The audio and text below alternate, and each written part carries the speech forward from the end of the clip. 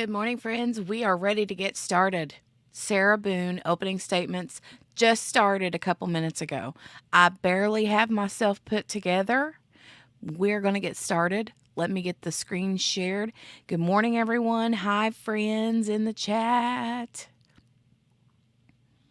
Hi, guys. Are we ready for this? Are we ready? I'm ready. All right. Shouting out Trial TV Live. We haven't used their stream in a while. I don't think that they were covering the Melody Ferris trial, but I'm eager to share again. So, yes, make sure to go show them some love. Thank you, QB. Thank you. Very, very much. You guys are awesome. I'm going to go ahead and get started because I'm ready for this. They've been arguing some different motions this morning, and the judge is finally like, okay, we're doing this right now. Let's go. Boom. And like before I knew it, I could hear the opening statements. So that's why you probably did not get a 30 minutes in advance notification. Let's do this. Let's go. Statements that they're going to provide. But remember, these are not evidence. This is just the party's belief as to what the facts and the evidence will show in this case. After the conclusion of the opening statements, we'll begin with the state's case in chief through witnesses. With that, Mr. Jay, you may proceed, sir. Thank you.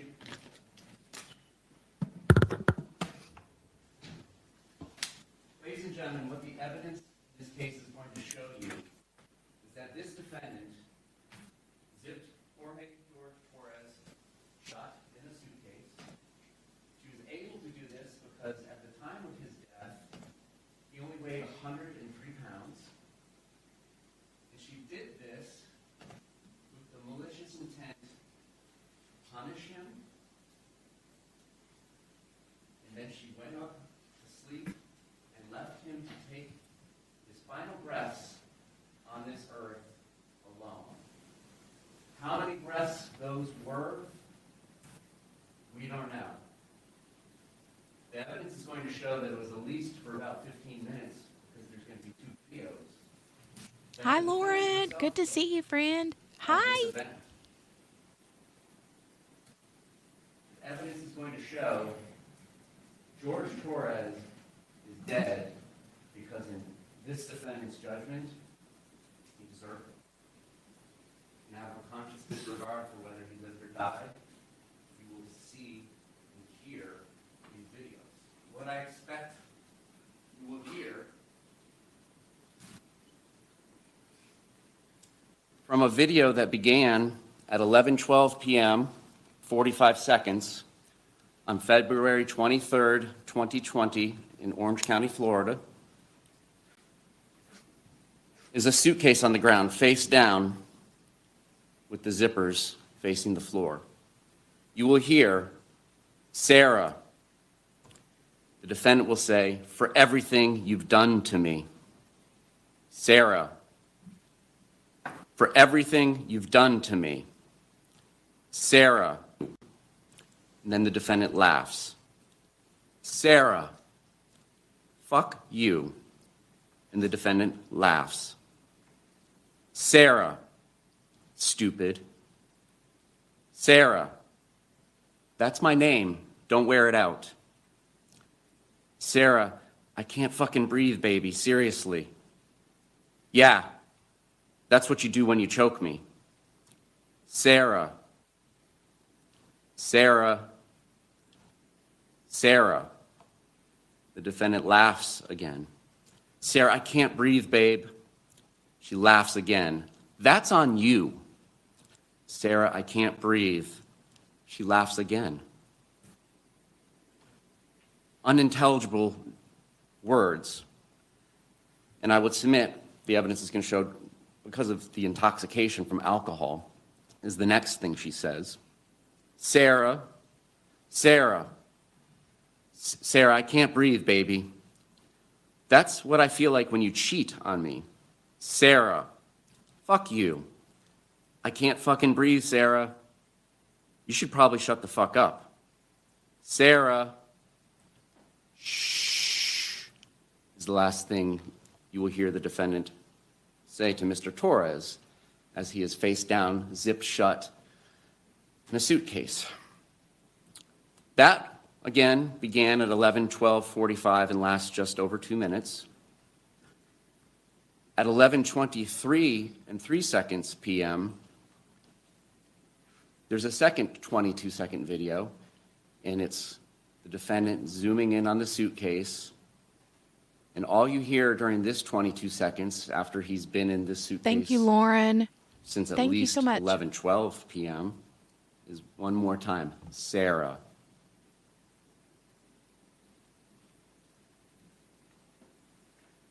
How did we get to this point where 103-pound George Torres is put into this suitcase left?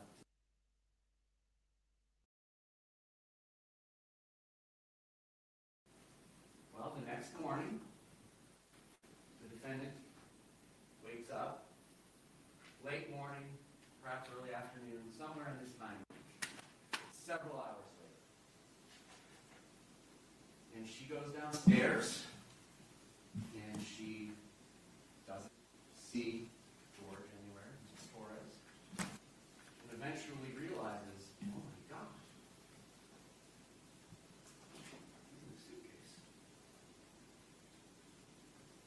The first thing she does after taking him out, and I believe you will hear a description by the defendant saying, took his little legs out. At some point she makes that statement.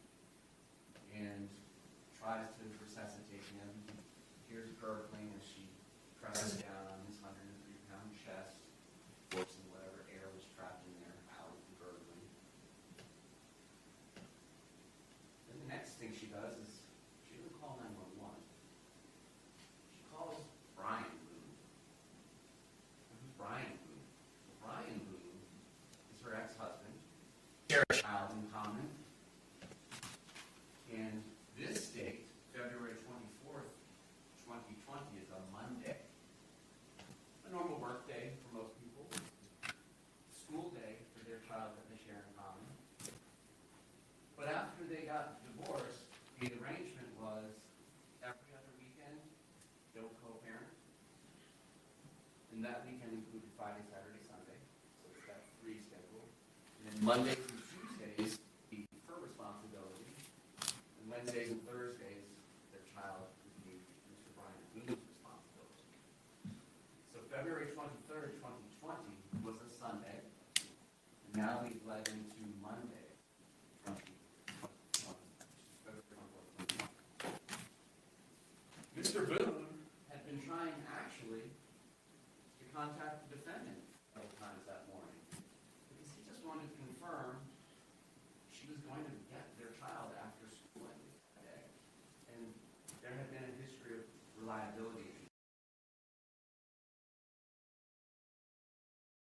So the equivalent of 2 standard bottles of wine. A 1.5 liter bottle of wine is 50 ounces. Given that a standard serving of wine is 5 ounces, and there's receipts. The day before, Saturday, February 22nd, 2020, there is a receipt from Publix for a bottle of Woodbridge wine for $9.74. And then Sunday at 12:17 p.m., there is another receipt for $9.74 for a Woodbridge Chardonnay bottle of wine. And then at about 5:30 in the afternoon on February 23rd, again, there is another receipt for the same bottle of wine for the same price. And those 2 bottles of wine were recovered. They're going to be produced to you in evidence, and you will see that they are, in fact, Magnum bottles of wine. So that's the context that we're dealing with when we hear things like, we only had 1 bottle of wine, and we finished what was left in the bottle of wine from before. Well, ladies and gentlemen, there's 2 1.5 liters that are apparently 103-pound man, and the defendant who is in the same weight class.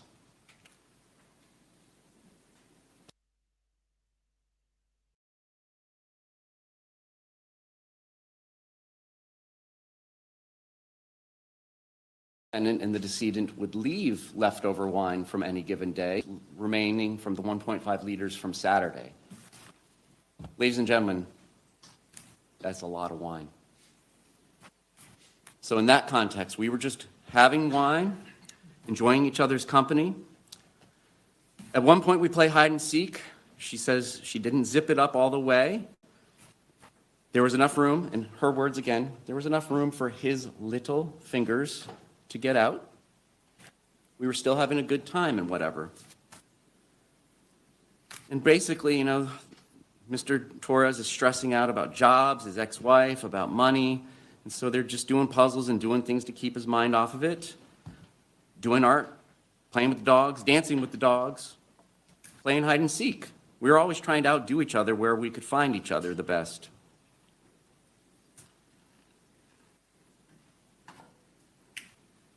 When they started playing hide and seek, she went up to the shower and then got tired of hanging out in the shower and came down, and that's when she found him playing around in the suitcase.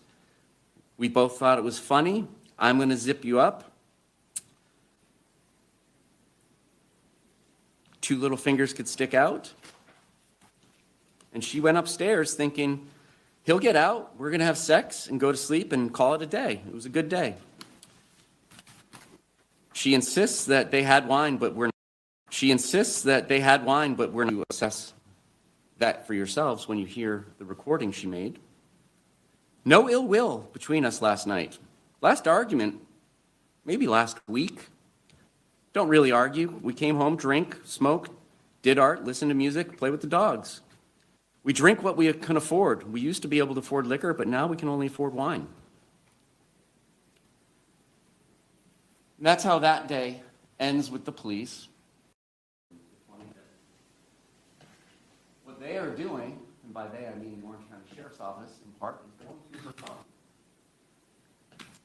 That's when they discovered the two videos that I just described for you. And there's other things in the phone, which I will discuss with you in a little bit. But she's summoned in for another interview, and she sits down and gives another interview on February 25th, now Tuesday. She does describe past instances of violence. You're going to hear about that. She's going to say, Mr. Torres had hit her with a curtain rod about a month ago.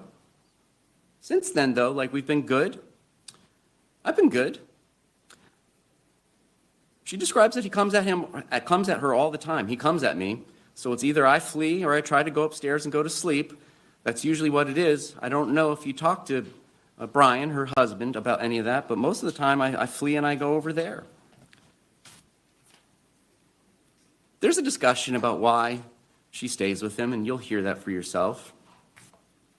She will say that she doesn't really want to drink. She just takes an occasional drink. She drinks to placate him, Mr. Torres.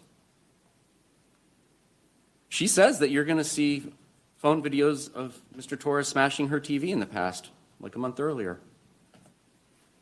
You may see that too. But she doesn't get drunk. When she drinks, she likes being non-compos mentis, her words, not mine, having her wits about herself.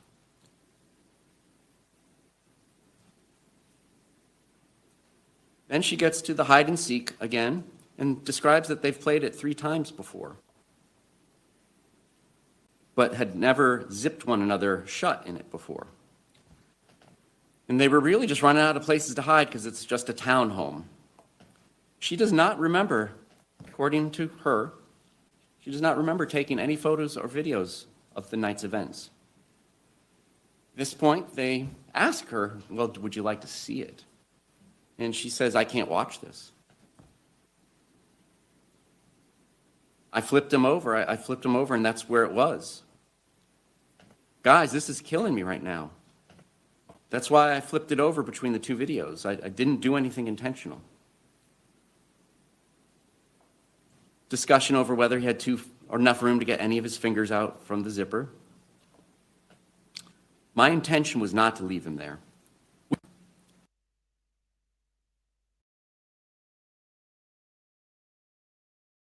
It looks like Trial TV Live is having some issues with their feed. Doggone it. 2, quote, he'll be up here any minute. My plan wasn't to leave him in the suitcase. Why is all this going on?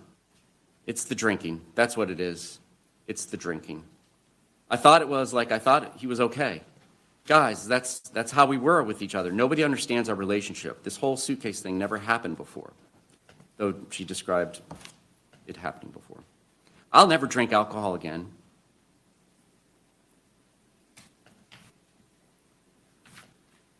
She insists that she has no injuries on her, and you don't have to take her word for it because they took photographs of her and there were no injuries on her. She insists over and over that there was no violence that day. It's like, okay, we're in a good place right now. Ask her about saying fuck you to Mr. Torres. Well, that's just being playful and having a good day. Everybody's having a good day. I didn't touch him, nor did he touch me. Her words.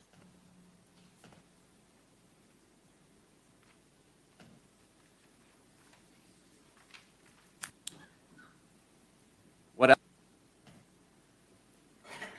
There's a conversation between Mr. Torres' brother, and again, nobody knows who's using these phones at the time text messages are sent in these records that you're going to see.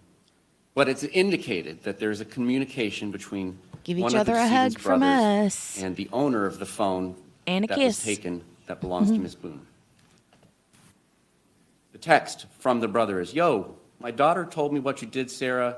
I don't want you around any of my daughters or nieces and nephews. And that's Christmas 2019, just under 2 months before this event. She replies, or the person using her device at this time, ugh, your quote-unquote dad hit me in the face. The next text is, hide and seek, I shall.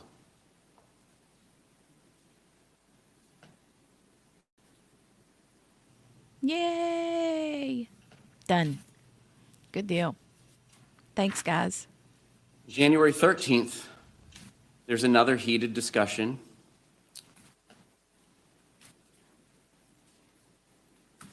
She describes it on January 13th in a text to Mo, the brother again. It's a Torres thing. Boo. Sends a picture.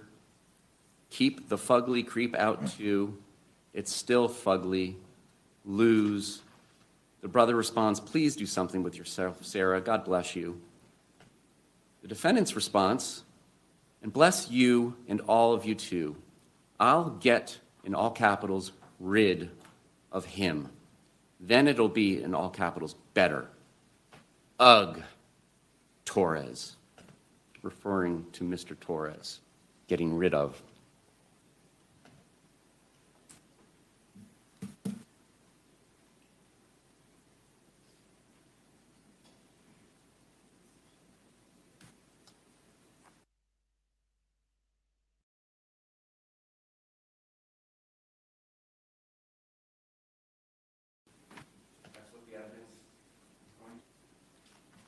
But we, the state of Florida, and the members of the jury in our journey through this case, we're all going to come up to a door that says, danger, keep out, stay away, by court order.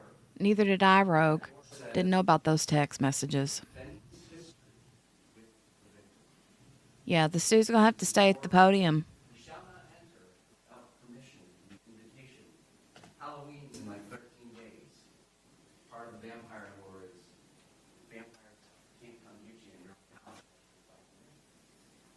Well, I anticipate during this trial, we're going to be invited in to the defendant's past relationship for the previous couple of years with Mr. Torres. And as we come inside this room, at her beckoning, we are going to have things pointed out that she would like us to focus on. And you're going to hear the first night the defendant met the decedent, Mr. Torres, he smashes her phone, punches her. It's the first time in her life she'd ever been punched. I expect the testimony to be.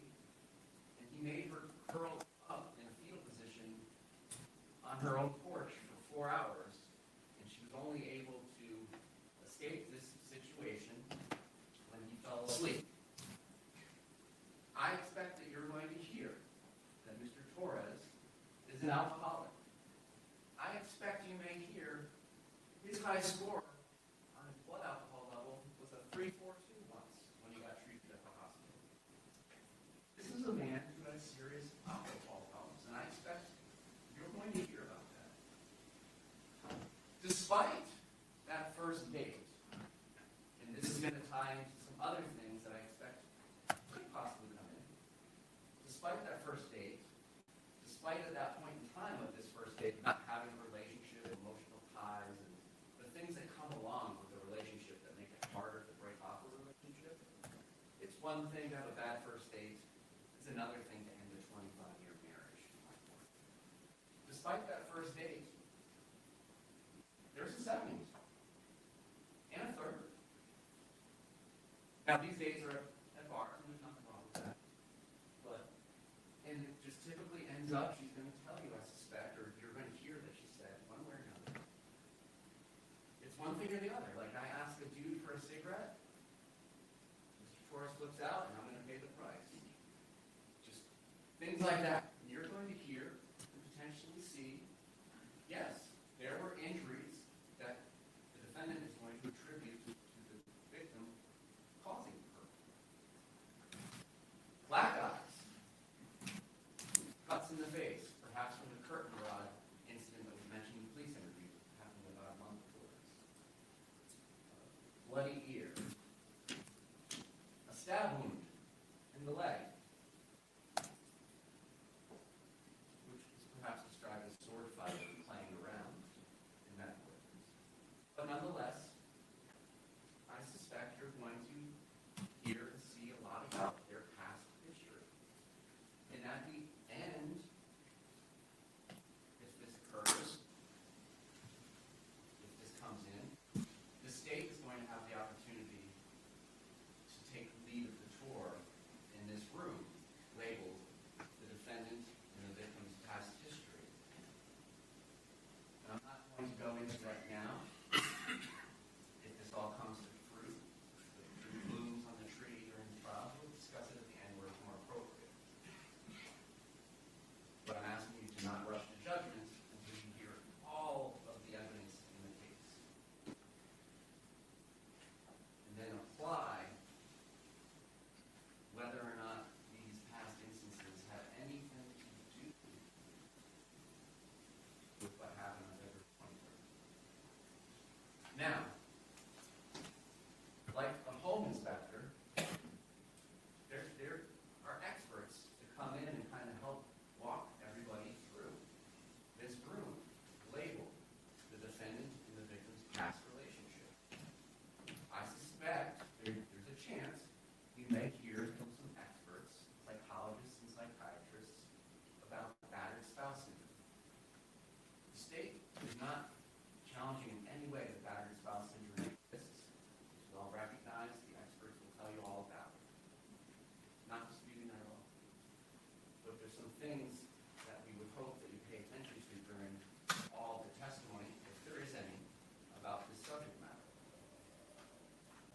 One is that it's not actually a recognized diagnosis in the Bible that they use in mental health called DSM-5-DR.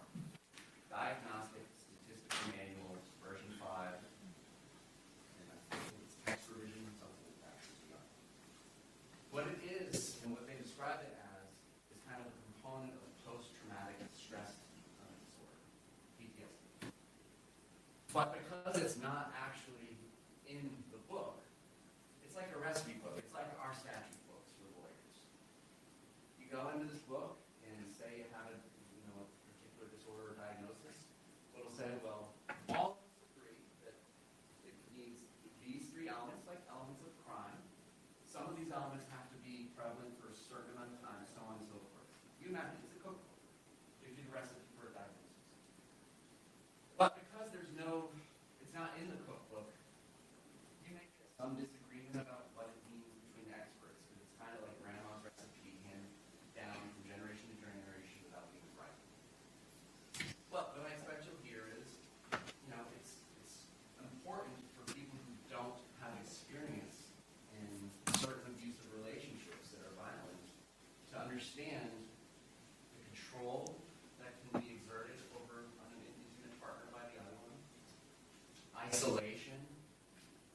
psychological violence, emotional violence, physical violence, sexual violence, which I suspect will be described for you as well by the defendant, perpetrated on her by the decedent. You will hear about all this. And what it ties into at the end of the day, after we talked about this during jury selection, is if there is a self-defense instruction read to you, this is to help you understand what an objective and reasonable person in the circumstances would do. Because years ago, we've gotten better as a society. But years ago, when this was first being researched, the question would be, well, why don't you leave? And back spouse syndrome and the testimony from these experts help explain those things to people. Well, it's not that easy. You got to look at what's going on in the relationship, the isolation, control, so on and so forth. And that explains why you wouldn't leave. Well, now, but turning to the facts of our case, what you're going to decide the facts are is ordinary, objective, reasonable person in those circumstances taking those actions if you get a self-defense instruction. That's what it's used for. It's not used for explaining the subjective beliefs that one holds. What you will also hear about these things is, just like any other doctor or any expert, like a home inspector. If a home inspector's report was based solely on the person who's trying to sell the house, what they say about the house, great shape. I rewired the entire thing. Brand new JDC pipes. This sucker's good to go. I created it $600,000. You're not going to take that home inspector's report unless they lift the hood, take the tires, do all the things that the Fox on here, the Carfax does. You want an expert to get reliable information. The expert's opinion is only as good as the information that he or she relies on. They will say, yeah, you gotta take into account the credibility of the person who's giving you the story, even if it's the patient, the client that is saying all these things happen to her. You gotta find corroborative information. You gotta check reliability, particularly in circumstances that we discussed. So another thing that they're going to tell you is just because there's a bunch of violent nonsense going on between two intimate partners doesn't mean that spouse syndrome applies. Some people can go home and fight like cats and dogs, and that's just their day, and they get over it, they live their life to fight another day. Their cycle just spins like that. So just because you hear about those things, what the experts will tell you, doesn't mean that it necessarily applies. If this testimony comes in, I expect that Dr. Harper will say that it applies to Ms. Boone. But we'll talk to her about what she relied upon to make that conclusion. We'll talk to her about some other things and take that journey together to get there. But at the end of the day, after you hear all of the evidence in this case, particularly straight from the horse's mouth to the video, where you don't have to rely upon the credibility of anything other than your own two eyes and your own two ears, the state submits that you're going to return a guilty verdict for second-degree murder. What the evidence is going to show is that the defendant killed Mr. Torres because she decided he deserved it. Not because the evidence will show an objective, reasonable person in her circumstances needed to. Thank you. Thank you, Mr. J. Any opening remarks by the defense? Judge, can we invoke the rule? It has been. I've already advised the witnesses. Okay, the rule of sequestration will be invoked. Thank you.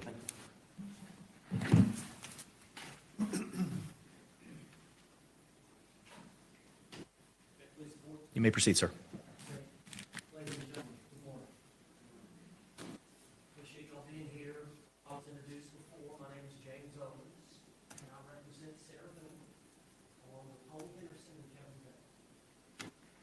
Now, this is going to be a several-day process. Obviously, today, Tuesday, Wednesday, we're not sure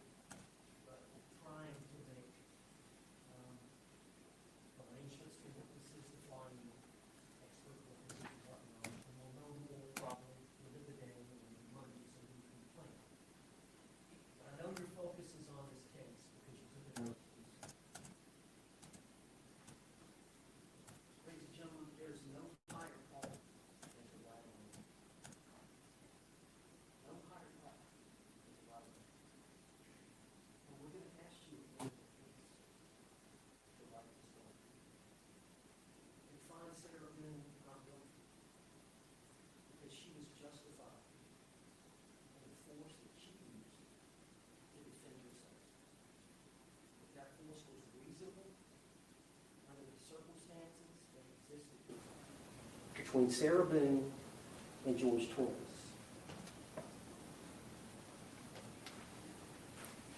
Sarah Boone and George Torres were down and out, as you can be,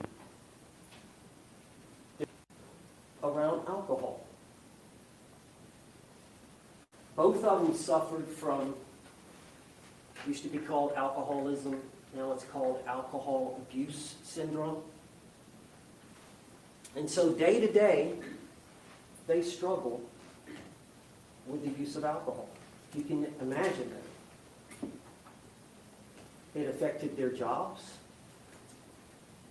It affected keeping employment. It affected even getting a job.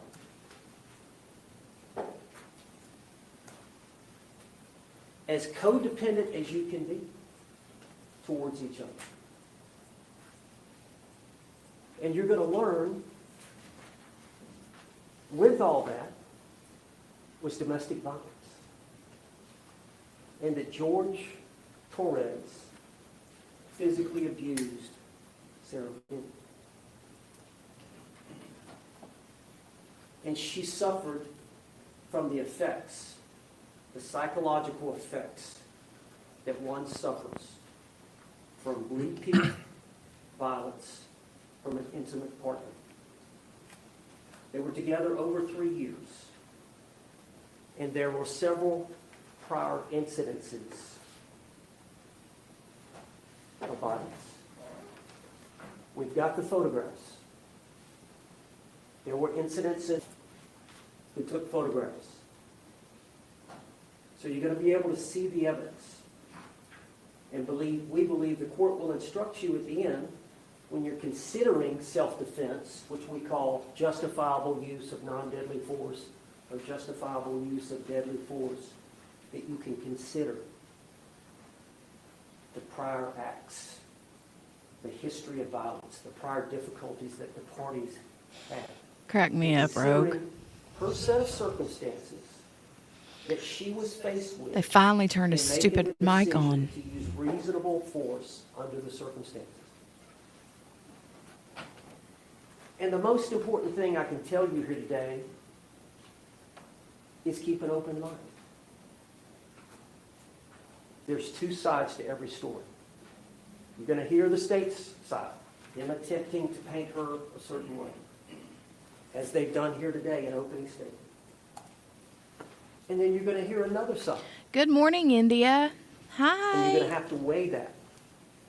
All the evidence, the credibility of the witnesses, the photographs, the videotapes, and come to a conclusion.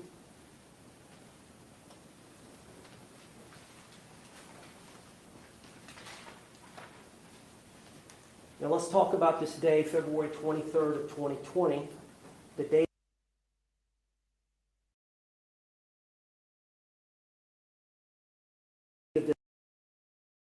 Just a quick heads up. Trial TV Live is having some issues with their feed. They're waiting on it to get stabilized, I think is the word QB used. So we'll give them a little bit more time. If we need to, we'll switch to Law and Crime. I just hate to have to do that, but we will if we have to. So let's give them a little bit longer. The audio is not their problem. That is the original feed. But the dropping frames from the video is an issue with Trial TV Live's feed. So they're currently working on it. I just really want to use them and support them because they're a small channel too, you know? this has been pending for some time. Here we are, October of 2024. I think the evidence is going to show that they had purchased some wine the day before, but they hadn't finished all of that. So it was in the refrigerator. Many times that's how they start. Thank you, their day. Lauren. Hey, Miss King. Good morning. At some point, you're going to see a video from Publix, from where they live. I believe it's Winter Park. but Publix was not too far from their apartment complex. And they took their car, they drove over there. So you're going to see a videotape from Publix of them both going in the store about noon, and they come out with one of those larger bottles of the wine, and then, of course, there's a receipt, and the bottles are in the garbage can.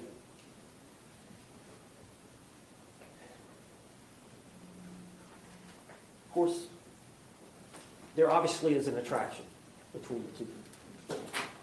And as everybody knows, they bought the wine. It's a simple life. They don't have much money. But they both like art. They did that for a while. They both like puzzles. They did that for a while. Well, about 5 or so, the wine bottle was gone. And George had said, I want to go get some cigarettes. So there's a convenience store right close by their apartment complex, and Sarah thought he was just going to walk over there and get cigarettes and come back. But no, what he did was he got her keys, he got her debit card, and he went over to the Publix and he got another bottle. And I think that was about 5:30, something like that. And again, there'll be a Publix video showing him going in and going out, and there'll be a receipt for the purchase of that bottle, and then there'll be that bottle will be in the garbage can along with the other bottle. Well, when he comes in with the second bottle, Sarah knows. This is not good. Oh my God, Sarah drank it. Shut up, She Owens. knows this means he's going to get to another level of intoxication. So Sarah's concerned. So she attempts to placate him, keep him busy, keep him in a good mood. They drink that bottle. Well, she drinks as well.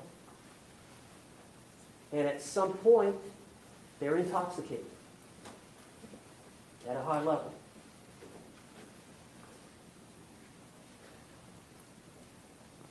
As some people do when they're drunk, they get silly. And they decide to play a game of hide and seek. She goes upstairs, their bedroom's upstairs, to the shower and waits for a period of time. And he doesn't come to her. At some point she gets cold, she gets tired.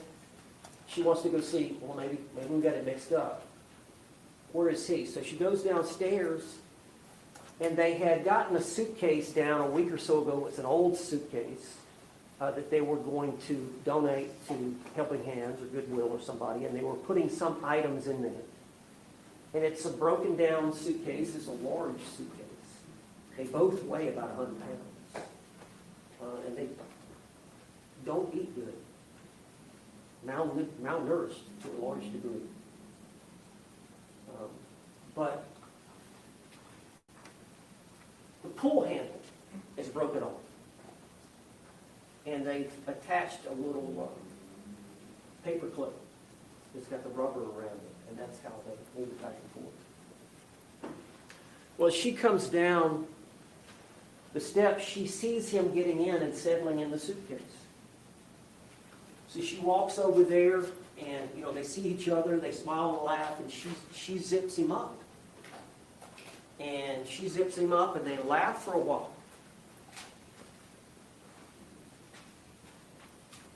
And they carry on. She sits on the couch, and at some point he says, I can't breathe. Now, his face is facing the zipper, and she's got 2 or 3 inches that she's opened it. And she doesn't know.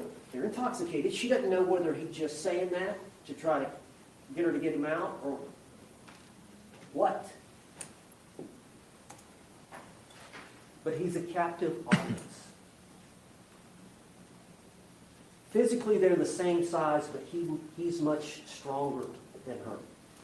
If they got in a fist fight, he would win 100 times out of 100. But she's got him now. He claims he can't get out. He has to sit and listen. Physical restraint. And so she lets him have it.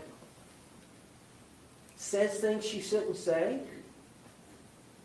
It's about 2 minutes long. She videotapes it. She sits on the couch and turns her phone on and videotapes it for about 2 minutes.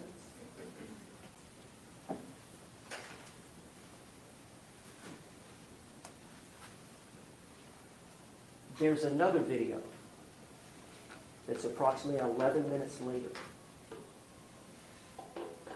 The first video, George's, the suitcase is flipped upside down. The zipper's put on. Good morning, Mary Lou. 11 minutes later, Sarah has flipped it right side up. Again, open for him to get out. And it's only 22 seconds. And you hear George say, Sarah. And that's it. Mm-hmm. Now, the key to the case is that 11 minutes. And what happened during that 11 minutes. Okay? That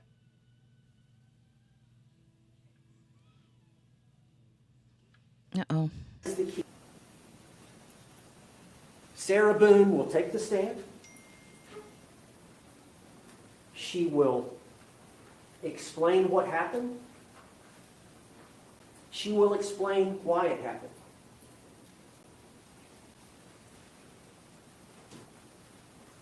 The evidence will show that she was justified in the action she took to prevent an attack from George Torres, which the law acknowledges that every one of us has a right to invoke, the right of self-defense.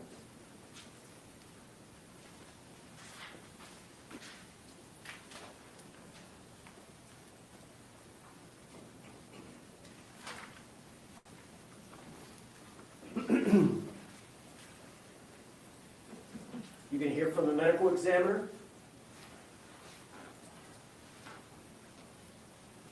She is going to tell you about some bruising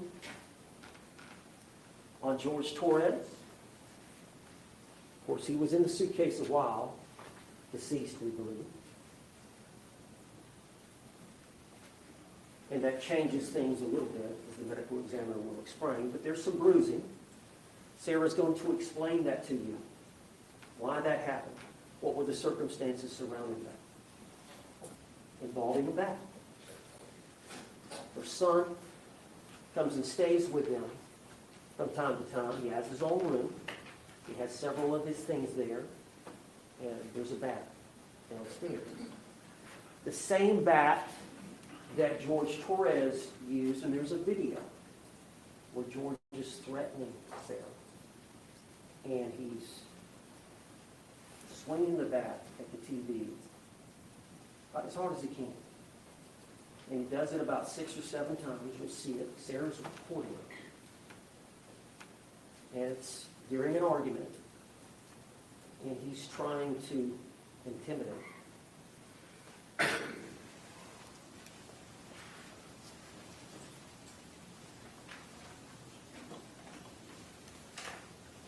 Sarah loves you. You know, you're going to hear why women don't leave. Why women don't leave. And you're going to hear about Sarah Boone and her struggles, her mental health struggles.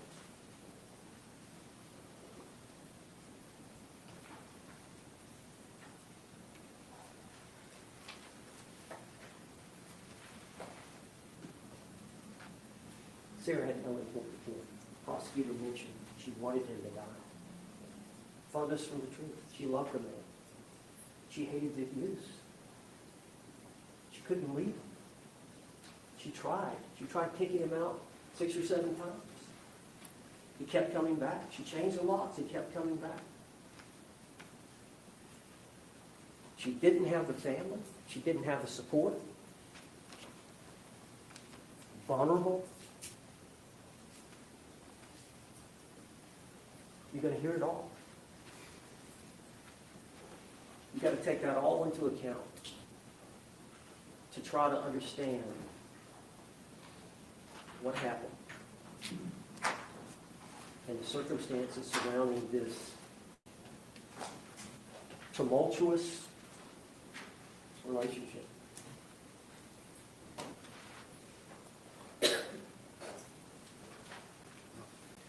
Now, you're going to find that Sarah's not perfect. And, you know, she goes, as many of us do when we drink too much, you know, you sleep in. She slept in. 11, 12, 1, somewhere around there. She moseys downstairs looking for George. She thought he was on the computer looking for a job. She looked outside, maybe he's out smoking a cigarette, and she sees the suitcase. Oh no, what have I done?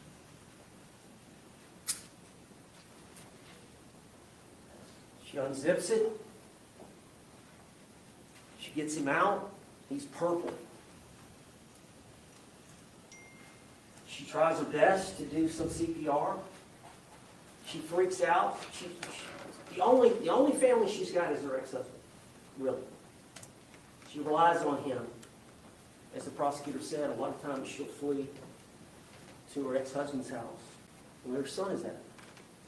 Lucas.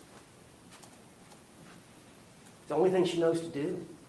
She was kind of a sheltered daughter when she was younger. She's smart, but she's not worldly.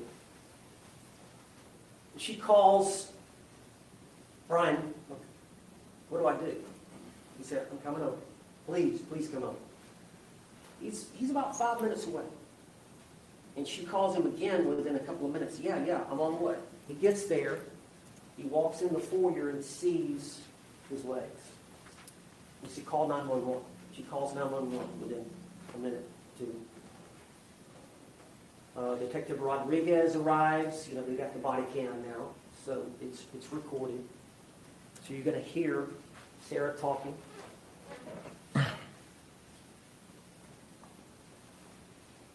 But Sarah's freaking out. Sarah's thinking, and I'm somehow responsible.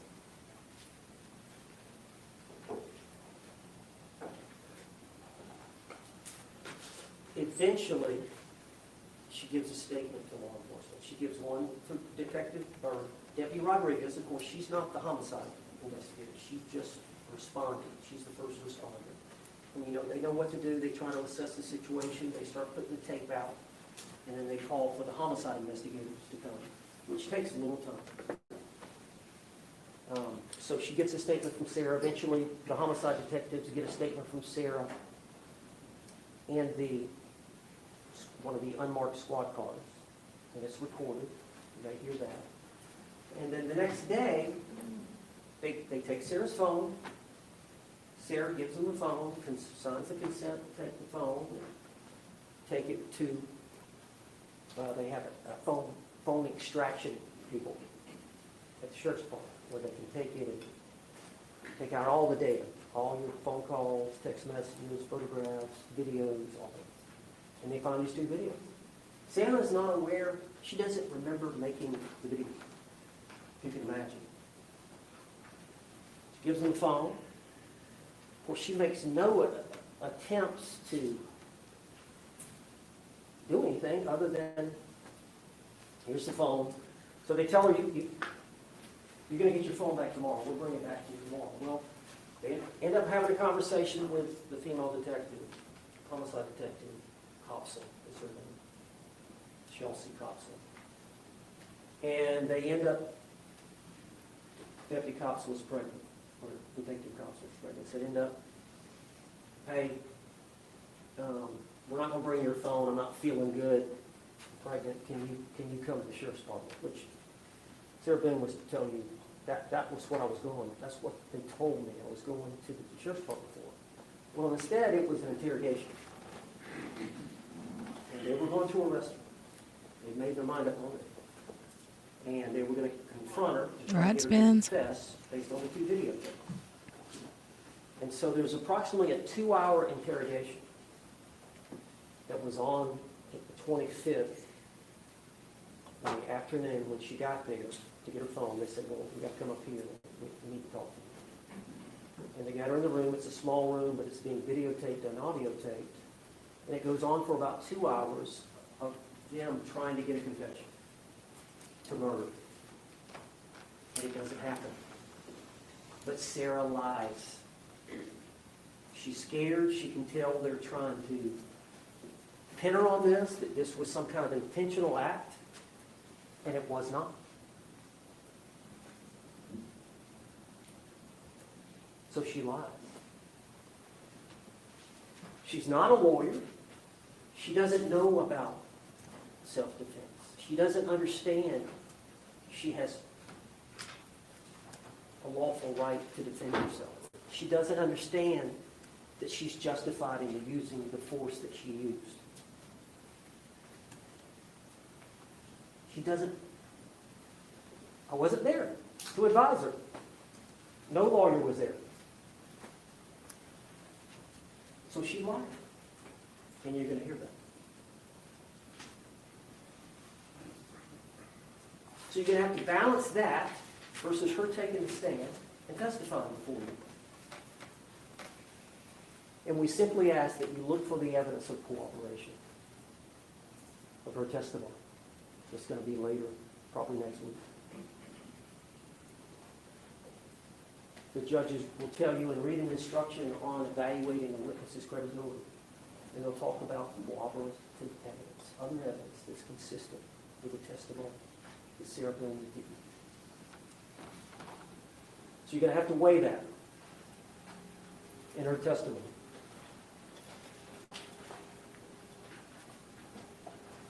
Now, self-defense, we talked about it in jury selection, usually a gun, some deadly weapon. The suitcase in this case was a physical restraint. What, India? What did I miss? And it was unconventional. Self-defense, nonetheless.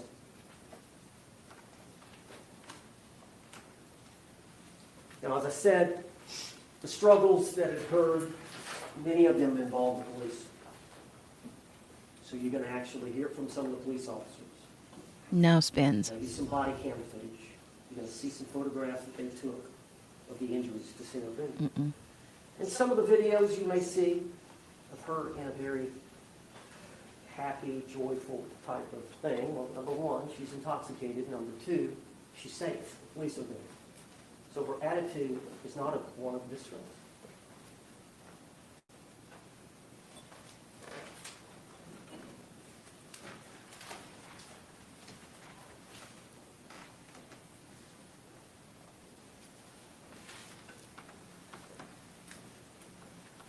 We're here today, full packed courtroom.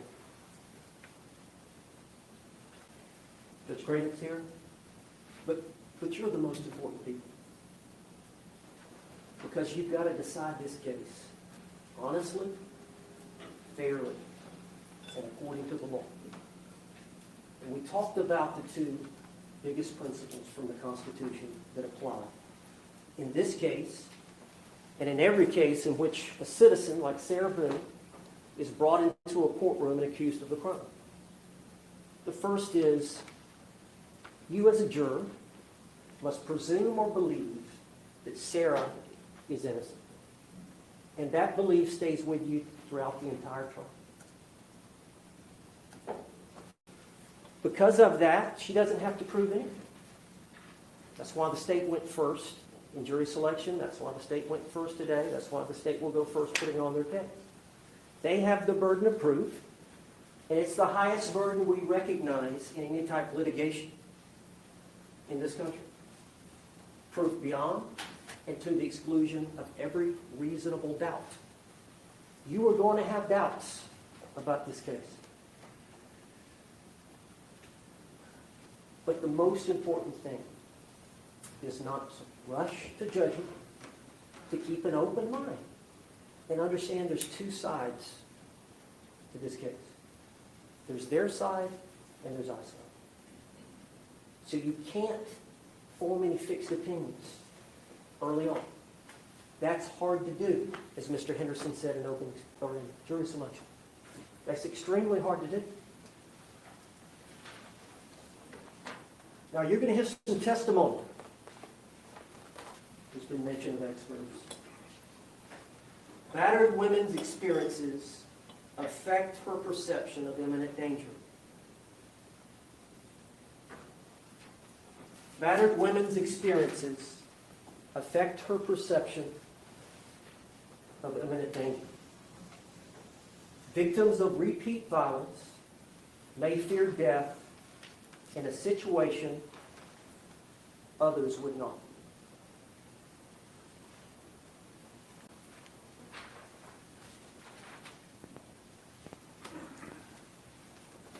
After hearing both sides of this case, You're right, we're Rogue. confident. Kamikaze pilots have a fly their reasonable- planes into the enemy, taking their own lives with them. And we're gonna ask you Basically, to that's follow what he the was law looking for, was a kamikaze and do trial. justice in this case. And find Sarah Boone not guilty. I mean, he wasn't looking for it, but that's what would happen. Thank you, sir. Can the parties approach for a moment? All right, we got a sidebar. Wonder what kind of a sidebar situation we're going to have in this trial. I assume there's going to be a lot of sidebars, but also, are they going to be long ones? Short ones? You know, Sarah wants to be up there right now. She's like, what are they saying? I don't like that they're talking about me without me being there, and I want to hear what they're saying because I'm a narcissist. What are they saying about me?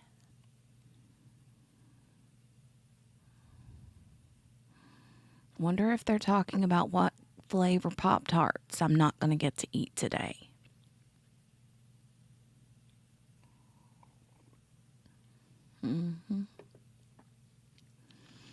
What flavor of Pop-Tarts will I not get to eat today? Would it be like a strawberry, s'mores, cookies and cream? You know?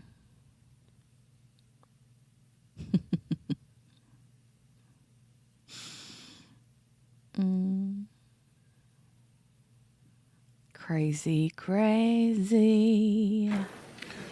State, you may call your first witness. Here we go. State would call Juan Torres. Okay, this has got to be a family member of George. Pumpkin pie Pop-Tart? Oh, me.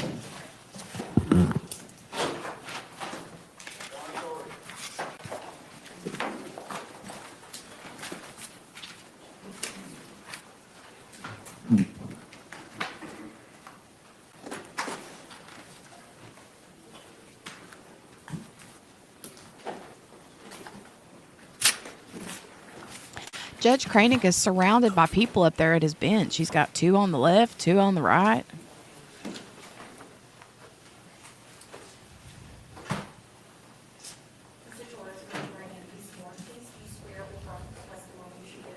This has got to be George's brother.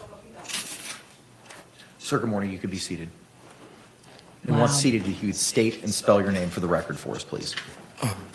Juan Torres, Juantorres. Thank you, sir. You may inquire, Mr. Cacciatore. Good morning, sir. Good morning. Can you tell us how it is that you know George Torres? He's my older brother. And how many siblings do you have?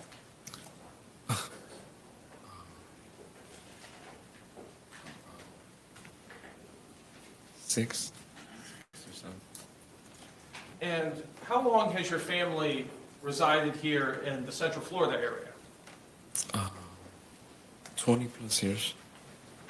And before residing in the Central Florida area, were you guys in Philadelphia, Pennsylvania? Yes, sir. In Massachusetts. Your brother, How often, your brother George, that is, how often would you talk with him? Often we talk,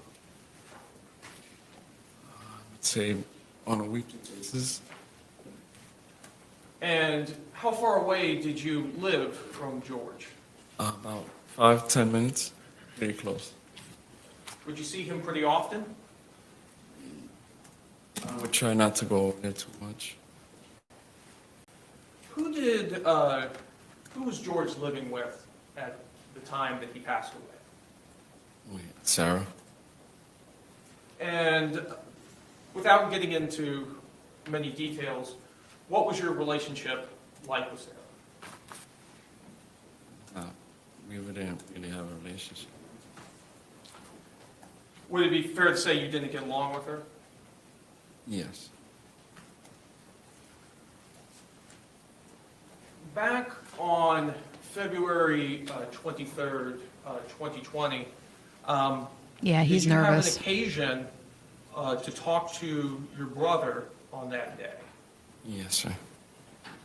And when you spoke with your brother on that day, You can see the resemblance too that they're brothers. Did you FaceTime with him, or did you speak with him over the phone? We talked on the phone. Was that phone to your ear, or was that phone? It was on speaker. And who was present? My wife and my 2 kids. And without telling us anything that George may have said to you, can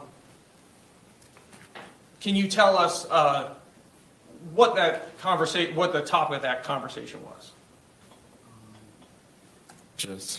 We were just talking like we normally did.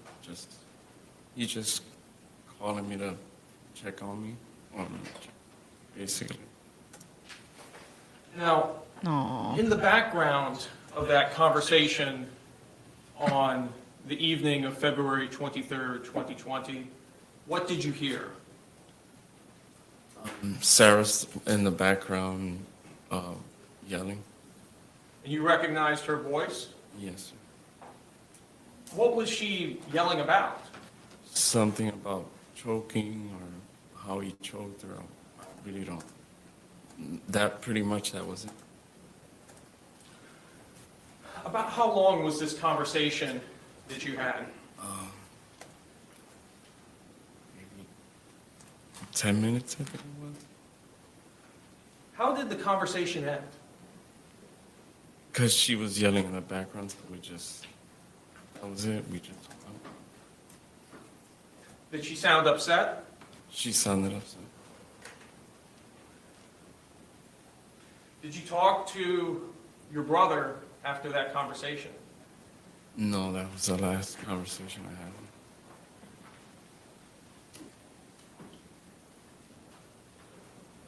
Have you ever That's spoken sad. to Sarah since that conversation? No.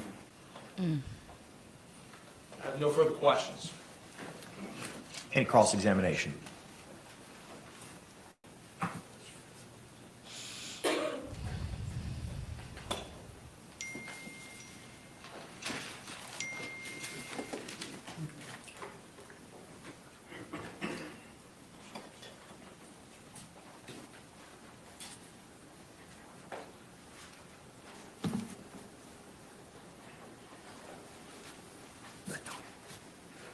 Good morning, sir.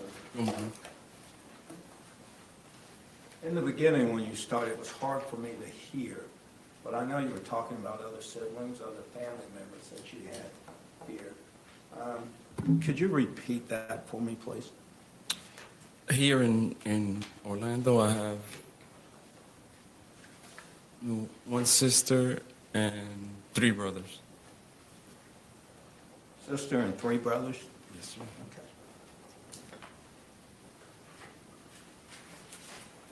Now, did your brother George Torres, did he ever stay with you at any time? No. Would he ever live with you or any of, I mean, not you, but any of your other siblings? No.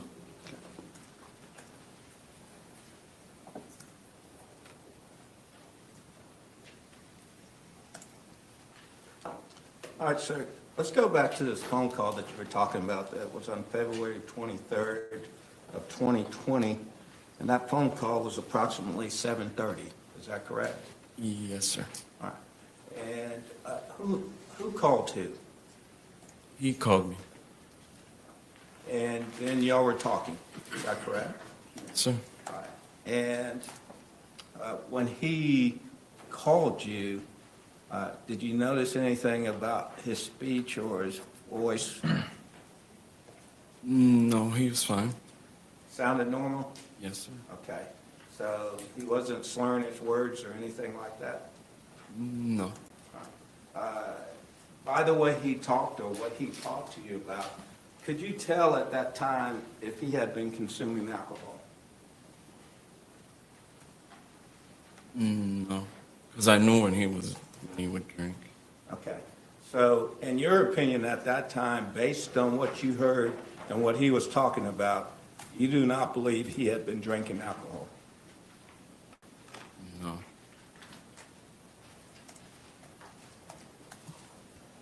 Probably feels just like Now, yesterday, and then also You like said a million you years heard ago. Sarah. Yes, sir. Is that correct? How did you know it was Sarah? I can tell her voice. You recognized her voice. So you could hear her. Is that correct? Yes. All right. And you've heard Sarah speak before that time. Is that correct? Yes. And you've heard her speak on the phone before that time. Is that correct? Yes. And you said that Sarah was yelling. Is that correct, sir? Yes. And she was yelling about, he's choking me. Or tell him about choking me. Yes. Okay. During that conversation, and you heard her say that, did you ask your brother, what is she talking about? No, I did not.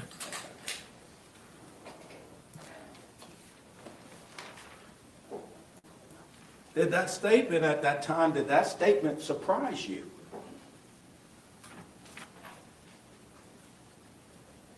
Not really.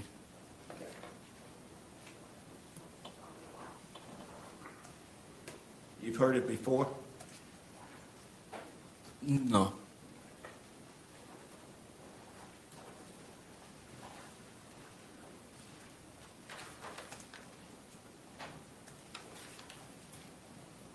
Based on Sarah's voice that you've heard, was it any indication to you that she had been drinking?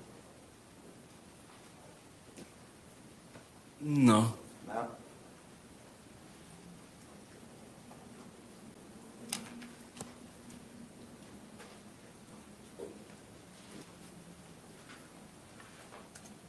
Sir, at some point, your brother said he had to go, is that correct?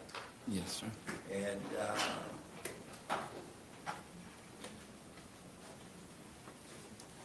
did he hang up on the conversation?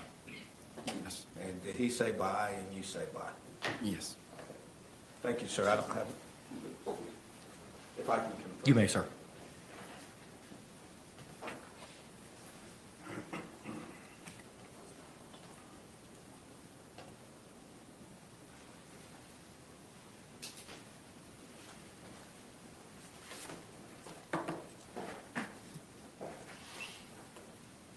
Sir, other than, Wayne coming into the chat hot. She Your should get the max. She knew what she was mother and doing. father, do they live in this area? Welcome to the chat, sir. Were there times that George would stay with them? Yes, sir.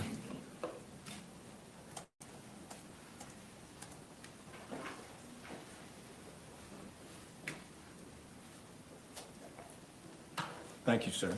No further questions. Any redirect examination? No, Your Honor.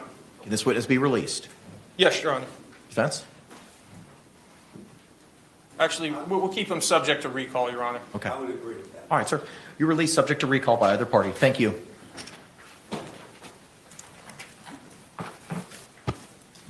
State would call Devon Jamro.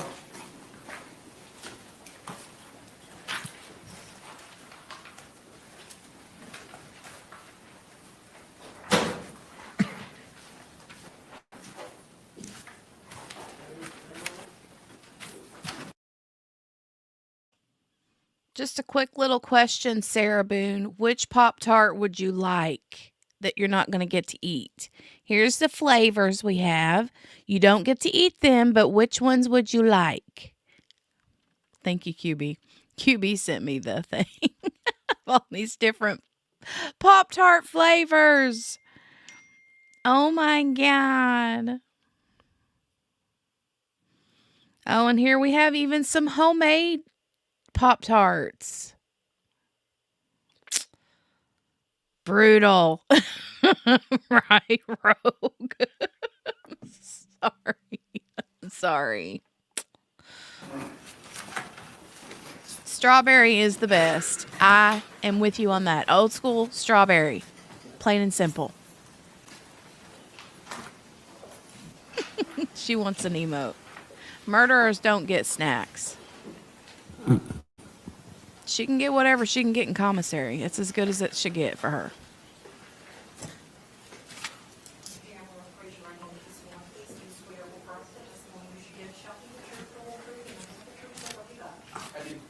Sir, good morning. You could take a seat and please state and spell your name for the record. My name is Devon Jamro. That's Devinjamro. Thank you. You may inquire, sir. Sir, who do you work for? I work for public supermarkets. And what is your position with public supermarkets? I am the assistant store manager. And at what location? Currently the Castleberry location. Were you at the location on Goldenrod and University Boulevard back in February of 2020? Yes, I was.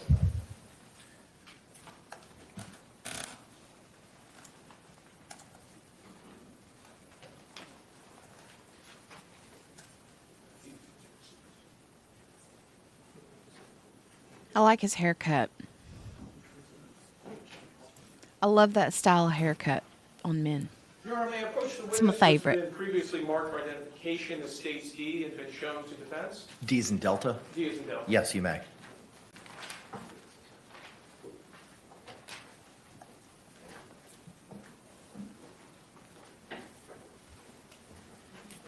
Sir, I'm showing you it's been marked for identification as State's D.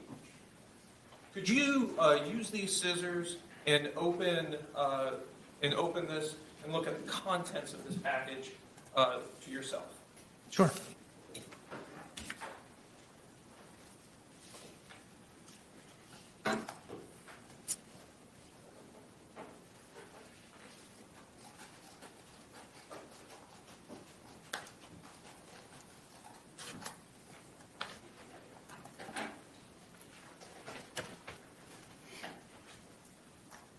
Yeah, they've already said, Wayne, she will be taking the stand. She's going to be giving her testimony narrative style instead of being questioned by her Sir, do attorney. you recognize those items? I do. Yes. And tell us, what are these items? These are Publix receipts. Are these receipts evidence of transactions at Publix? Are they made at or near the time of each transaction? They are absolutely made at the time of the transaction. And is it in the normal course of business that Publix keeps these receipts? Yes. And these fairly and accurately appear to be the receipts from your Publix store? Yep. Yeah. Your Honor, at this time I'd like to move what's previously been marked for identification as State's D into evidence. Any objections? No objection? What was pre-marked as States D will be received into evidence without objection as States 1.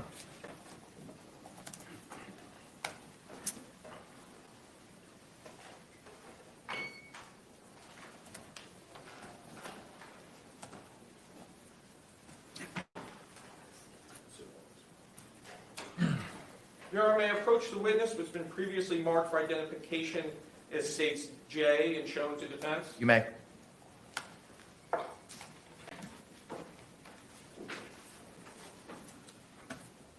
Sir, I'm showing you it's been marked for identification as States J.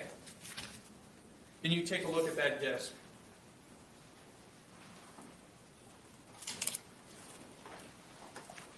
Yes. Do you see your initials on that disc? I do. Did you have an opportunity to look at that disc prior to coming to court this morning? I did, yes. And tell us, what is that disc? This is CCTV footage burned from the camera system at the location. And at Publix, is it the regular practice of Publix to utilize surveillance cameras? Yes, And in the normal course of business, are the videos from those surveillance cameras kept? yes, And are these the cameras taken from February 23rd, 2020? And I believe there's 2 video clips included, one at 12:17 PM and another at approximately 5:39 PM? yes, And they fairly inaccurately represent the surveillance video that was submitted from Publix to law enforcement in this case. they do, yes. Your Honor, at this time, I'd like to move what's previously been marked for identification, it states J, into evidence. Any objections? No objection. What was pre-marked as states J will be received into evidence without objection as states 2. And I have no further questions for this witness. Any cross-examination? Can this witness be released? Oh, you guys, I hope that I can. Thank you, sir. You're released. Thank you. I hope I can stay in this trial because there's so many updates coming through for Delphi, and something else is going on wonky with the Melody Walker Ferris.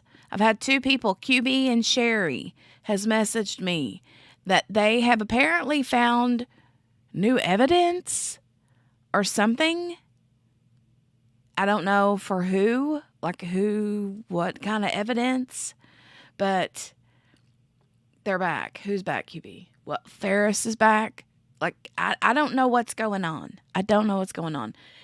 Opening statements has begun, though, for Delphi. And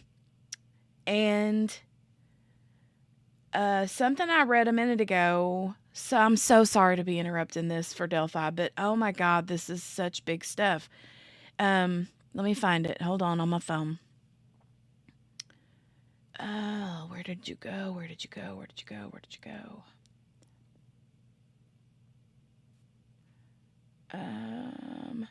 This one from Barbara McDonald on Twitter. Says the defense says Allen's treatment behind bars was a recipe for false confessions and that he confessed to crimes he did not commit, such as killing his own family. They say they will be going after the investigation hard. I mean, what? There's so much stuff going on, and I need to know what's going on with Ferris. Okay, let's go. Let's go. Have a great day. Good deal, Wayne. Good deal. State, you may call your next witness. State will call Joan Williams. Joe Williams.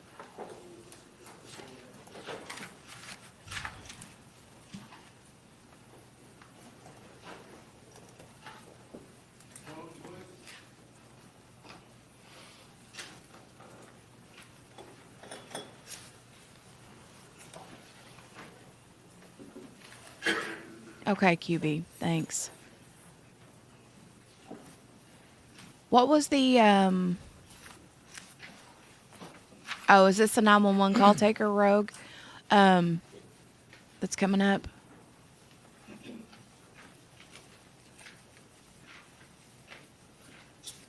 I thought the 911 call person was a man.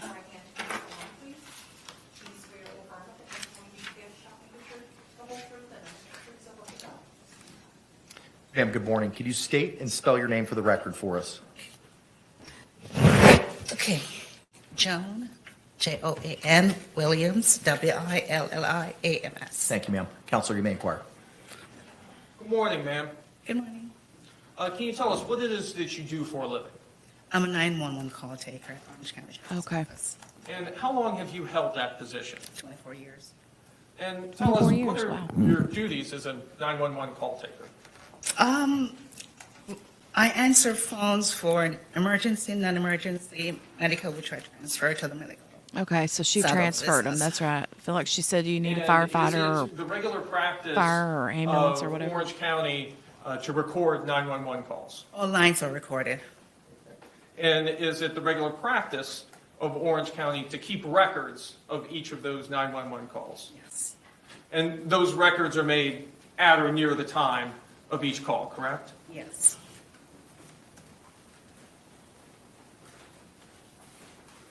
Your Honor, may I approach the witness which has been previously marked for identification as states L and been shown to defense? You may. Ma'am, I'm showing you what's been previously marked for identification as states L. Do you recognize this disc? Yes. My initials. Did you have an opportunity to review this disc prior to coming to court this morning? Yes. And those are your initials on the disc? Yes. And does this disc, does it fairly and accurately represent the 911 call that you took in this case on February 24th, 2020 at 12:59 hours? Yes. Your Honor, at this time, I'd like to move what's previously been marked for identification as states L into evidence. Any objections? No objection. It was pre-marked as states L, will be received with no objection as states 3. Your Honor, I have no further questions. Any cross-examination? No, sir. Right. And this witness be released. Yes, Your Honor. Yes. Thank you, ma'am. Okay, so they have these people coming in The parties hot. approach momentarily. Coming in hot. She's like, is that what all I had to come in here for? That's all I had to get ready and come into this whole courtroom for, was to just tell you my name, tell you what I do, and tell you that this looks familiar. Really? That's it. That's all I got to do. You should be paying me for this. You should be paying me for this. Don't forget to stop and get your Pop-Tart on the way out of the courtroom, ma'am. Whatever flavor you want.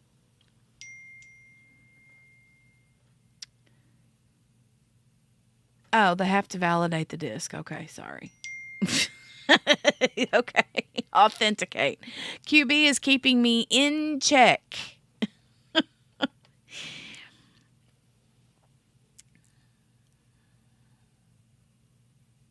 Free Pop-Tarts at the door, though. Yeah, you get a free Pop-Tart on your way out the door.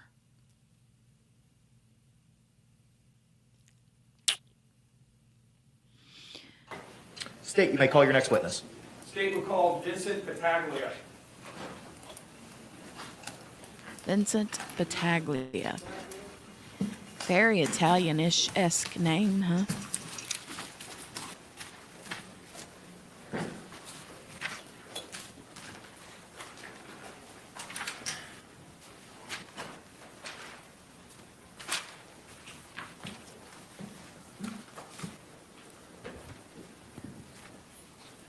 Raise your right hand and be sworn. Please be swear or affirm that the testimony you should give shall be the truth, whole truth, and nothing but the truth, so help you God. Sir, you may be seated. I need a Pop-Tart too, After you're seated, Sherry. if you can state and spell your name for the record for us.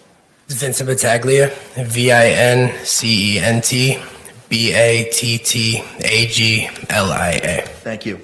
Sir, you may inquire. 100% hardcore Morning, Italian. Morning. Can you tell us what it is you do for a living? Right now I work for an auto parts company, And where do you live? New Jersey. Back on February of 2020, where were you living at that time? I was living at the Tealwood Apartments in Winter Park, Florida. And what were you doing at that time when you were living in Wow, Tealwood? Lauren. I was enrolled in Full Sail University. I was in school. When you were living at Tealwood, did you have any roommates? Yeah, I had one roommate, Brandon. Yeah, that was it. Them. That's Brandon Moes. Yes. Did you have neighbors? Yeah, Were you neighbors with Sarah Boone and George Torres? yes.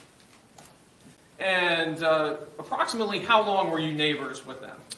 About a year, a little over a year. I moved there in January 2019. And during the course of that year that you were neighbors with them, did you have occasion to interact with them at times? Yeah. In fact, did you ever go over to their home? Yeah. Like a couple times, yeah. And I believe you tuned a guitar for the child there at the house? Yeah. Wow. This Tealwood apartment complex, how would you describe the walls that separated your units? Thin. Like very thin walls. And with those walls being so thin, would you ever have occasion to hear arguing and yelling coming from Sarah Boone and George Torres's apartment? Yeah. How often would you hear this? Almost daily. Did Sarah Boone ever approach you about the things that you heard coming from their apartment? Yes. And where were you when she approached you? I was smoking a cigarette on my back patio. And approximately what time It was was this? pretty late. I can't remember the exact time, but it was definitely anywhere between like midnight to 2 a.m., like right around there. And do you remember how much before the date when the police called that this occurred? A few months, probably 4 to 5 months before that. So 4 or 5 months before February of 2020. 2020. Yeah. And Okay, do you guys put a 1 in the chat if you want me to interrupt for a brief moment to give you the latest update in Delphi with opening statements being finished. This is like the lunchtime update. Does somebody want me to read it? QB sent it to me. Thank you, QB. Okay, everybody's saying 1, 1, 1, 1, 1, 1, 1, 1, 1, 1, 1. Okay, so this is, I don't know whose this is. QB, can you put in the chat where you got this so I can give them credit for it? But I'm just going to read it. It says, opening statements in the Delphi murders case against suspect Richard Allen are finished. The jury has already heard from their first witness, Libby German's relatives. The prosecution began their opening statements by laying out its case, saying Richard Allen is bridge guy. They say he is the man Libby captured on her phone of a man on the bridge. Prosecution also stated Allen matches the description of a man seen on the Monon High Bridge minutes before the girls were abducted, that he confessed to details only the killer would know, and they talked about the bullet found at the crime scene. They said it matches Allen's gun. The defense's opening statement focused on inconsistent witness descriptions, their client's mental health, and added bullet testing is inconclusive. They added the girls were likely abducted on Monday afternoon, driven away from the bridge, and killed somewhere else. The defense told the jurors they believe Abby and Libby's bodies were then placed near the bank of the Deer Creek early Tuesday morning. Okay, so this update is from Angela Ganote, Fox 59 News. Thank you very much. Allen's attorneys said law enforcement cannot explain the hair found intertwined on Abby's hands that doesn't match Richard Allen. The defense asked jurors to consider there is no DNA linking Allen to the murders. The judge ruled the suspect sketches will not be admissible in court, so the jurors will not be able to use those in considering Allen's guilt. 4 journalists already banned from the trial, accused of taking video of the juror's van. Wow. Wow. 4 journalists have already been banned from the trial. Why would you risk the entire trial for, why would you do that? Hey, Donnie, welcome back. Hey, Patricia. She says, oh man, I'm late. Stupid work. Hey, Patricia, you're right on time, but you're probably going to want to back up to the opening statements, then you can skip forward. Hi, Paletta. Are they ever going to fix the microphones? Yeah, they do. They do. All right, let's get back to it. And whenever I get another Delphi update, I will inform you. For those of you that are interested in the Delphi trial, then you already know or are aware that no cameras or audio is allowed inside the courtroom. So we're having to wait on the journalists and the media and the YouTubers who come out and give us their updates. So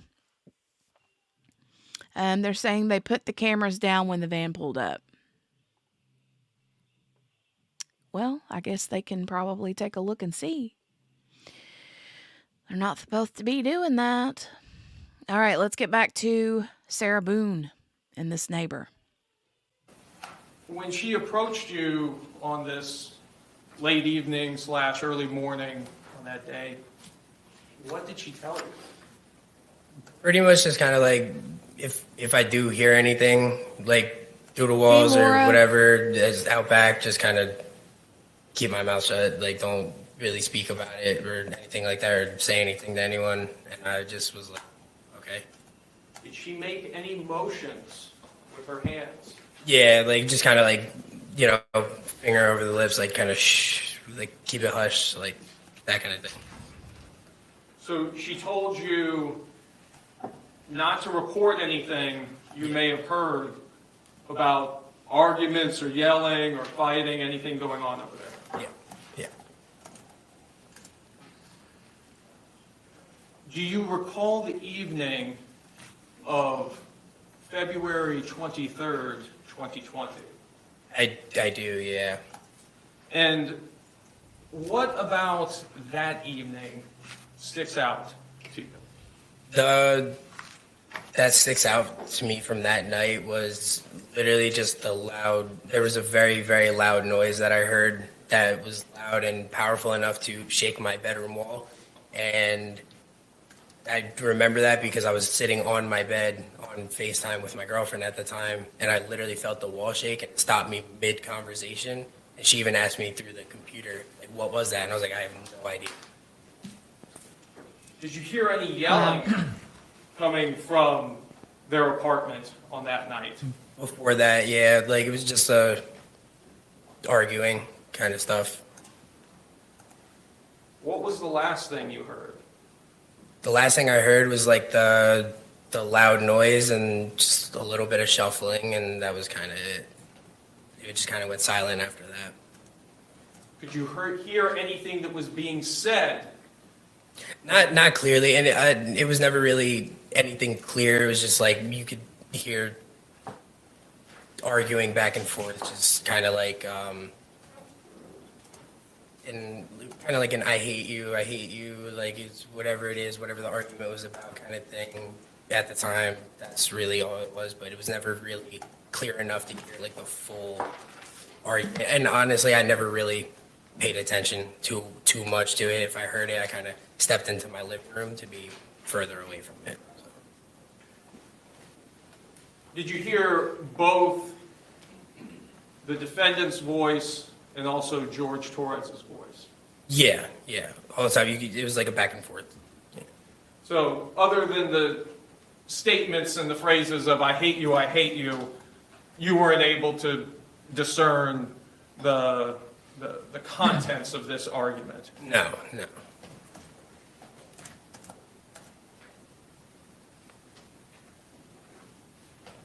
What was the last sound you heard?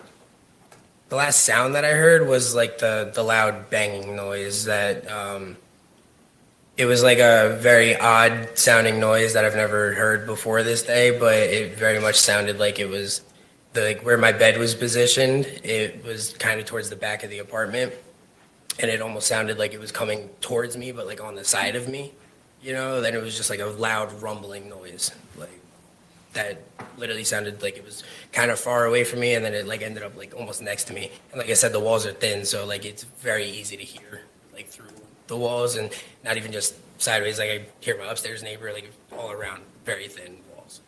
Now, was your bedroom, where was it located in your apartment? The back of the apartment, so it was like there's like a little kick out next to my patio, and that's like that was my bedroom back there, like along the grass back there.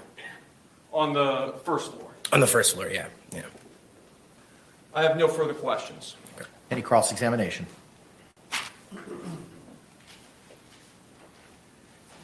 Mr. Baglia, good morning. Good morning. Now, you said that you lived there next to Sarah Boone and George Torres for about a year. Yes, sir. Are you aware that the police were called to their residence Like, while you were there for the year? Are you aware of any incident in which the police were called to their residence? I had never seen anybody there, but I had had other neighbors in the complex tell me that it has been on multiple occasions. So that's why. Just instead of what somebody else told you, Yeah, yeah. just what you would observe. Did you ever, the year that you were there living next to them, Yeah. were you ever aware that the police were called to their residence? No, the times that I was home, I never saw any police at the apartment there. And did you work odd hours or you went? Yeah, and with my schooling and stuff too, I used to have class at like 1:00 in the morning. So all the time I was at random moments, like just not home throughout the day and night and stuff like that. So yeah. Do you have an opinion as to whether or not, based on your interaction with Sarah Boone, I'm going to object. Let me finish the question first, please. do you know from your experience with Sarah Boone and your experience with George Torres that they drank alcohol? Yeah. Hang on. I'll withdraw to that question. Okay, thank you. Yes. Are you aware that they both consumed alcohol to excess? Yes. Thank you. Yes, sir, of course.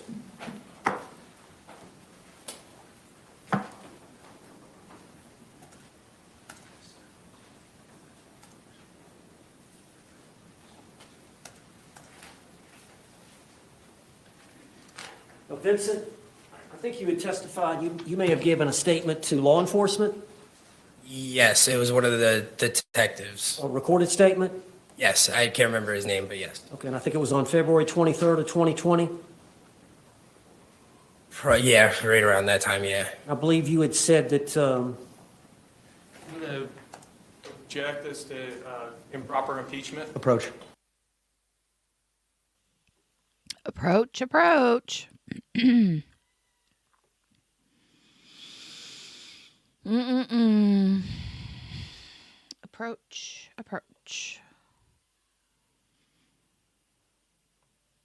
My brain is... Objection's overruled for now. Okay, objections so would it overruled. be fair to say on that date you got home around 7 p.m.? 7 p.m.? Yes. Which day was this? Sunday, February 23rd, 2020. No, that day I actually got home from work probably around 1 or 2 o'clock or so. In the morning? No, in the afternoon. Because I went to work that morning at around 5 a.m. And you said that you heard the normal yelling and arguing at about that time when you got home? No, it was around that time, but it was really around like 10 o'clock, 10:30 is when like the arguing I could very hear clearly. It was like Yes. around 10:30 at night. Okay. Yes, Jake Thank you. Rose. Hi.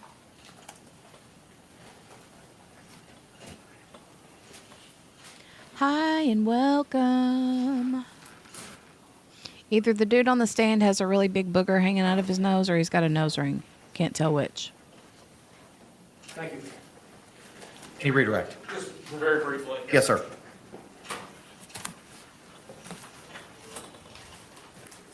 So on cross-examination, you were asked about the arguing you heard, and I believe your testimony was that it was pretty intense around 10:30. Yeah. Approximately what time was it that you heard this loud crashing thump sound that you described? Little after that. Listen, ask, and answer. Overruled. It was a little after that arguing and stuff. It was probably around 11:15, probably 30, 45 minutes after like the arguing I could hear started. No other questions?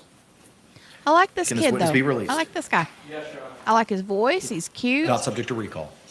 We would like him subject to recall. We've got his number. Okay. Your Honor, I like his name. Yes. I like his shirt. I might like his nose ring if it is a nose ring. If it's a booger, then that's gross. Just saying. All right. If you guys haven't yet, take a minute while there's nothing going on, while they're on a sidebar, to click that thumbs up button. I would appreciate it very much. Minus the booger, right, QB? Minus the booger. He must be honest if he's cute, right, Rogue? Yes. And he is cute. He's cute. I like him.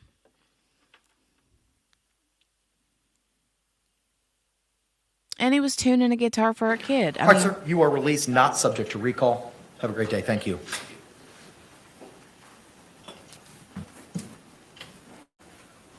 The state would call Brandon Motes. Brandon Motes. Don't know who this is. Bless you.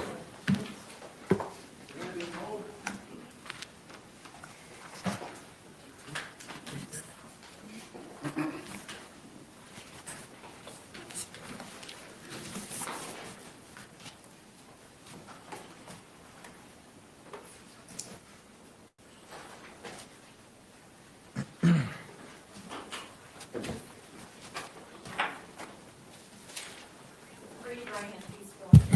Swear or affirm that the testimony you give shall be the truth, the whole truth, and nothing but the truth, so help you God. Thank you, sir. You can be seated. State and spell your name for the record for us. Yeah, my name is Brandon Motes, BrandonMoats.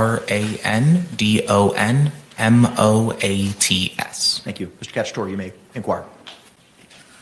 Good afternoon, sir. Good afternoon. Can you tell us how it is that you knew Sarah Boone? I moved into the apartment next door to her when I was in college. And so, when was that you were in college? I would have moved down here in 2019 and would have been there until like 2021, 2022. So she was your neighbor at Tealwood Apartments, is that correct? Yeah, it would have been Tealwood back then, yeah.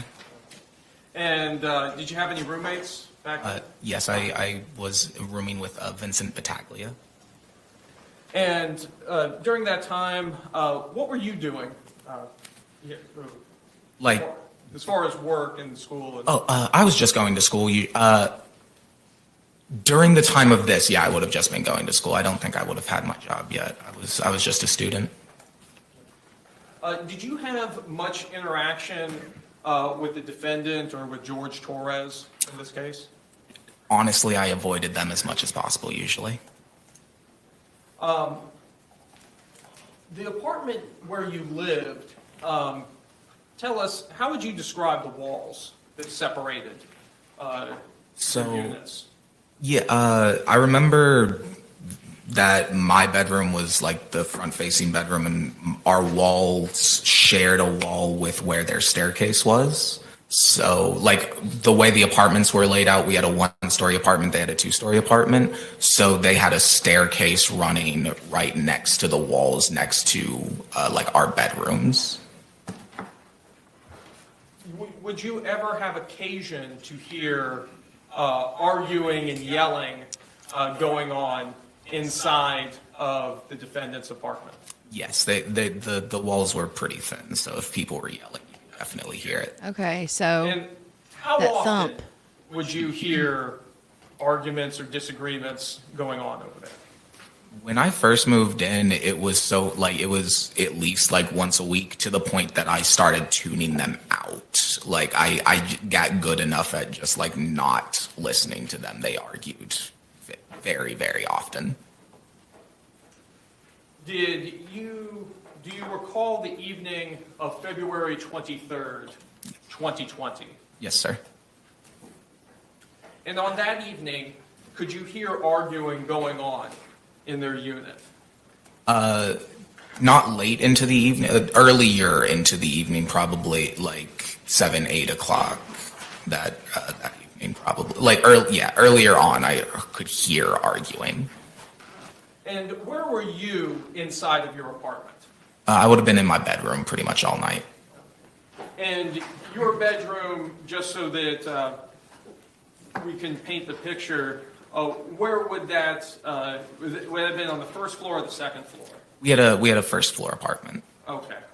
So all the units were, or all the bedrooms were on the first floor? Yeah, like I was saying before, we had a 1-story apartment, and then they next door had like a 2-story townhouse. So we only had the 1 floor. Understood. And at a certain point in the evening, did you hear a loud crashing sound? Yeah, probably around 10:30, 11 o'clock that evening. And can you describe that sound for us in more detail? I mean, yeah, at literally, like I said, at like 10:30, 11 o'clock, it's the way their staircase was set up. I could, my bedroom, the top of their staircase would have been like above my ceiling, and it ends next to where like my roommate's apartment was. Okay. So I could hear something start above me super loud and then fall away from me like it was falling down the stairs. Wow. Did this affect the walls that were between your two apartments? Oh yeah, me and my roommate, I remember me and my roommate talking the next day about like we could literally like it shook both of our rooms. Did you ever have occasion to talk with the defendant about what happened? I never saw her after that. She would have, I never saw her after that happened. No further questions. Any cross-examination?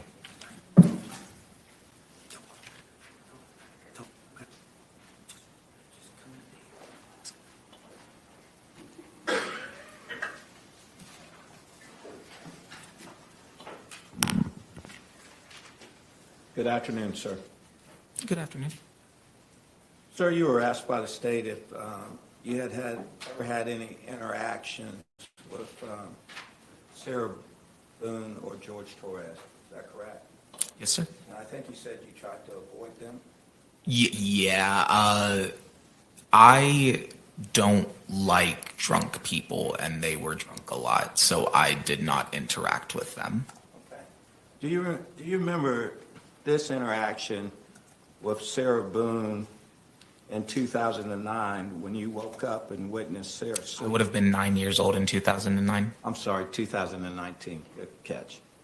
In 2019, Oh, when you woke up geez. and witnessed Sarah sleeping on the concrete patio.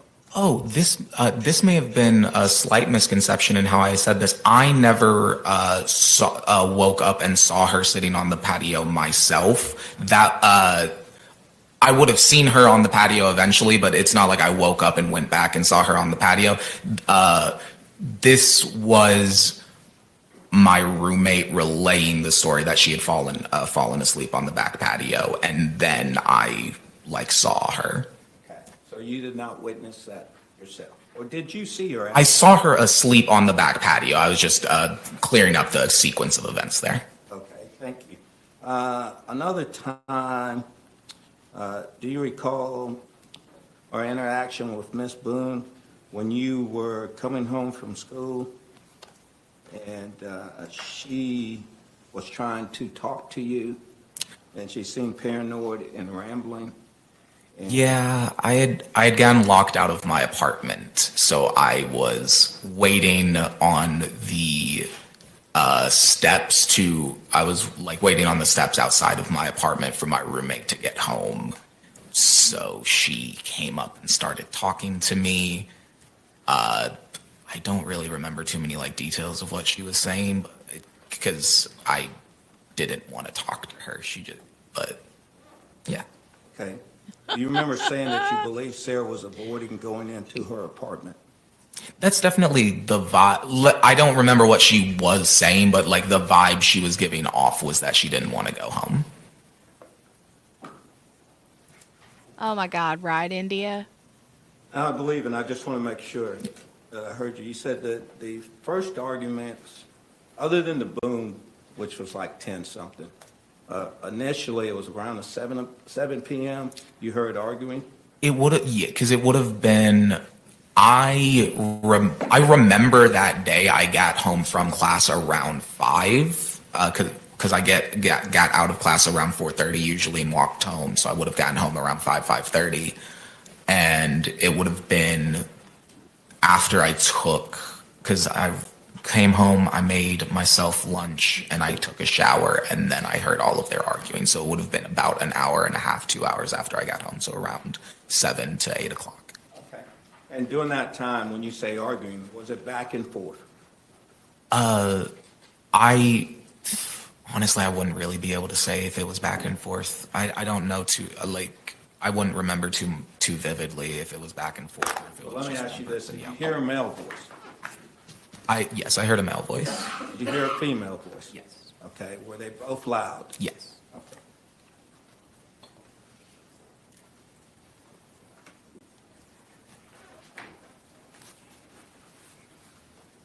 If I can confirm, Judge. Yes, sir, of course.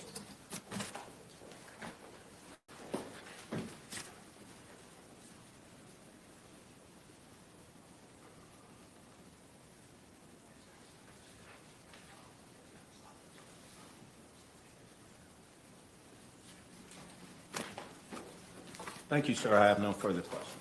Any redirect? No, Your Honor. Can this witness be released? Yes, Your Honor. Subject to recall, Judge. All right. All right, sir, you're released subject to recall. Thank you.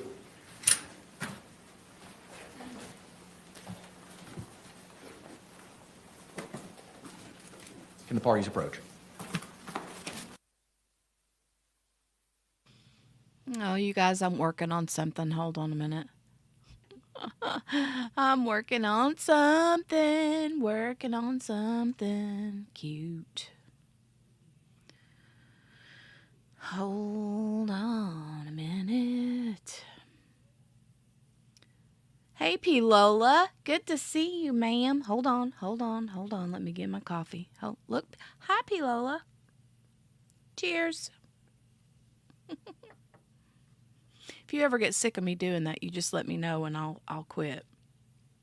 But I was cleaning off my desk yesterday or the day before. Look at all of her notes. Look at all of her notes, you guys. She's got notes for days. She's got notes for days and days and days. Notes for days and days and days. She's got more cups, QB. She's got more cups.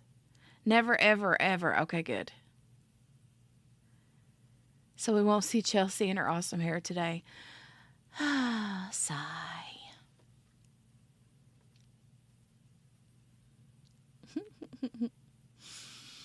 Oh, you guys, wait till you see. Hold on a minute. I'm trying to replace. There we go.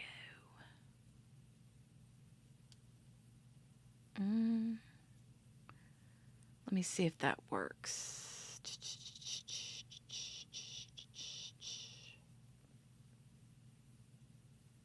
No, I don't want to print it. I want to save it. I forget how to use Canva on my phone because I use it on my computer all the time.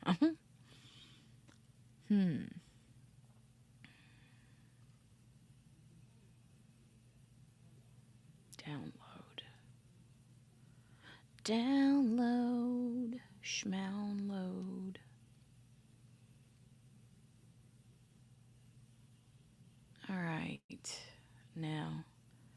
don't know if that's going to work.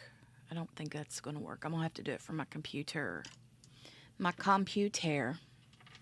We're waiting on them from they're on sidebar. Well, hold on. I can fast forward it a little bit. Hold on. Investigation on your own. This is county. No point in time your participation. Members of our jury, thank you so much for your time, your attention, and your participation in this very important process. It is 12:21. At this point in time, we're going to go ahead and take our lunch break. I'm going to ask that you return here no later than 2 p.m. so we can pick up at that point in time outside of here, 12 Alpha in the Orange County Courthouse. And I'm going to give you an instruction. You're going to hear this instruction a lot over the next couple of days. Jurors, you must not conduct any investigation on your own. This includes reading newspapers, watching television, or using a computer, cell phone, the internet, any electronic device, or any other means at all to get information related to this case or the people and places involved in this case. This applies whether you are in the courthouse, at home, or anywhere else. You must not visit places mentioned in the trial or use the internet to look at maps or pictures to see any place discussed during the trial. Jurors, do not watch local news or read local newspapers.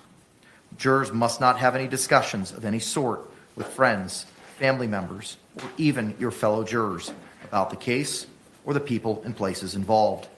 So do not let anyone make comments to you or ask questions about the trial. I want to stress again that just as you must not talk about this case face-to-face, you must not talk about this case by using an electronic device. You must not use phones, computers, or other electronic devices to communicate. Do not send or accept any messages related to this case or your jury service. Do not discuss this case or ask for advice by any means at all, including posting information on an internet website, chat room, or blog. With that, members of the jury, please leave your pens and your notepads on each chair. The deputy will collect them. We'll see you at 2 o'clock, and I thank you for your service.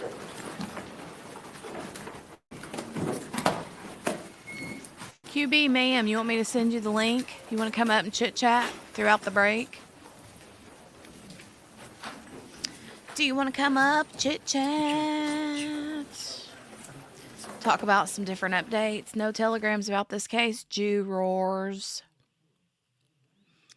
Yeah, says QB. Okay. Well, do you need me to send you the link, or can you come on in, just pick on the back door? Just like, pick.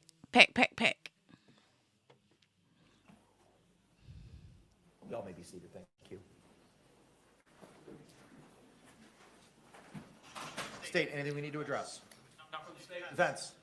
All right, Ms. Boone, I just got a couple of inquiries of you, ma'am, before release. Are you satisfied with your attorneys so far throughout this trial? Definitely. And are you on board with the strategy that they've employed so far in this trial? All right, thank you very much. We'll be in recess till 2 o'clock. Court's off the record.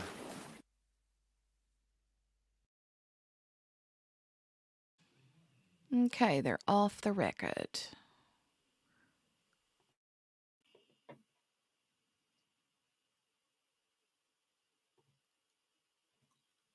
Off the record.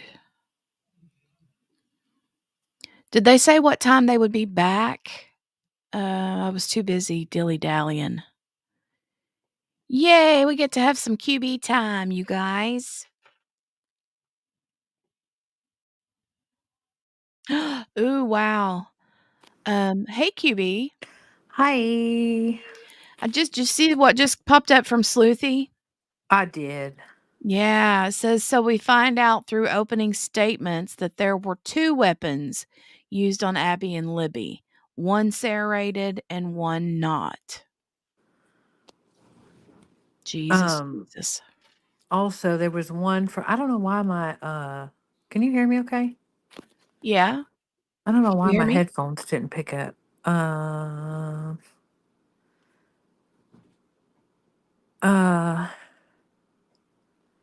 I thought, okay, saw another update from Angela, but it wasn't for Delphi. Mm. Hi. Okay, India says Melody Ferris is done for today. Yeah, something's going on. I just cannot, I can't figure it out. So, ooh, StreamYard changed their whole thing. What the what? I'm so confused. Anyways, yeah, they're done for the. I don't know what happened. I got to do more research. They're pretty hush hush. The only thing that I saw was that the CID contacted the prosecution and said there was more evidence. Oh yeah. And I'm like, what evidence? Yeah, and I want to know, like, good for her, bad for Scott, good for Scott, Chris, Rusty, what? I'm waiting. I'm waiting. I need to know. I know. I need to know what too. I need to know why my freaking headphones didn't connect. Mm. I ain't trying to have you on speakerphone. Hold on, let me try it again. So, what do you think so far with the with this? I mean, okay, we all know she. I mean, she did it. Well, yeah. Scadent. There's there's no there's there's no way she didn't do it. Bro, when he read what what was said in that video, I was like, "You're done. Yeah. Go ahead, tie the laces. You're done." So You I are got to find out so what's. done. You are so done. I was like, that was powerful, and it's a shame that it's a hi everybody. Did I say hi? Hi, hey Sherry, hey Rogue, hey Lauren. I love y'all. I miss y'all. Who put a 2 in the chat? Sherry put a 2 in the chat. Why did Sherry For put a what? 2 in the chat? Why Is are she we putting behind? 2? Is she behind? No, India put 2 too. She said, I think 2. Wait, what? Did we ask for 1s and 2s? Maybe we did. Maybe we did. I'm over here working on something to put up on the stream, like an emote, not an actual emote, but a thing. I'm trying to surprise you guys, and now my brain is not hearing anything anybody's saying, and that's one reason Oh, why I at had 2 you come o'clock. up. Oh, they're coming back at 2 o'clock. Oh, sorry. Okay, I got Jenny's brain. It's okay. Um, did you see I changed my name, QP? I did see that. It made me re-log in and do all the things, and then it tried to put my camera on. I was like, Uh, nope. So sorry, man, child's getting nice. Um, yeah, Delphi. So I don't know. Everybody says that they put their cameras down as the van drove up. mm. But they sure did take them cameras, delete the SD cards. I mean, why? I've missed you, Lauren, but I love that we do Finch. Lauren and I are Finch. I mean, we are Finch friends, Yeah, like good for big time. We y'all. go back and forth all the time. I send Jenny one every morning, and she ignores me, and I I cry a ain't been on little. bench in a month of Sundays. I cry a little. Spence and I are good friends on Finch. We do our thing. But Lauren and I definitely, we do about 8 or 9. Margaret, I said, Margaret, when you get on Finch, you're gonna have about 97 things from me. That's all right, though. I mean, maybe one of these days, her and Lauren I'll said both get Jenny back does on that to bench. me too. I'm sorry. I'm sorry. 2 p.m. to go back to court. Okay. Hi, Pilola. I saw Pilola over in trial TV too. I know you have, Margaret. I know you have. Rogue, we'll miss you, but get some good sleep. Ah, I Um, forgot. Rogue is across the pond. well, way across the Way, Rogue. yeah. Wait, Rogue, aren't you in Australia? Or am I wrong? I was thinking, yeah, 4 a.m. Girl, I don't know. Are you person? I can't remember. She's like, I don't know if I'm supposed to call Rogue a he or a she. And what country are you from? Okay, AU. I was right. I thought it was Australia. Okay. He's from the land down under. How y'all doing? How y'all doing? We're Durin. We're doing. I'm trying to see. What? StreamYard changed this whole thing. Okay, hold on. Getting ready to All right, change again. I'm getting ready hold to on. add something funny, y'all. Hold on a minute. Okay, a still photographer from the Associated Press. Mm. Mm-mm. From the land down under. You heard me? Okay, look at the top right-hand corner.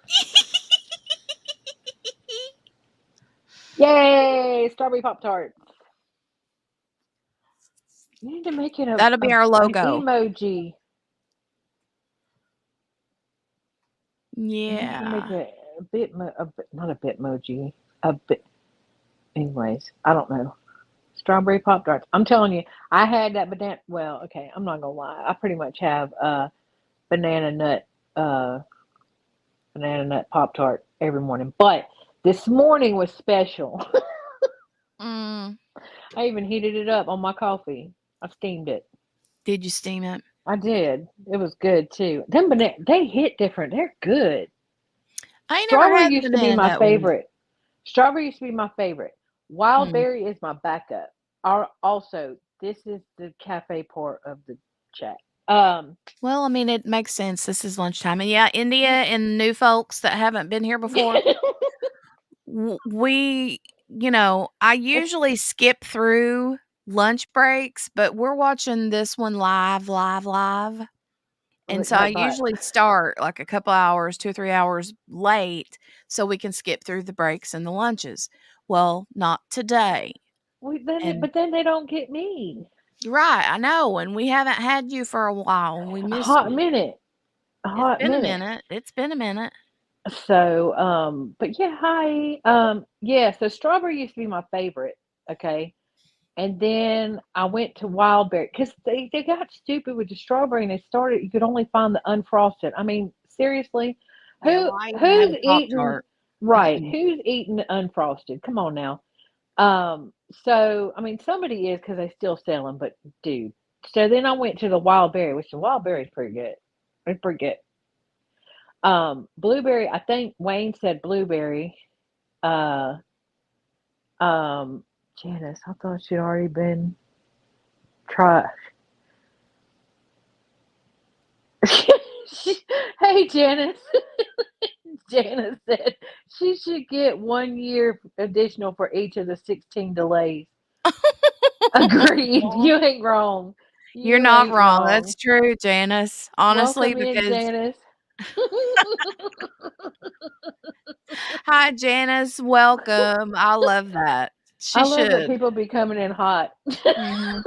It's like Wayne came in Wayne. hot Wayne did too. that earlier too. I'm like, you ain't wrong. It's good stuff. Yeah, she's gonna get it because she was stupid and didn't take that plea deal. Hmm. I don't know, y'all. I mean, my best friend was like, "Well, I wouldn't serve 5 years if I thought I was going to get off," and I'm like, "She's delusional. She's not going to get off. There's no way. Mm-mm. There's No. no way." Mm-mm. And now hearing their opening statements, I mean, I got my secret person texting me in the background. Hi. Hi, secret person. Um, who apparently eats the unfrosted Pop Tarts. Oh, yeah. Why? Oh, Why even bother? Like, if you're going to eat an unfrosted Pop-Tart, just eat a daggone strawberry and forget the whole Pop-Tart. I mean, it ain't a eat Pop-Tart some unless it's jam. got the Eat frosting and some sprinkles jam on it. out the jar. Right? Just get a spoonful of jam and just be Have a done. peanut butter and have a jelly sandwich. Is all I'm saying. I like frosting. The frosting is the best part because it's got that little crunch to it. Yeah. Oh yeah, But you gotta look up them banana nut ones. They hit different. You guys, this is the joy of QB. We love QB. QB is our entertainment. QB is Yeah. our QB. I'm ADHD, but I'm the kind of ADHD that's like, which way do I go? Which way do I go? Which way do I go? QB is the fun kind of ADHD that's like your brain is just going ping, ping, ping, ping, ping, like Yeah, fireworks that in your me. brain. That's QB. You And we ain't love it. wrong. We love it. Oh, that's why. Look, that's why when I get when a little something happens, I Mhm. got to be on the DL because I just say what comes out of my face. Yeah, that's all right. And I didn't notice this part of the Delphi update from Sleuthy Goosey. She says that about the one serrated blade and one was not, but then also the second part to that I did not see on my phone. It says defense says there's evidence Richard Allen's car was gone and not parked where the state says it was at 2:15. yeah, yeah, that's already been a thing. That's done been a thing. They don't have any sightings of his car after two. I think it's 2:15. It's Why am ridiculous. I They ain't not got here? Why do jack. I not know that? I don't know why you're not paying attention. Ma'am, I pay attention, Uh-oh. but Who's that texting me now? that Oh. little piece, that little nugget skipped past me, I guess. I want to hear about the hair because the word on the crime streets yesterday was the hair was from one of the sheriffs or something. Yeah, it said law enforcement. I don't know if Law that's true or enforcement. not. But Did you see? they also said that the hair was intertwined. That means Yes. it's a longer hair. Not necessarily. It just means that she snatched it. Snatched it. I hope she Snatched did. it. I hope You it's know, Doug Carter's. Oh, no, I don't think sorry. he had Did nothing to you do with see none that of the it. defense had him on the witness list? Mhm. No. I like Doug Carter. I'm just I saying. know you do. I don't. I like him for this murder. No. He skeeves me out.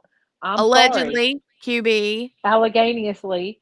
He's a Um, whole he's a whole state policeman. I don't give a crap. I don't give two craps. He's a whole lie. He stood up there and said, "We're keeping the tip line open. We are still looking for more people.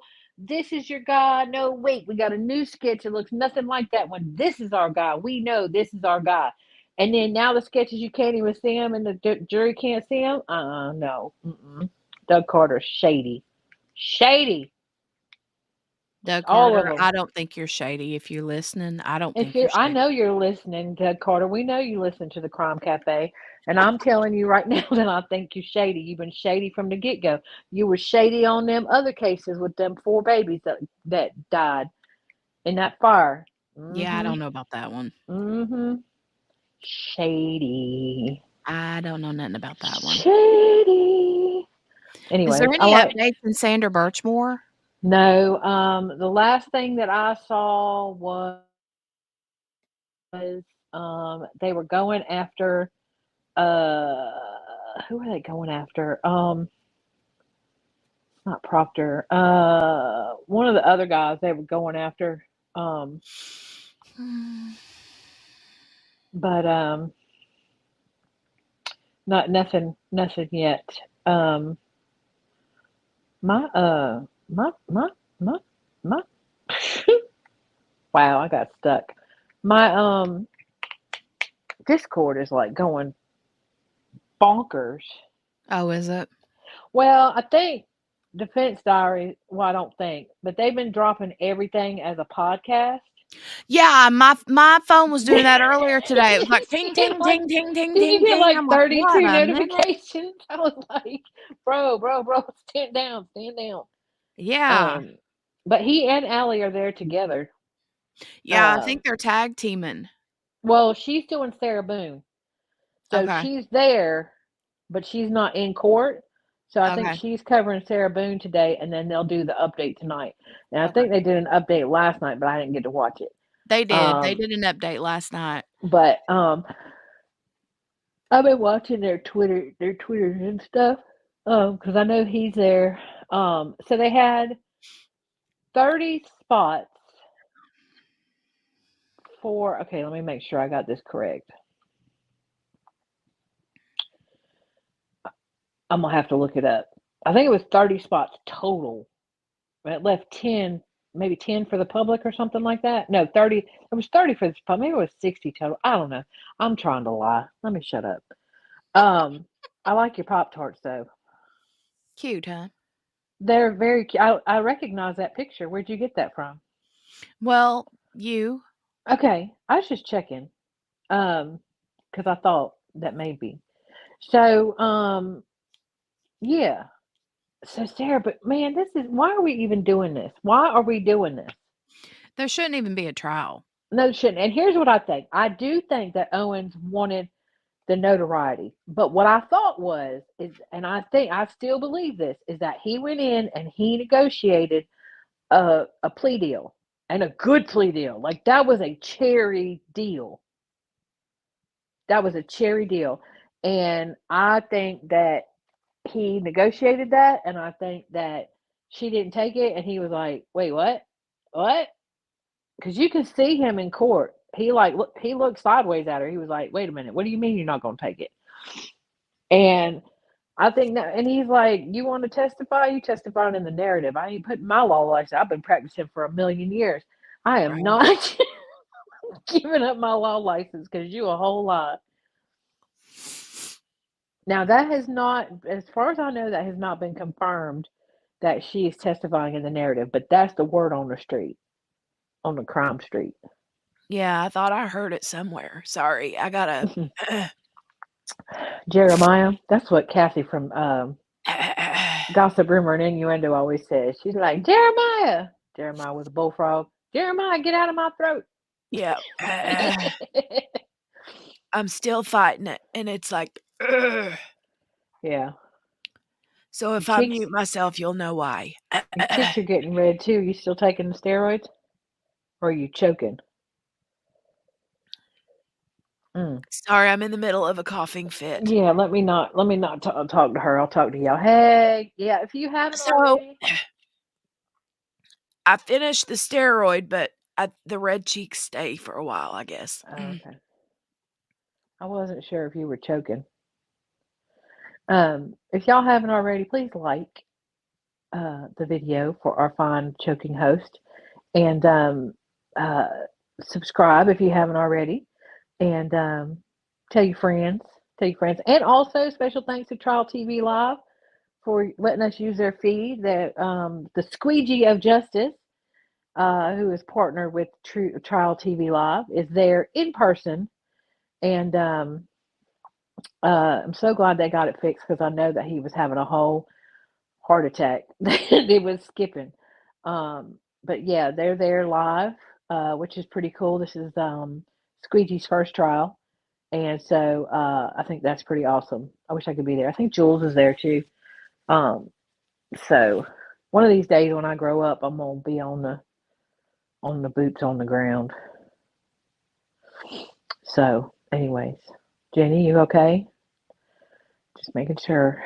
Yeah, I'm good. I'm just trying to Okay. get my throat. I took a sip, Lauren. I took a sip of coffee. I got worried. I'm like, oh my gosh, do the Heimlich. No, it's not that kind of a choke. I know. It's a literal allergy.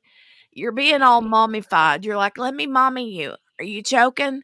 I know. Lift your arms up. Right. My mom would do that all the time. She'd grab my arm, jerk it up, used to do that. My grandma would straight up sling a baby. Yeah. You ever seen that where they sling the baby? They're like, here, we're going to sling it out of you. I'm like, yo, what are you doing?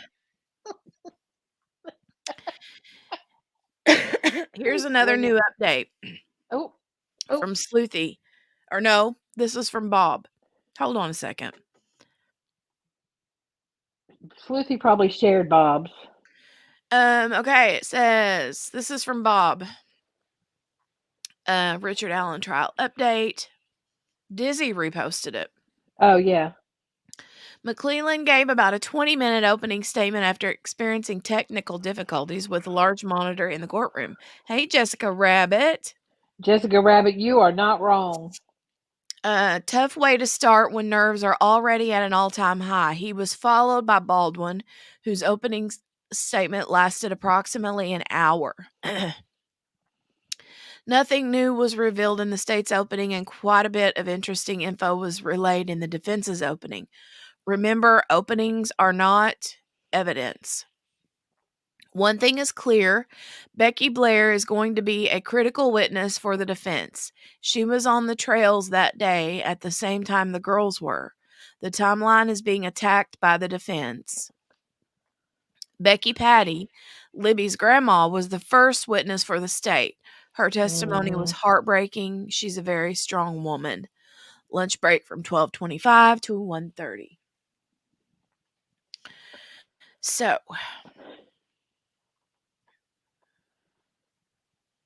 man. I don't know. Okay, all right. There, y'all don't come at me. Somebody's gonna come at me. There's something strange. Oh, just FYI. Oh, wait a minute. Laura's just FYI, watching recap of Ferris. Prosecutor is hammering a detective. But that's from this morning, right, Laura? Oh, she's not going to hear me, is she?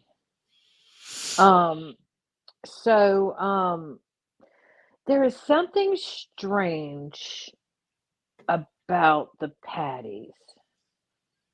Really? I feel like it. Yes. There's something. I don't know. I can't put my finger on it. I've got my hackles up about it. I'm getting all the Indiana news. I'm on all these sites for Delphi, and now I'm getting all this stuff about everything. There was a wreck. There was a fire. Mm-hmm. I just feel like it's a situation where it's a very small town and people know each other and talk. But you mean with Patty's? Yeah. I don't know. There's something, I don't know. Something didn't sit right with me with the daddy. With the granddaddy, you mean? Yeah. So I don't know. Sorry, I thought I said granddaddy.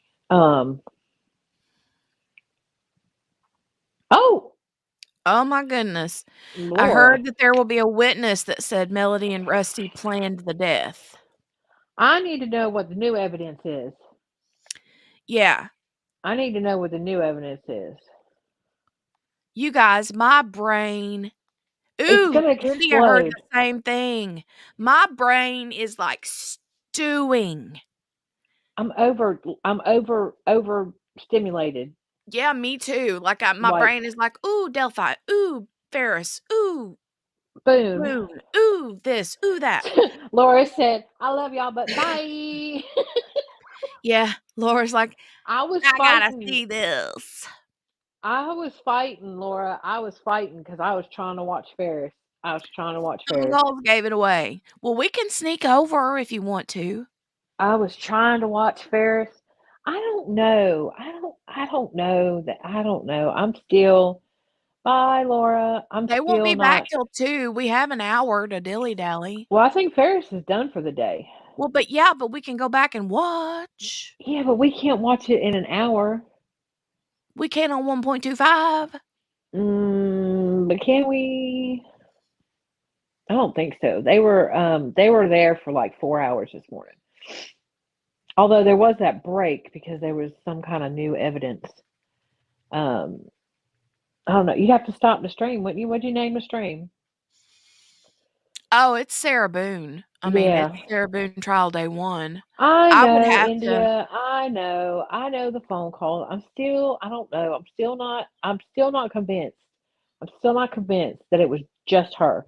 I'm not convinced. Like they were talking yesterday. Boy, it would have taken some big people to move that. Probably 2 of them. I don't know, like Chris and Scott. Them 2. Yeah, that's what I said. I said that. I don't think that she could have moved him. I cannot envision her and one of the boys physically moving him, like carrying him. She's got him by the arms, and the Chris or Scott's got No, him by she the feet. couldn't. Mm-mm. I don't see No. that happening. So that's what. And when you said that, I said Chris and Scott. Now it could be they're all in on it. All of them. Daddy's trying to tighten the purse strings for everybody because everybody had their hand out. And so, Lauren, if you want to catch up, girl, go watch that trial. Oh my gosh. It's been a really good one. I'm glad we started it. Me too. And I tried not to get like sucked into it, and y'all, you sucked me right into it. And I was like, oh no, I gotta be on this. I gotta watch this. India, India, what are you confused about the tractor? I'm not resigned to the fact that they didn't move him with the tractor. I don't think they did. But why couldn't they have? Because there's no tracks, and they're trying to say that the rain washed away the tracks, but the fire was still smoldering. Mm-hmm. So you can't have the fire still smoldering if it rained hard enough to wash away tractor tracks. Tractor tracks are not small. We had that same Kubota. We had it on our farm. Okay. Well, and they're deep. So, they're deep and they're wide, deep and wide. Anyways, so sorry. That's a Christian song, by the way. I went to Bible school. I went to Bible school. Anyways, there's no way if it rained hard enough to wash away those tracks, then it rained hard enough to put that fire out, and that fire was still smoldering. There was still hot spot. There were 240 something degrees. Mm-hmm. Yeah. So there's no way that they washed away. And same with the side by side or the RTV. Those are usually deep. Those things are heavy. Even though the tires are small, those RTVs are heavy, and they leave a track. All right, so why couldn't he have been shot right there and fell right into the fire? Then where did the bullet come from inside the house? And I'm not buying that she shot him and he ran out. Why? I ain't buying it because he was huge. He'd have gone after her. Why would he have gone after her if she had a gun in her hand and was shooting at him? He'd run away. And then strategically stand in front of the fire pit and just let her shoot him? No way. Well, there was so many. I'm sorry. I see where you're coming from, but I ain't buying it. There's no way that he ran out to the fire pit and then stopped. And then she shot him, and then he fell in the fire. That's too. No, I ain't buying it. That bullet, in my mind, personally, alleganiously, I believe that bullet was planted. But it had his DNA on it. No, it didn't. Yeah, they said that it had his skin on it. I don't remember that. Now, I'm not against that because I don't know that it's not her and either Scott or her and the three boys. I didn't get the schemes from Chris as much as I did from Scott. Scott, and even when they did the opening statements, I was like, I don't know, y'all. Maybe, I don't know. Have we heard from Amanda? She hadn't testified yet, right? No, not yet. Okay, she's probably going to get called by the defense because she's on Mama's side. Mm-hmm. Which is interesting so hear me out. It's interesting that the state didn't call her because they called Rusty, and Rusty's clearly on her side. I'm pretty sure they spent the night together last night. I'm just saying. Oh my God, right. Did you notice she never got up and left that courtroom ever? And when he got off the stand and left the courtroom, she was like, I'll be right back. Yeah. And went out. She never left the courtroom. Never. You guys tell me in the chat if I'm wrong on that skin, his DNA on the. I thought you could be right. No, I mean, Jenny, I'm not gonna lie. I had so much going on. I missed like 2 days, and I had to speed listen to it, whatever you call it, and I could have missed it. But I still don't think. I don't think he got shot in it. Where did she? It was right by the chairs, and it was what 20 feet from the door. I don't know. And there was no blood in the house, not a nary. It, those are even places that you could hit that you wouldn't put a man down. They're vascular. They're vascular. You're gonna bleed. And Yeah. you're telling me she cleaned up all the blood, but she missed the bullet? Not as anal retentive as she was. I think that bullet was planted. What's Dizzy saying? Oh, the Cash App. She's doing the I don't even know nothing about that. I cannot take on another daggone. India said, if I remember 2 sets of DNA on the shirt, but they couldn't identify the second. Yeah, we're talking about the Yeah, DNA they on the couldn't bullet, the bullet. one that was left in the basement. Or was it in the basement or upstairs? Wait a minute. What is Lucy saying? I can't remember. She said JC. I don't ever remember her saying that.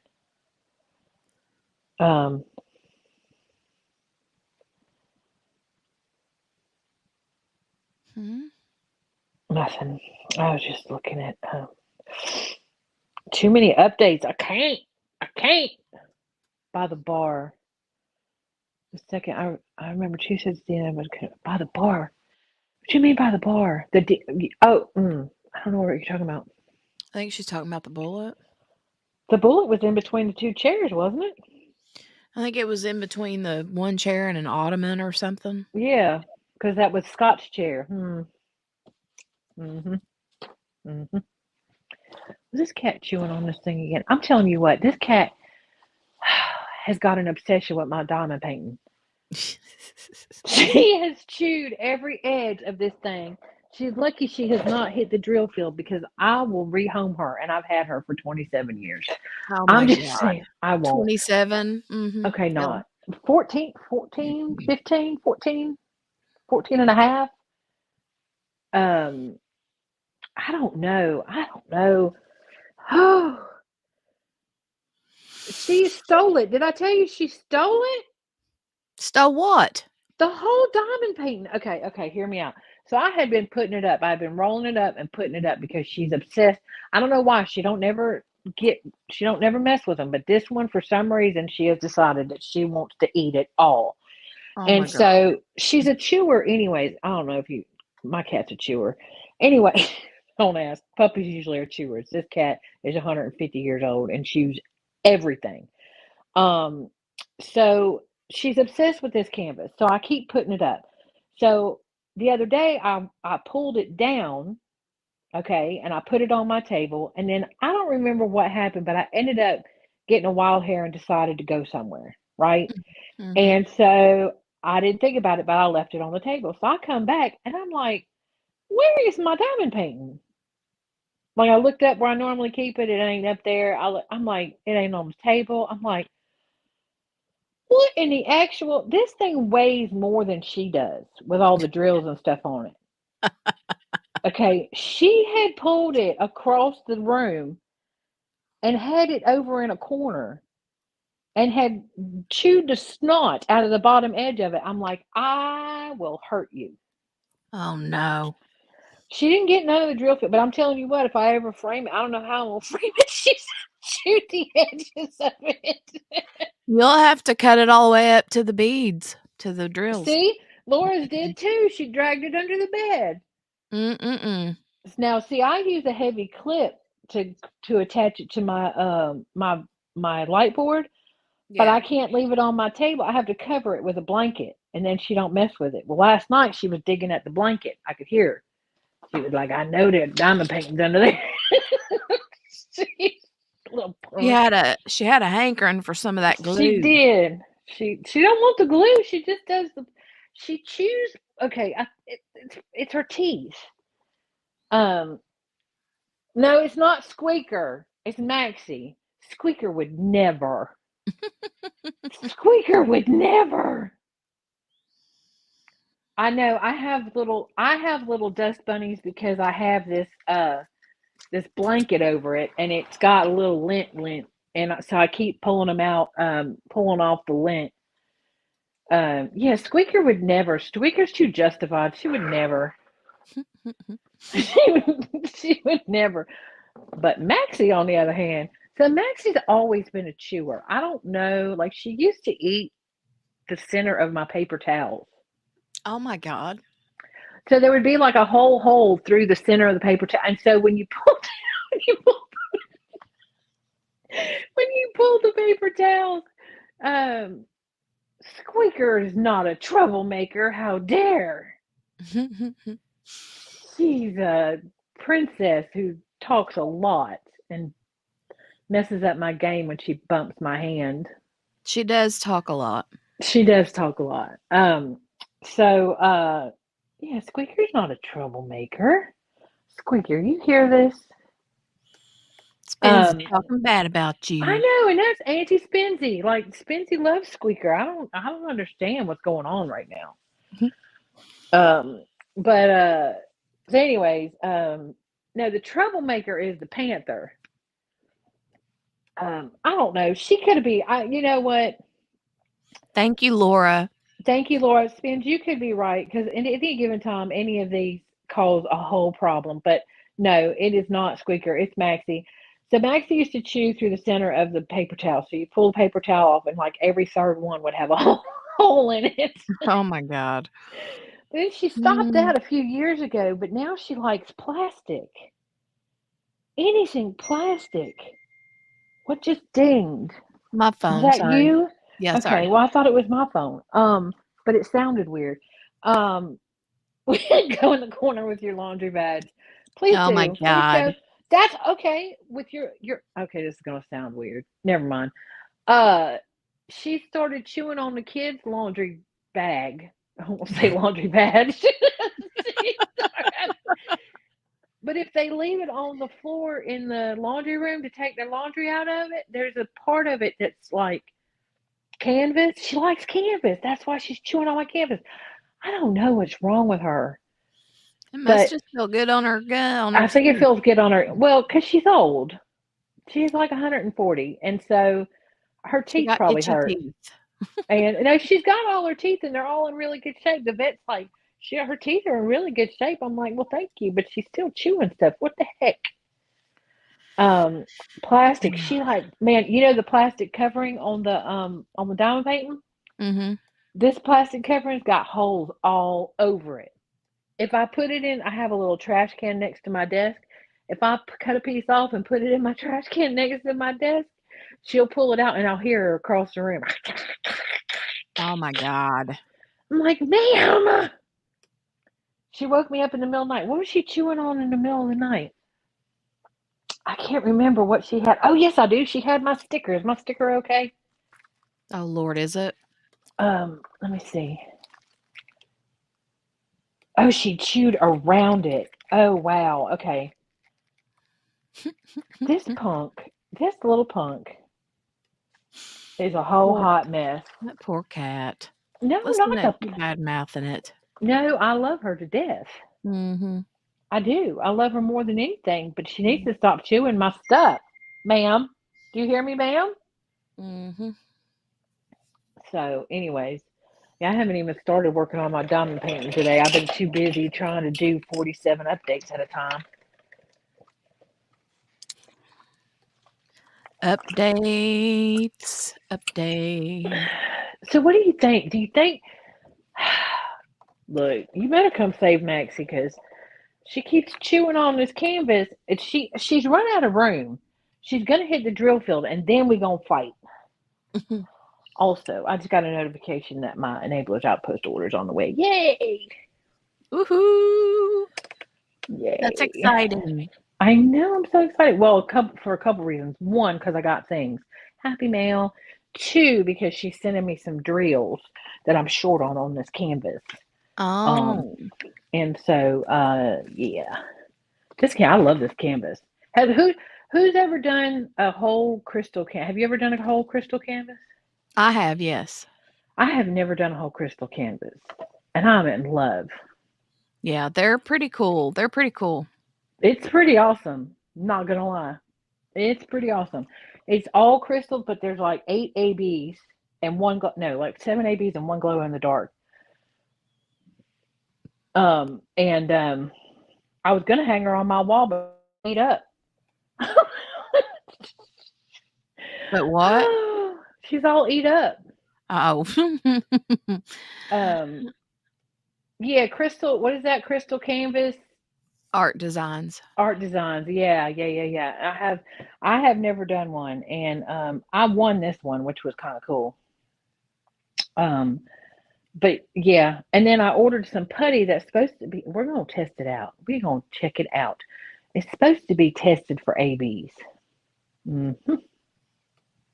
You'll have to let us know how that goes. I will. And do y'all know that Laura's got putty now, but she's out. I need her. Laura, come back. When you making more putty, ma'am? Baby, come back. And the chapstick. Yeah, I didn't know about the chapstick. Yep. 7 diamond paintings. Holy Nice, cow. Lauren. Nice. I'm trying to get through this one. I was struggling yesterday. I had She's struggling. She dropped. Oh, did I drop? Can you put me back? Put me back. Drop for a split second. You're back. Okay. I don't have my computer up, so if I drop, you got to put me back. I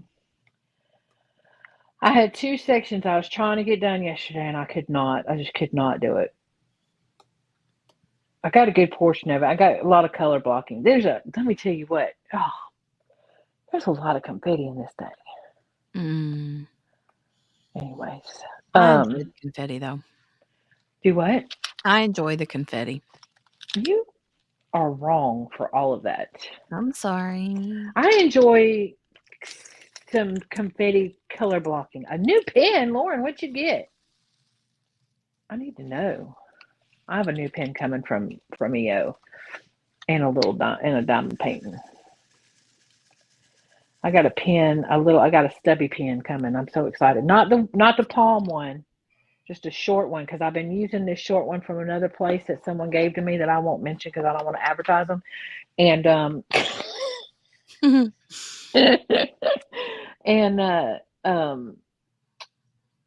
I've been wanting one from Enablers Outpost because for right now, my it works better for my hand and my arm. The little short one. Yeah, Sherry, I like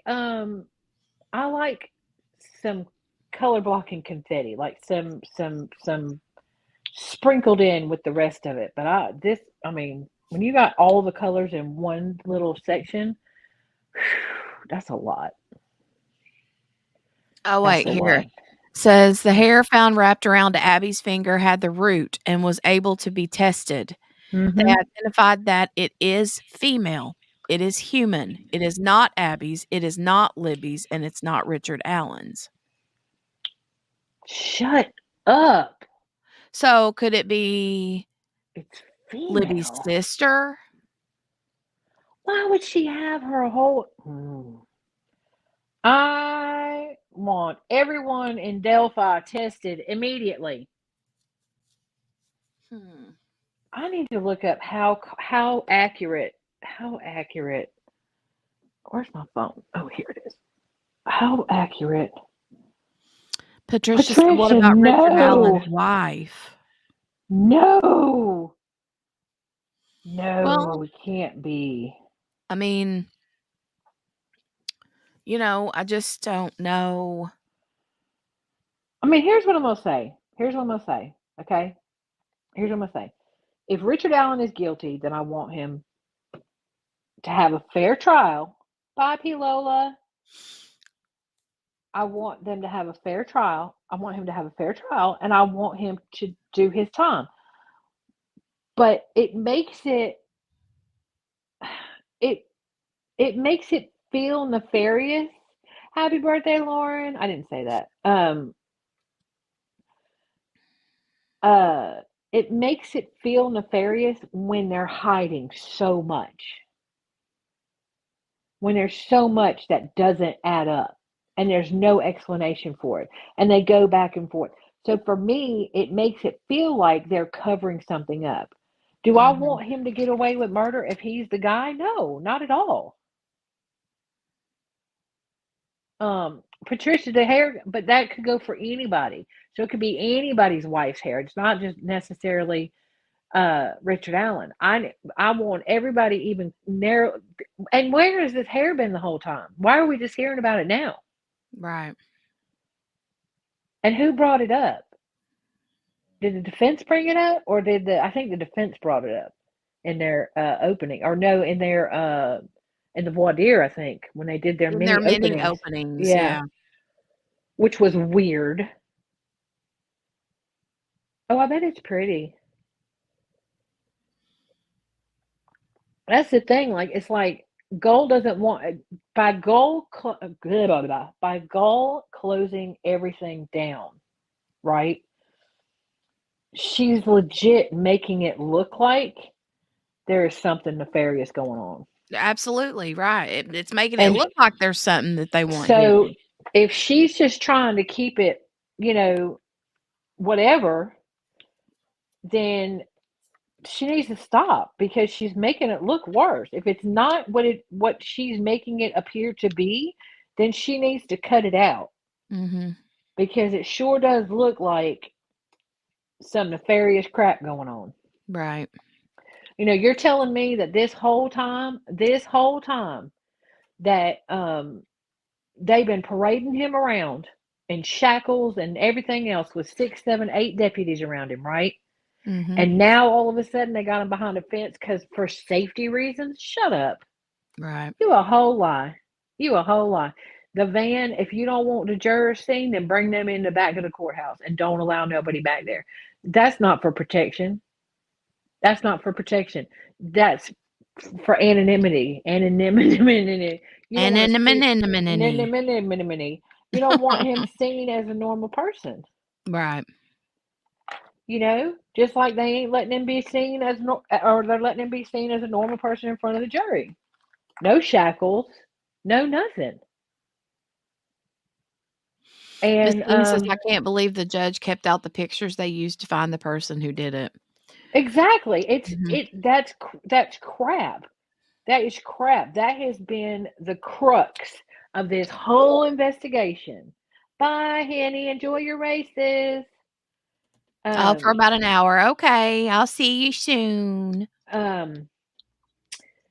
That has been the crux of this whole thing. This whole thing has been this is the guy. No, this is the guy. Okay, one of these is the guy. And now you're telling me that can't come out? Mm-hmm. Why? Why not? Because it doesn't look like Richard Allen? Right. Seems to me that's probably some good evidence. Yeah. Not for the prosecution, but it's crap. They've been using that the whole time. Now Yep. they're coming out and saying in their opening that he acted alone. The whole time y'all have still had a tip line open and been saying you're looking for more information on the people that did this. The people, not the person, the people. Right. And now you're gonna I'm not buying it. And I could be wrong. But if I am, so are hundreds of thousands of other people because we all are looking at it and thinking something ain't right here. What are you hiding? And if you're not hiding something, then be transparent. I mean, she's literally blocking the audio transcripts. It's against Indiana law to do that. Indiana law says that those audio transcripts are public record. So how are you doing that? Sorry, I went on a tirade. I Wait a minute. apologize. I'm reading some more things here. Someone named Lindsay on Twitter on Bob's post said he said hair found entwined. Is this accurate? He said hair found entwined in Abby's fingers had a root with DNA. The DNA seemed to possibly match a female relative of Libby and not Alan. So how would Bye, Lauren. Glad to see you. Love you. So how would a hair, now don't get me wrong, my hair is everywhere. I mean, everywhere. Okay. and more so since I cut it, which is weird, but it's everywhere. And so, I mean, I pull hairs like they get all embedded in my clothes when I wash. You know what I'm saying? Like they're there. So I get that, but entwined in her fingers, that with the root, that's a snatch. Do you know what I'm saying? Yeah. So whose is it? Whose is it? I need they better start testing everybody, because that's not like a, oh, it was on my jacket and I went to pull it off, out of my, you know what I'm saying? Mm-hmm. That had the root. That's a whole snatch. Mm-mm. Mm-mm. Mm-mm. I don't know. I don't know. They need to start checking people. Need to know Now, whose hair hair that that is is. just shed, that you shed, it's shed by the root, right? It can be, but not always. A lot of times it just breaks off because you got damage to your hair. So it just breaks off wherever the damage is. It doesn't always come from the root. I mean, look around at the hair that you find of yours. Has it got Yeah, the but I'm root on just it? wondering if they took her, if their clothes had been taken off, one of them was naked, the other one had the other's clothes on. If it was a situation where, because the sister was the one that dropped them off. Right. So could it have been, she's like, "Here, don't forget your jacket." She and he's taking the clothes off. And when he's pulling the sweater or shirt off over the head, could the hair have gotten tangled up in her I don't know. I'm not gonna say 100% that I feel like it's belong if it's a long female hair, I don't it to me, it wouldn't be off the rocker for it to be. Intertwined in her hair, though, makes it sound like it was grabbed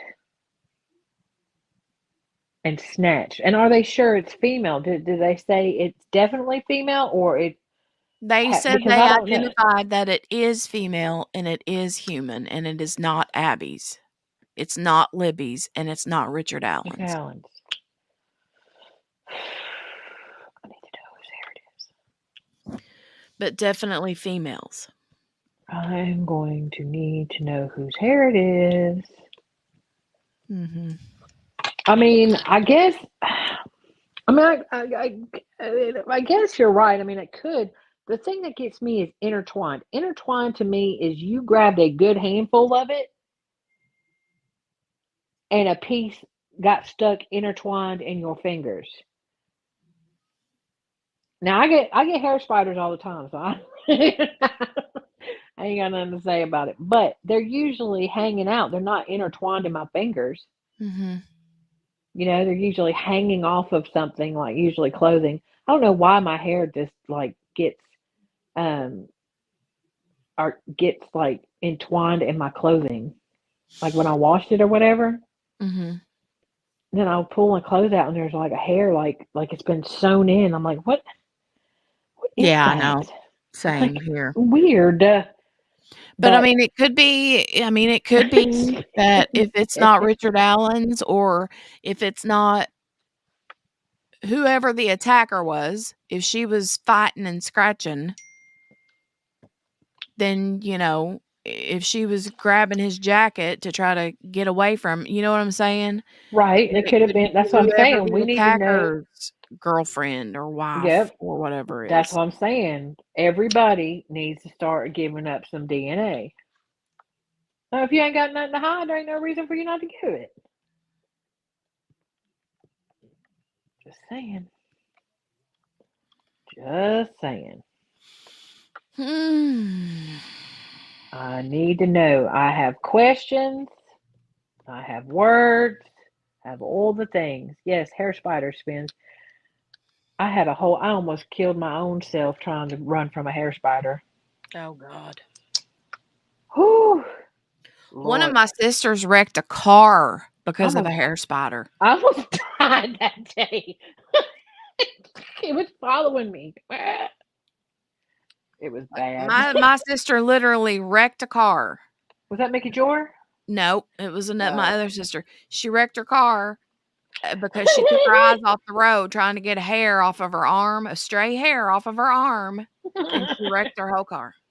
I get them on my arm all the time. I don't know why they do that. It's Yeah, I not get them on me all good. the time too, and I can't stand it. It freaks me out. But that one that was on my leg and I was walking and I had just come in from taking the dog out, I thought I was going to die. Where's my phone? Oh. I keep moving my phone so that I don't cut out and then I can't find it.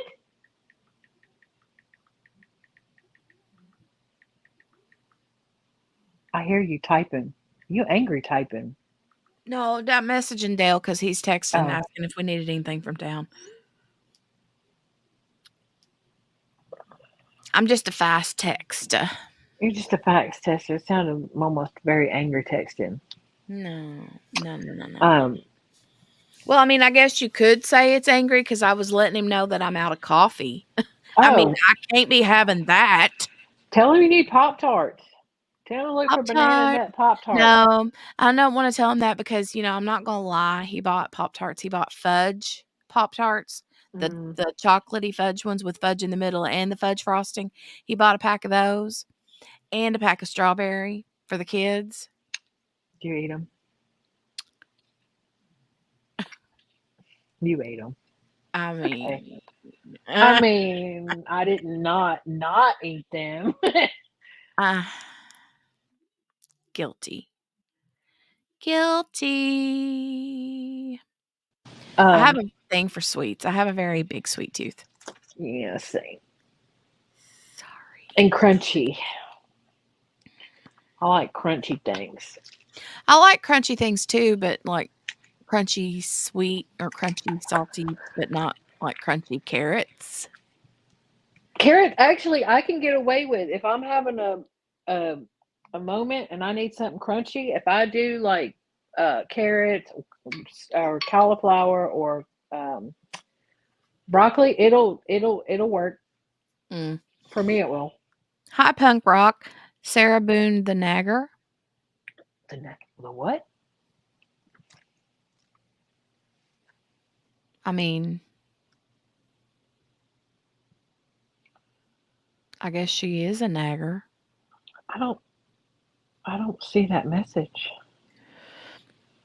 It's from Punk Rock Noir. Okay. I don't see it on the YouTube side.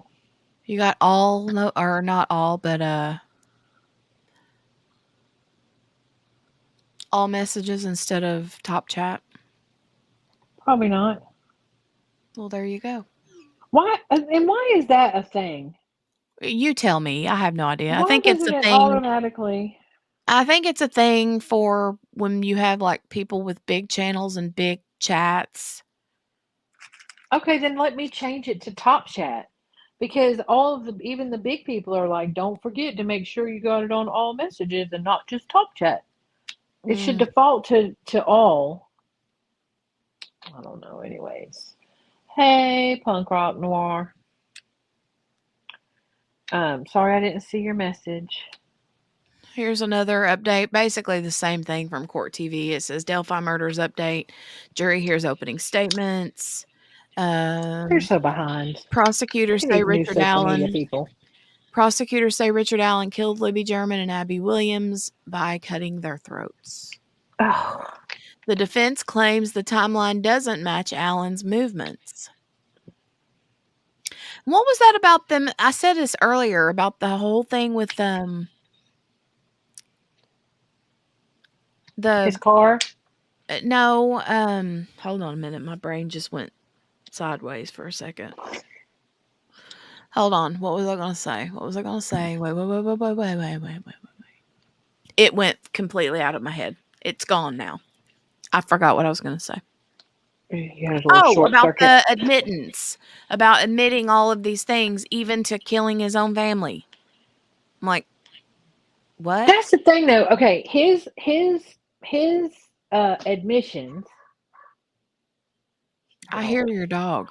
It's not my dog. It's not my dog. It's not my dog. It's your neighbor's dog. I know. It is. Well, it's the first time I've heard it. I've heard you talk about it, but that's the first time I've actually heard it. Did I tell you she came in here banging like the FBI? The dog, No. the neighbor. Yes. And I was on the phone with my BFF, and my BFF was like, "Is the SWAT team there? Who is that?" I don't know. Let me go see. And it was the whole neighbor. This is why I don't want to know my neighbors. Well, what did she say? What did she She want? A had cup of dinner for sugar? the children. Dinner for the kids. Yep. Oh, well, that's sweet. I That's very know. I sweet. know. You know, she's nice. And her dog is nice, but Lord, please, just be quiet. I feel like an old curmudgeon. No. The thing, okay, here's the thing about it. The thing about it is that it's so quiet. It's always so quiet. And then out of nowhere, and I'm like, it's bad. Anyways, I'm Miss sorry, King y'all. has a sweet tooth too. I do have a sweet tooth. I have a problem with sweets. I have a salty tooth. I have a crunchy tooth. Uh-oh, what's that update? Dizzy. What did Dizzy say? Why am I not getting Dizzy updates? Excuse me. And why do I have 38 notices on YouTube? The heck? Twins Diaries be doing the most. Is that them? Oh, I don't, did she delete it? Because now I don't see what the update, it's not Well, I there. didn't get a notice. I always get Dizzy's notices. I do not know. Oh, it says Dizzy. Hold on. Oh, she must Yeah, have but then deleted it it. says, I think she just reposted Bob's thing. Oh, okay. I need to go get me a cup of coffee. Oh, you have a Get a sweet cup tooth of too, Patricia? coffee. Yeah, yeah. I get to So go they're to the not supposed to be nutritionist. back. Sarah Boone's not supposed to be back till 2, you guys said. So we got about, 25 minutes? Yeah. Well, they said something about everybody being back at 1:30, but I think they're going to start back at 2. Everybody was kung fu fighting. Clearly, not everybody was kung fu fighting. Maybe not. Okay, I'll be right back. I Go gotta go get your get me some coffee. coffee. I gotta go heat it up because I have to. Mickey Jar. Oh, is Mickey here? Yep. She said, tell Dale she needs a case of wine. Is it boxed wine? A case of wine. Is it Boone's Farm? Ooh, Patricia, she says she's got a sty in her eye. I've had those. And I Ooh, hate it. guys. Ow. Ooh. Oh. The last one I had was so bad it made my whole side of my face bruise. It was bad, bad. Put a warm compress on it. All right, Ooh. I'll be back. I'm gonna go grab my coffee. QB. Do All you right, need I'm coffee, here. ma'am? Yeah, absolutely. I need a coffee ID. I have B. Okay. Stat. Thank you. Ooh, yeah, Patricia. No, that's bad. I'm sorry. Those things hurt. They hurt real bad. I thought you were going to get coffee, ma'am. Oh, she left. Okay. Oh, I'm behind on the TV. Never mind. I forget that it's behind. I don't know, y'all. I mean, why are we even having this trial? I am confused. Okay, I'm back. So this update here, this makes sense to Ma'am, me. What? not like I was having a whole conversation. Oh, I'm Go sorry. ahead. I didn't know. Go ahead. Patricia said she liked that Boone's Farm joke. So someone had said this, the hair, and this makes sense to me. This makes sense. She says, this is much ado about nothing. Abby was wearing Kelsey's coat, making hair transfer likely. Then test Kelsey's DNA. Why have we not had that settled already? I mean, it's not like they just found the hair. It's been 7 years. It's not like they just found the daggone hair. So why Well, hasn't it been, then why hasn't it, I mean, if it's Kelsey's, and I don't disagree with that. She was wearing Kelsey's jacket. So if it's Kelsey's, why haven't we not identified the DNA yet? Why? Because it's not Richard Allen's and it's female. What a female couldn't be involved? There could well, be a female involved. Could be how they got the girls down the hill to begin with. no, We because don't it was a know. man's voice that said I girls know, but I'm downhill. saying how they got them to the hill to begin with is a female. Help me find my dog. I don't know. Yeah. All right, Um, now I'm going after my coffee. go get This your hair is killing me, though. This hair. I know. I know. Um, yeah, I agree. Go get your coffee. I think she left again. I don't know what I was talking about before. I don't know why we're having this trial. Um, I don't know. I don't know why we're having this trial. I mean, the minute that man stood up and started reading the transcript from the video, I was like, if I was on the jury, I'd be like, I'll be sitting here. Y'all let me know when we're supposed to vote. I don't know. I'm done. Um, and I don't know how she gets around. I don't know how she gets around. Saying it was an accident, accident. If you're doing, that's what I'm saying, Miss King. That's what I'm saying. There's women Odinists. I mean, if you buy into the Odinist thing, there's women part of the group that whole group, Brad Holder and all of them. So we need to know who the hair's from. We need to know who the hair's from. And maybe it is much ado about nothing. Maybe it's nothing. Again, why are you making it seem nefarious? Why don't we know who the hair belongs to? We should have known that by now. It's not like they just found it. It's not like they just found it. They had to have found it during the autopsy or during the investigation. So that means we've known about this hair for 7 years, or almost 7 years, or more than 7 years. Oh, what's that? What that? Oh, y'all, Young Thug, you talk about a whole hot mess. That is a whole hot mess. Let's see what the people are saying. See? Look, that's what this person said. Okay, on Bob's post, somebody, I'm not going to say who it is, but somebody said, for those of you saying this is nothing, probably her sisters, they had 7 years and an endless budget to that, figure that out, but chose not to. If you're trying to find the truth, figure out exactly who this is, because what if it was the killers? Facts. Facts. Um, and then they're talking about, I'm looking through, yeah, see this person. Now we need to know that what DNA from the crime scene warranted 20 grand worth of genealogy testing. Were there multiple samples? Was it a profile from the hair, which would have likely been a complete profile? Was this profile ever run through CODIS? So many questions, so few answers. Facts. I know it's a female hair, but what is the point? You think a female couldn't have been involved? I don't mean that. That may have sounded harsher than I meant it to. I'm just saying, like, if it's a female, if it's her sisters, then why don't we know that? Why don't we know that? It's been 7 years.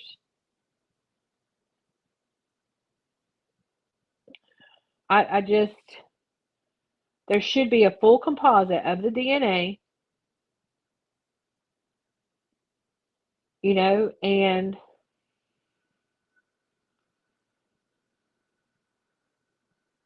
and was Abby wearing, okay, now I'm getting it all twisted.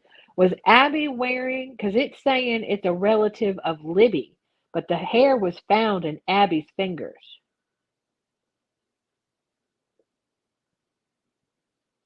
So how do they know that? The DNA seemed to, I don't know. It's too. I did not see Boone's Farm joke, but when I was young, Boone's Farm was a good, cheap, sweet one. Absolutely, absolutely. They said earlier today that they are spending like $4 million on this trial. Oh yeah, yeah, yeah, yeah, yeah, yeah, yeah, yeah, yeah, yeah. Nick McCullen went to the whole thing and asked for more money, and then asked for more money because the person that the expert he hired to help was not an expert and lied about their credentials, but they had already paid them. And then the people, the clerks that were working on the case got irritated because they got money, and they got this expert got paid more money to be doing what they were doing. Yeah, they should daggone know who the hair belongs to. That's my point. I'm mad. I got words, y'all.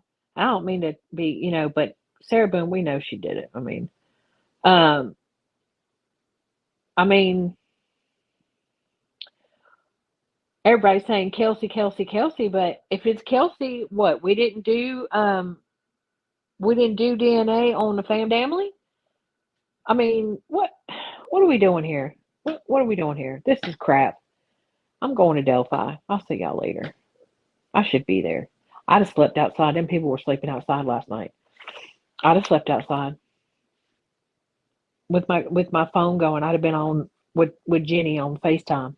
I'd have let y'all see my face. See, should have gone to Delphi. Yeah, they should know who that's crazy. It's crazy. They're spending like, I don't know, there was another, I think it might be Sarah Boone, they're spending $2 million on. It's crazy. That's what I'm saying. So that's what I'm saying. One person is saying it's not confirmed, but person is saying is that it was Libby's family. Well, Abby had the hair in her hand. Who was wearing Kelsey's jacket? That's what I need to know, because I thought Libby was wearing Kelsey's jacket, but I could be wrong because it's been a long time. Sarah should have taken the deal. Sarah's wasting a whole lot of money, and she better be happy I don't live in Florida no more, because I'd have been big mad. I also would have been at that court case. So Sluicy says that there was 2 weapons. I know she already read this, but I'm going back. Right. That's what I'm saying. She's Libby's sister. So the likelihood is that Libby was wearing her jacket. So why did Abby, she's Abby's sister?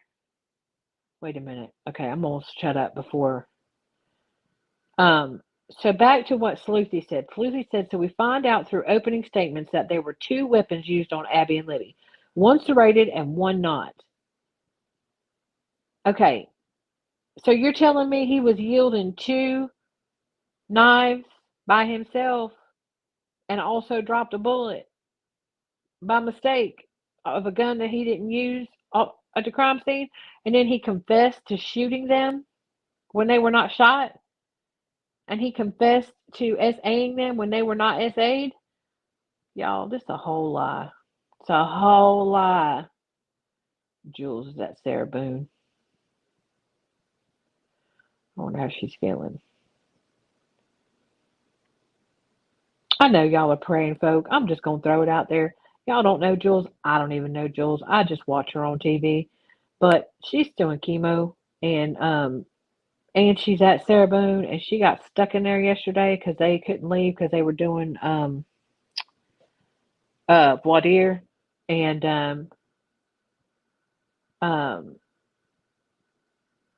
y'all just pray for her. Just, I don't know, just pray for Jules. That's tough. That's tough. Be going through chemo doing that. Okay. Abby wore Kelsey's jacket because she didn't bring one. Okay, I could not remember because it's been a hot minute. So Abby was wearing Kelsey's jacket. Okay, if it's Kelsey's hair, then why have we not ruled that out already? I don't understand. I don't understand. Thank you, India. I mean, like I said, I don't know Jules. I watch her on YouTube. I watch her cover cases. She's in a lot of the Florida, because she's in Florida. She's in a lot of Florida trials, and That's tough, man. That's tough. And I know she was feeling. I was watching the feed yesterday, the Trial TV live feed. I'm back. Hi. I was over here just asking for prayers for people I don't know. No, go ahead. I could hear you. I know I don't know if you were still in there, Jenny, when they were doing the voir dire for the Trial TV Live had the voir dire, and Jules was messaging saying how sick she was and she couldn't get out because they were doing voir dire. They wouldn't let her leave because she's doing chemo. Yeah. And it was pretty rough. I know she was hurting yesterday. So They wouldn't let her leave, and her sick with cancer yeah, treatments. yep. You can't leave during voir dire. Once they start voir dire, you can't leave. And so yeah, she was kind of yeah. So but she's back What I was today. saying was that Comes the dog again. Patricia, I'm taking this moment just to let y'all know, because she would let you know. I don't think it's a secret. She got a new job. Yep. And she is traveling back and forth for training. But it's an at-home job, so she'll be able to work from home, but her training is she Not has at to home. go to training, yeah. Yeah. So that's So, where she's been. But what I was saying a while ago is that the jacket was Kelsey's jacket. Kelsey dropped the girls off right. at the area, Right. and then Abby didn't bring a coat. Right. And so Kelsey was like, "Here, wear my coat." Right. So my point is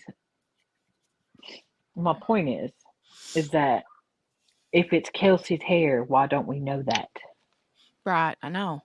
And you would think that they would be able to say I that mean, if it was a why? relative of one of the girls, they should be able to tell that it's a familial DNA. Right. Well, somebody said it was the familial. Where did she That's go? not. Oh, I'm here. okay. That's not confirmed. Wait a minute. What's that? Wait a minute. Wait a minute. Wait a minute. Wait a minute. Because that's Winnicky. All right. Hold on.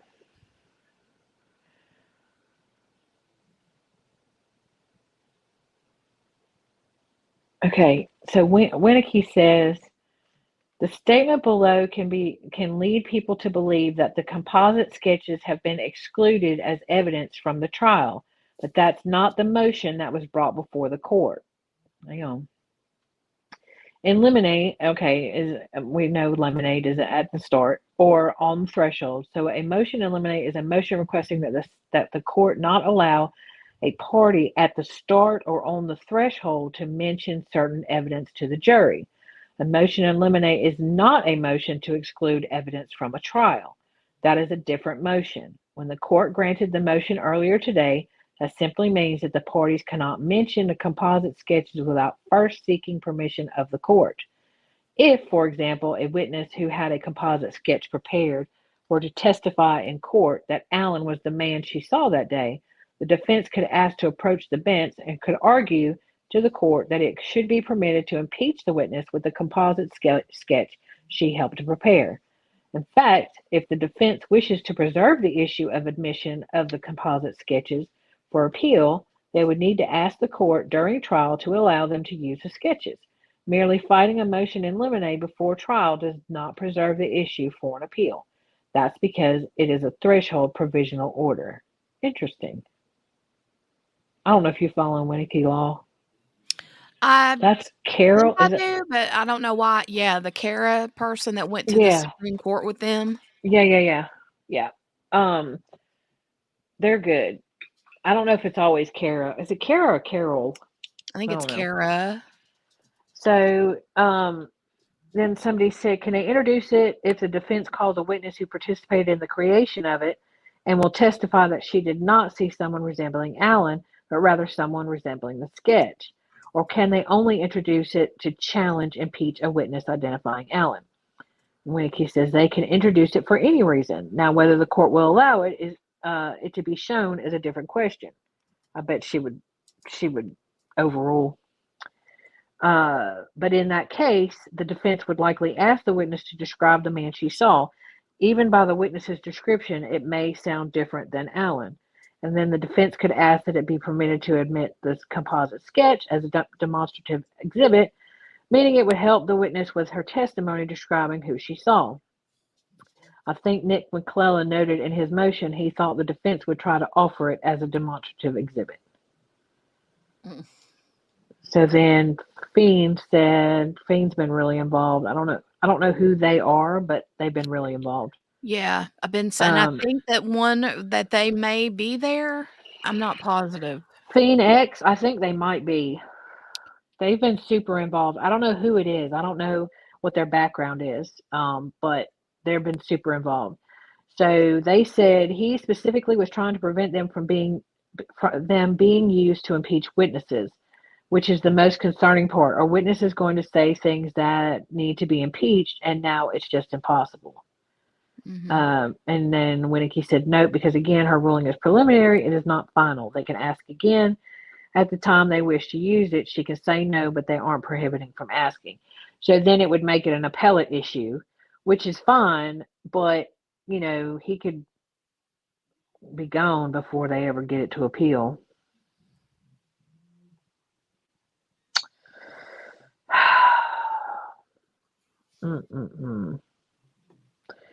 This is just crazy. And like I said, if you want transparency, if there's not something hinky going on, if you're not trying to cover something, why are you covering it all up? Ooh, what was that? Kathy Russin just said something about Sarah Boone's ex-husband. Is he testifying Ooh, today? he's in the hallway waiting to testify. Woo! Yes, I Yeah. cannot wait. Brian. Brian. His name is Brian. That's the only I reason we say it know, like that. Brian. And y'all, look, the Boone's Farm thing, I said Boone's Farm because that's what we used to get drunk on as kids. I wasn't trying to make a joke, but that's funny, It is funny. It is right? funny. I didn't catch it. Miss So King I think said it's that a while ago that Boone's Farm was, something that she hadn't heard from in a long time. look at me being smart without being smart. Yeah. Look at You you missed me, being all didn't you? clever You missed without me. being clever. Look at you being not I clever. know. Oh, Trial TV Live. Are they? Oh, wait. Are they doing a separate Uh-oh. feed? Uh-oh. What happened? Jen Hold Nay, on. they got a new feed. Okay. I'll go find it real quick. It'd probably While be we quick. watching, here I got it. I got it. I got it. Just don't talk to me for a second because I gotta open it and it'll. Uh,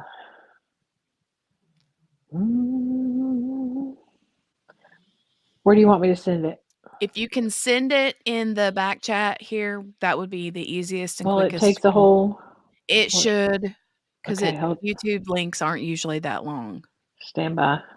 Stand by. StreamYard. Stand by. Oh, that's why it made me redo all the things. Because I'm on the interwebs. I'm not in the. Oh. You guys, my husband's coffee is way stronger than my K-cup coffee. And whew, this stuff will kick your pants, man. Put Might make hair my on your blood chest. pressure go. It will. I mean, your spoon will stand up in it. I like it. Oh, It's where'd we go the other day? Do y'all have First Watch? You probably don't. no. My dad always called it Marine Corps coffee. Yeah, so we went to First Watch the other day after I had my butt crack of dawn morning visit. Did you get the link? Yeah. And I think my spoon would have stood up in it. Mercy. I like it. I had 4 cups too. They were little cups. They weren't like my cups. Well, I mean, this cup is as big as my whole face, Your whole face. so Oh, Donnie, thank you. Donnie, thank you, ma'am. Oh my Thank you so goodness, thank you so much. much. Here, let me give you a little bit of a Sparkle. sparkle. Here we go. Here's some Sparkle. sparkle for my Donnie.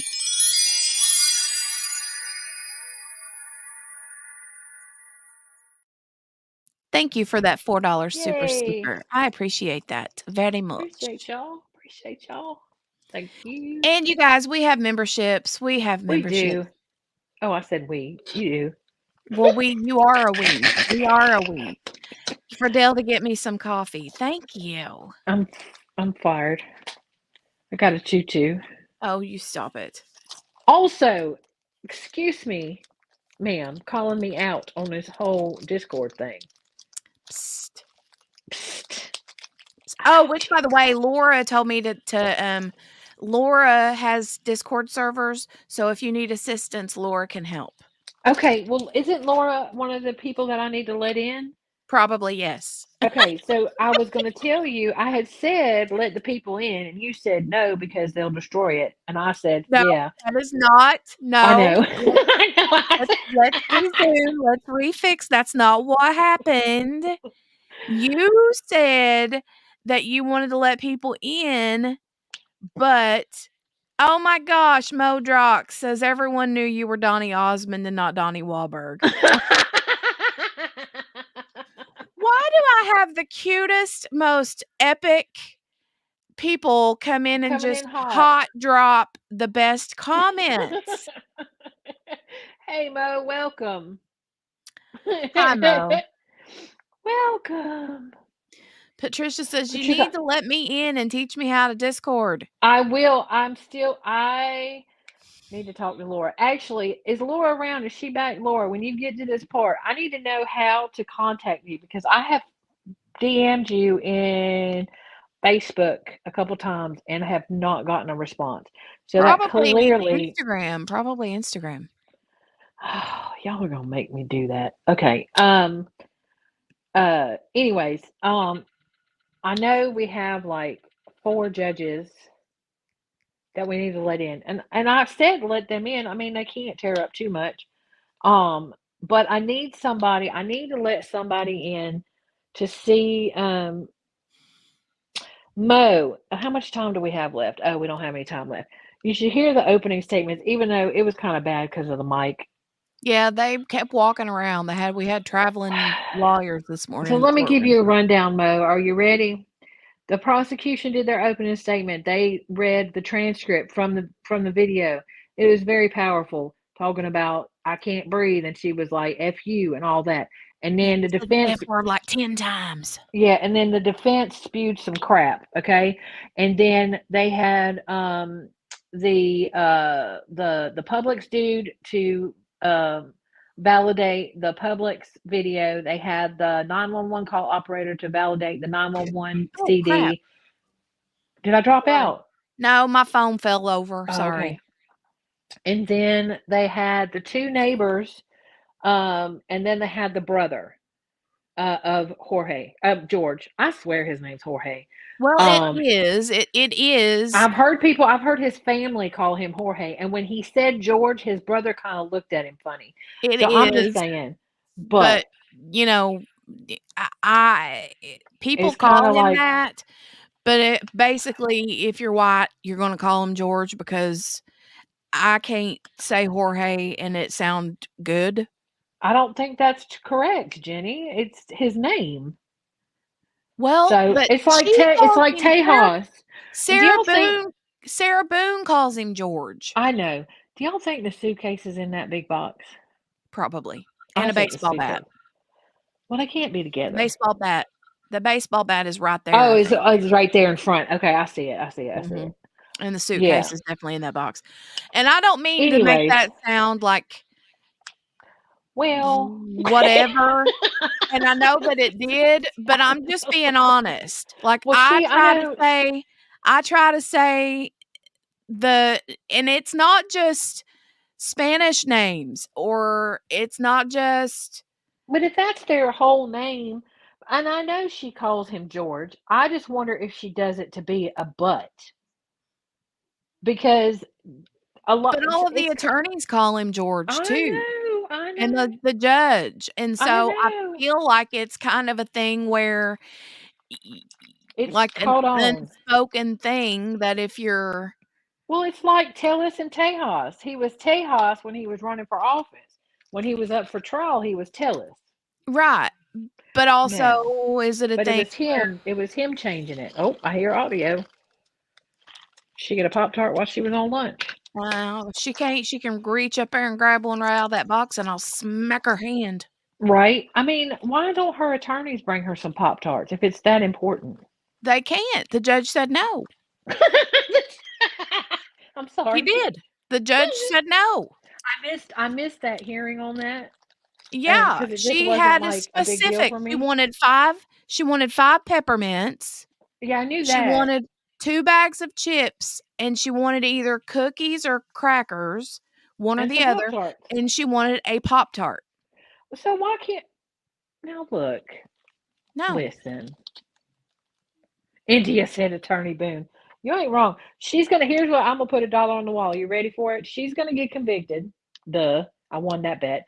But she's gonna become an attorney ish in jail. Obviously, she can't pass the bar because she's a convicted felon. But she's gonna get her law license, quote unquote, her jail law license, prison law license, and then she's gonna help other people fight their battles. Well, ain't that what one of the Menendez brothers is doing or did or something? I don't know. Do we want to talk about that? Because I feel like we should talk about that. There's a hearing coming up. Yeah, November what? 9th, I think. 29th. I think it's 29th, November yeah. 29th. But yeah, the family had they spoke out. I didn't catch all of it. I honestly fell asleep. But the family had a press conference. I know they did. And here's what I'm gonna start a fight. I should probably shut up. I should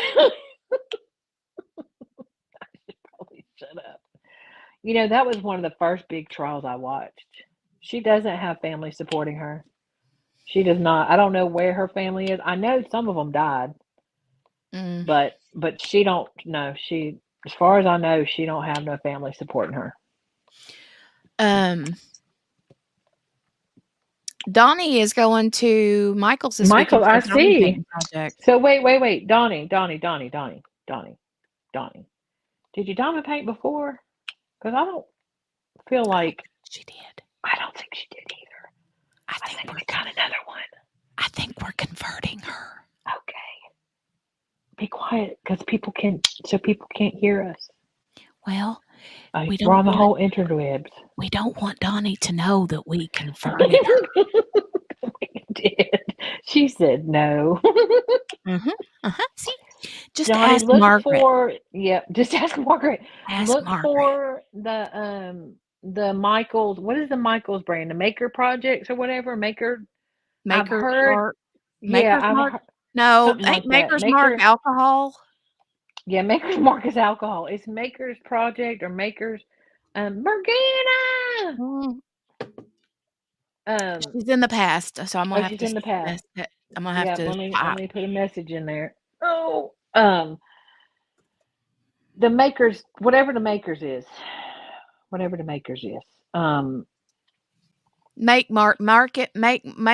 Market or something.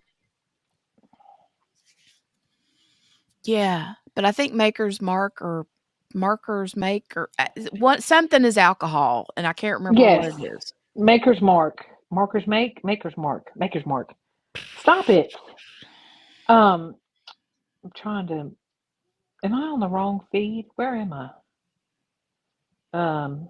Oh, the judge. There's the judge. I like him. Why does he have like 2 people on his left and 2 people on his right? Is he afraid Sarah Boone is going to run and jump that bench like that one guy did? If he did, what is that? I don't know. Why am I echoing? Stop it.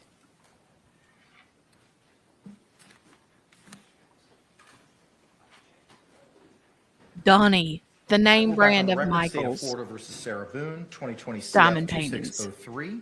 Can I get appearances for counsel for the record, starting with counsel for the state? Dave Kestro on behalf of the state. William J. for the state. In defense. James Olders for Sarah Boone. Connie Henderson for Sarah Boone. Kevin Beckham for Sarah Boone. Ms. Boone is seated at counsel's table wearing the same black suit and pink blouse from this morning. State, anything we need to address before we bring back in our panel? Can we get the evidence projection system up and can we test it before we Yes. go live? Yes, sir.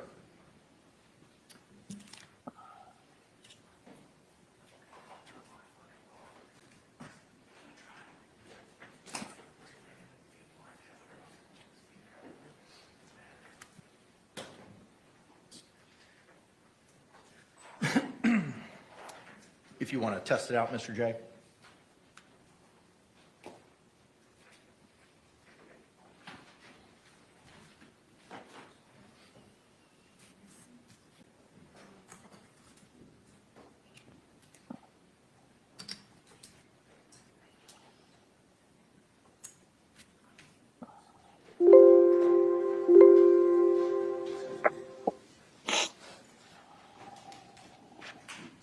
Call 1 at 12:59 p.m.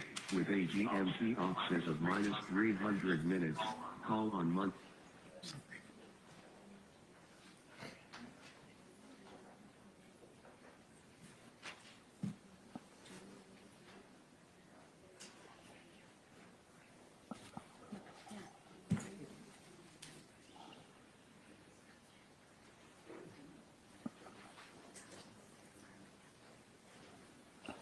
It's make market.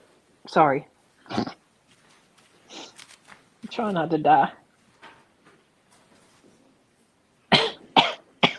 Ma'am, why do you have to do me that way? Call 1 at Why you got to do 12:59 me that p.m. way? with a GMT Make offset market. of It's minus make market. 300 minutes. Call on Monday, February 24th, 2020. Okay, so they're hearing the 911 call. You guys, I have the volume all the way up.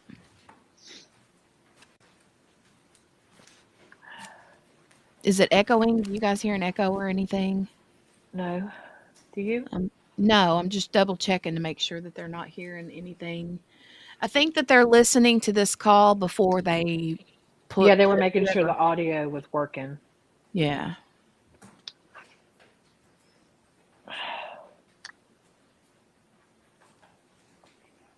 She was so, I'm just gonna put this out there. She was so fake doing CPR when she was on with them. She's like, yes, I'm doing it. 1, 2, 3, 4, 5, 6, Okay, 7. all right. That is Anything not. else, State, we need to address? Not this time, Your Honor. Defense? No, sir. Okay, all right. Just in the spirit of full disclosure, there are some persons behind me to my right and my left. I run the mock trial program at Barry University School of Law here in town, and these are some of my students as a member of that program, so they're here just simply to observe. So pay no mind or attention to them. With that, are we ready to bring in our jury? Yes, Your Honor. I was wondering. Thank All you, right, let's Judge stand to bring in K. our panel.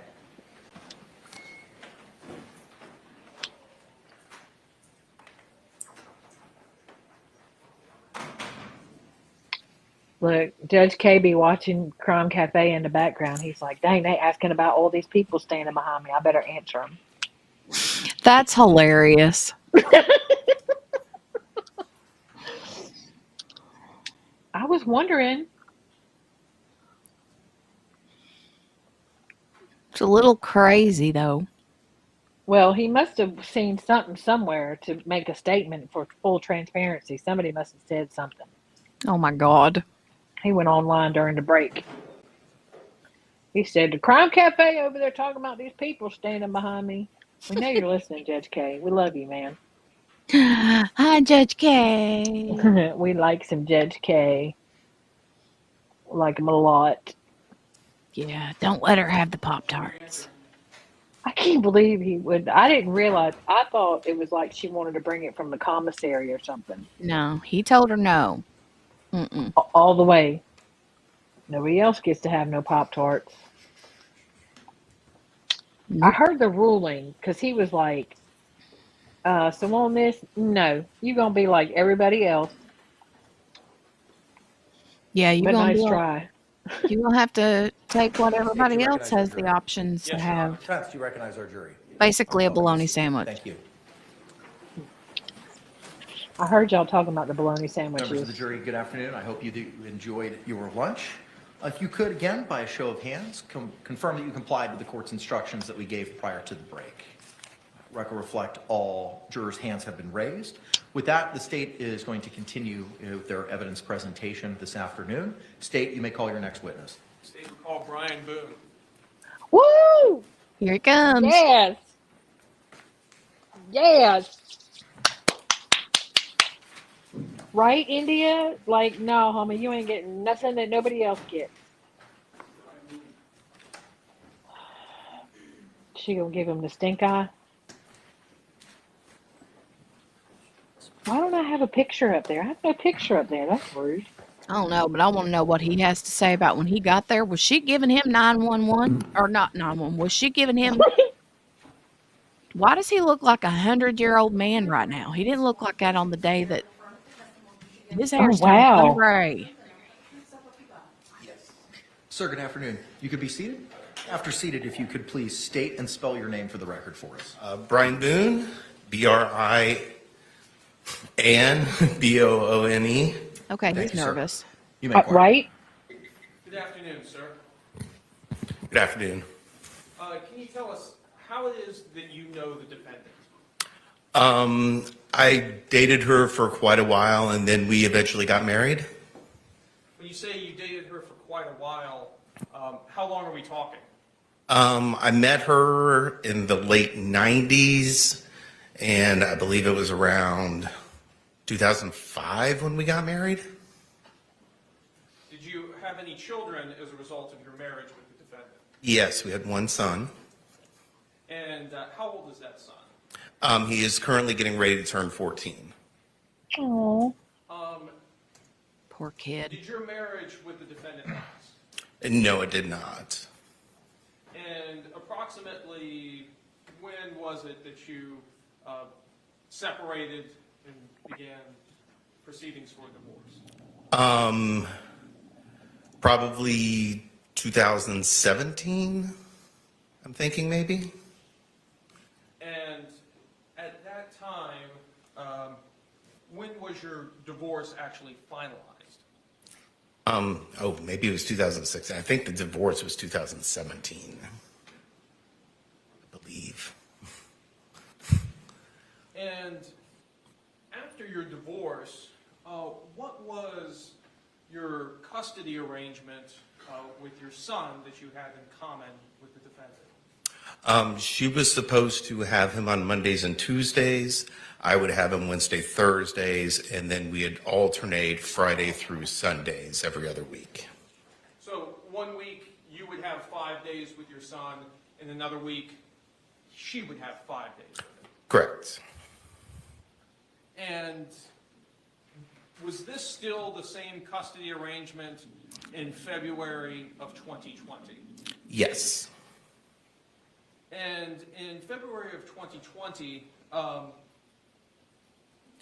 did you have, do you recall the events that occurred, I guess, first on the late evening of February 23rd, 2020? On that evening? Yes. Well, apparently, Sarah called me at one point during the night. Do you recall about what time she called you? I think it was 11 something. When you answered the phone, how did Sarah sound on the phone? She sounded like she had been drinking and was pretty drunk. Were you able to understand what the defendant was saying? Somewhat, but she woke me up. I had work the next day. I was asleep when she called. She's done this before, calling me late at night, and generally I kind of just try to ignore it, so I wasn't really paying attention. Who was she living with at the time? George Torres? When she called you late that evening, could you hear George in the background at all? Not that I remember, no. Did you pay much attention to this phone call? No. Now, the following morning, on February 24th, 2020, did you begin to call the defendant? Yes, I did. And approximately what time did you begin to call the defendant? I think it was like 11 o'clock or something. And why was it that you were calling her? Well, it was going to be Monday. I had him on Sunday and dropped him off at school, and I was calling to try to find out if she was going to be actually picking him up that day. Why would you have a question about whether or not she was picking him up? She wasn't generally very good about actually getting him on the day she was supposed to. So it was not uncommon for you to have to remind her to pick him up or to make sure that she was going to pick him up? Well, I mean, remind or just find out if she was going to, or if she was just going to give him over to me as what happened. Do you remember at what time on February 24th you actually got in touch with the defendant? I think it was like 12:30 or something. And when you actually got in touch with her, what did she tell you on the phone? That George was dead, and if I would come over. Did she say what happened to him? I don't remember if she told me then on the phone or when I got there, but she told me they had been playing hide and seek and that she fell asleep. What did you advise her to do? I told her she needed to call 911 and that I would come over as soon as I could. And this is on your first Oh my phone God, call Mo. here at approximately 12:30 Yes. on 2/24/20. Yes. Did she call you in while you were en route to her residence? She did. She called to find out if I was Oh my still going to be goodness, go coming get over. your trial bingo cards. And when you spoke with her while you were en route, what, if anything, did you advise her? I told her she needed to call 911 and told her I was on my way, but she needed to get somebody over there. How long did it take you to arrive at her residence? From the first phone call, or? Yes, from the first one. Well, I mean, I live a minute or two drive away, but I had to get my puppy. We had just gotten a puppy recently. I had to get him in his crate and stuff like that and put something on because I was working from home. And total time, maybe 10 minutes. When you arrived at her apartment, tell us what she told you when you arrived.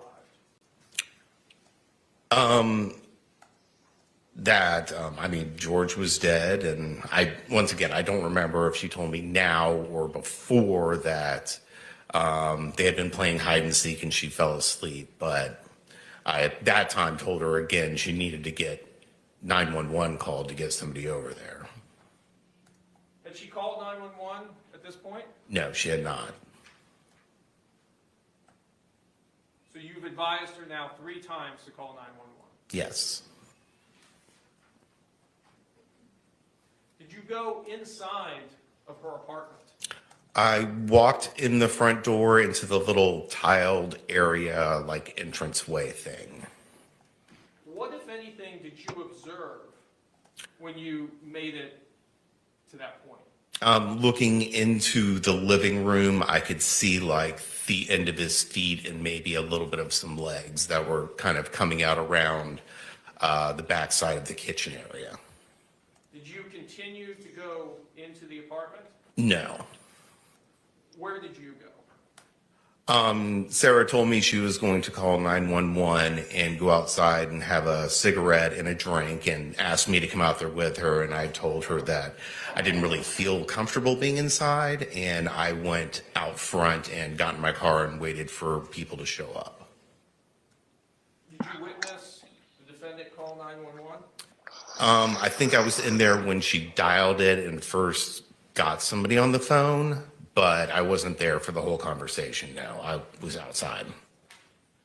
Did you stay there at the scene while police arrived? Yes, I was there. I was part of it. I knew I'd have to talk to somebody, so Did you talk with law enforcement? I did. Your Honor, I have no further questions at this time. Thank you. Any cross-examination? Judge, we want to reserve our questions for when we call in our case. Okay. All right, sir, you're subject to recall. Okay. Thank you. Thank you. Just as long as he remains under subpoena. My understanding is subject to recall. So somebody will contact me about when we come back? Yes, sir. All right, thank you. Thank you, sir.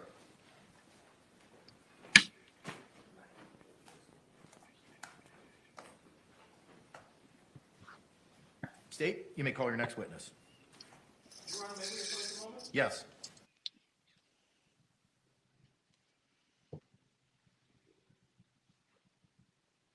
Very brief, right? So what? Can you hear me? Yeah. Okay. In the that was nothing. Well, I mean, it was. He just confirmed what we already know. He got out right. of Dodge when he saw the feet. He was like, nope. I'm backing out of here. Yeah. She's like, come out back with me and smoke a cigarette. And he was like, nah, homie, I'm going to go sit in my car. Right. Wait on the police. Yeah, I'm going to, while you fake your CPR, I'm going to, I'll be out here.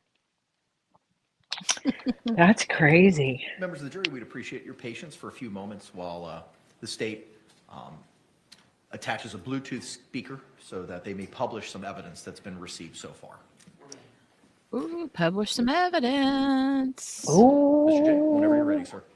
Getting ready for this 911 call. You may do so.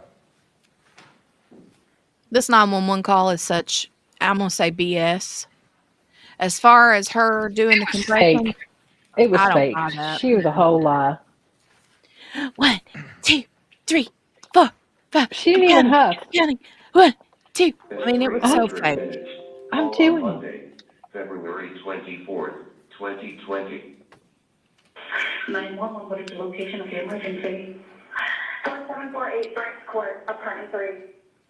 4748, what's the street name? Branch, F-R-A-N-T-Z. And the appointment number? 3. Is this a police or medical? My boyfriend is dead. Okay, send a line for the fire department, do not hang up.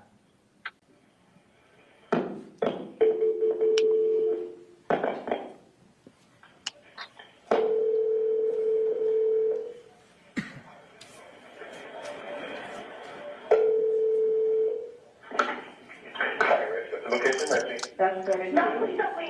4748 Brent Lane, apartment 3. Brent Court. Brent Court? No. Yes. Okay, is this near Mackenzie Drive? I don't know where that is.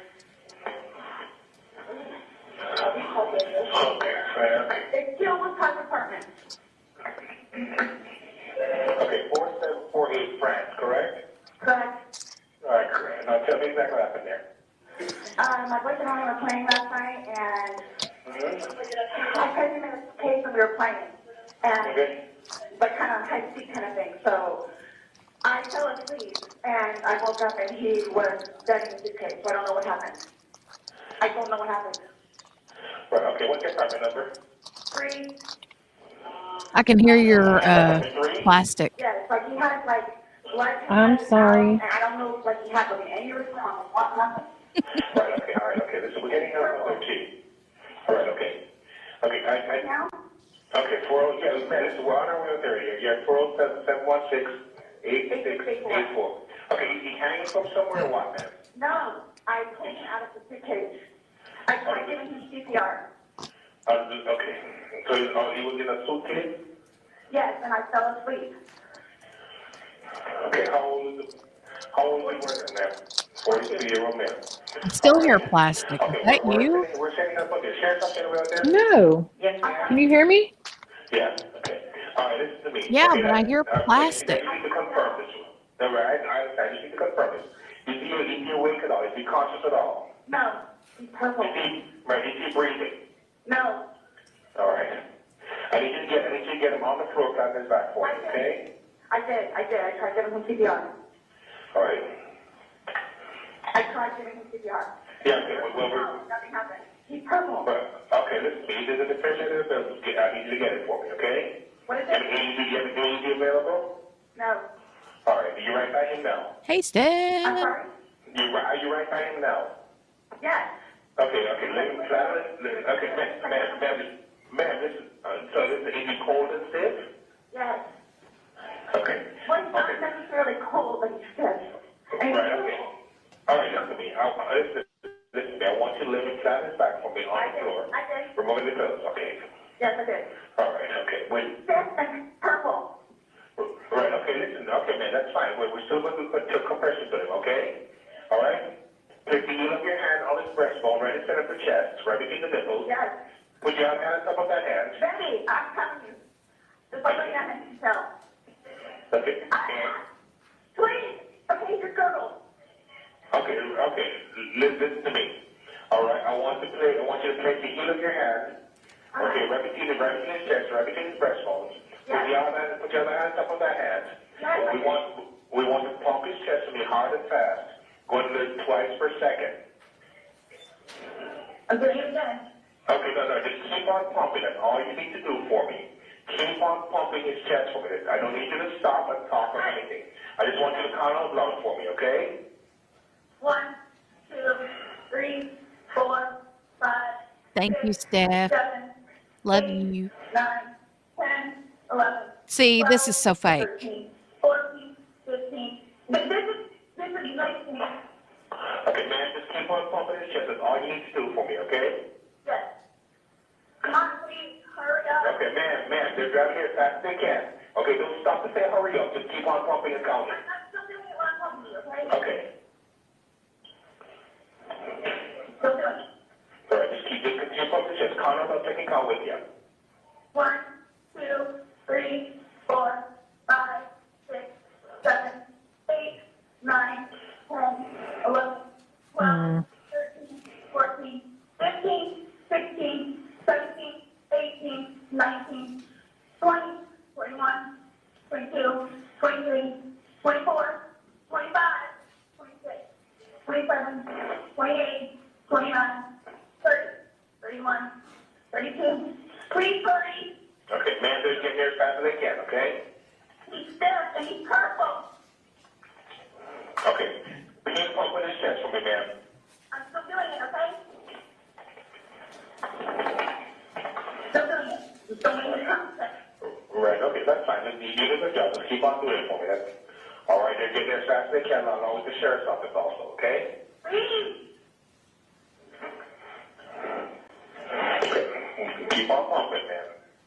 1, 2, 3, 4. 1, 2, 3, 4. 1, 2, 3, 4. Keep on pumping for me, man. I'm doing it. I'm doing it. Believe me, I'm doing it, okay? We're going to play hide and seek. Oh. All right, I understand. All right, just keep on pumping for me, okay? Okay. Please hurry. Right, okay. Horrible. This is horrific. Oh, wow, she said it on the 911 call, too, not Yep. just out in front of the body camera. Terrific. Okay, man, keep on pumping the chest for me, okay? They're in the parking lot. They should be up there shortly, okay?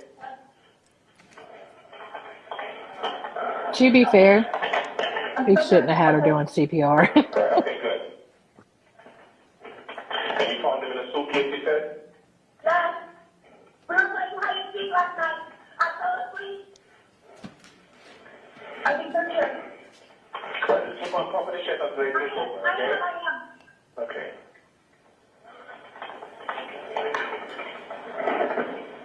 I am. Okay. That blows battered spouse right out of the water. Okay. Open. Come in. Can I stop something now? Let that take over for you, okay? When was the last time anybody saw him? The last time. We were playing hide and seek. He couldn't move. Okay, take it. Okay. But unfortunately, he stood down too long to the top of the toilet room. Hello, ma'am? And so we're there, obviously. All right. That's my boyfriend. Is your boyfriend? Okay. Does he have any kind of medical? No. No, not that.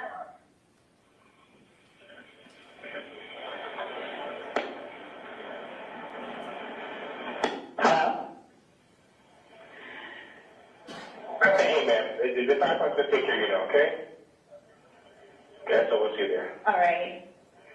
Oh, man, is still there? Hello? Contact 407-716-8684, reference to mobile data, 1308. Call has been forwarded to an automatic voice message system. 4.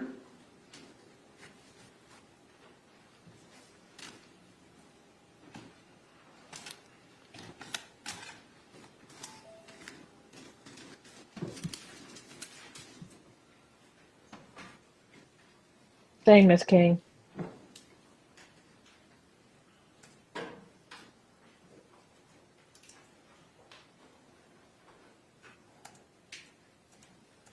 Did they say if he was subject to recall? Yeah, they're going to call him for the case in chief, for the defense's case in chief. Okay. Yes, sir. You may call your next witness. State we call Abraham Moreno. I think that's the other 911. Maybe the other 911 though? On the fire side? I'm not sure. Yeah, they'll call him back. I just don't know why. I mean, maybe they'll do it on recross, but it seems like they would have said something during. Oh no, that's not. Who is that?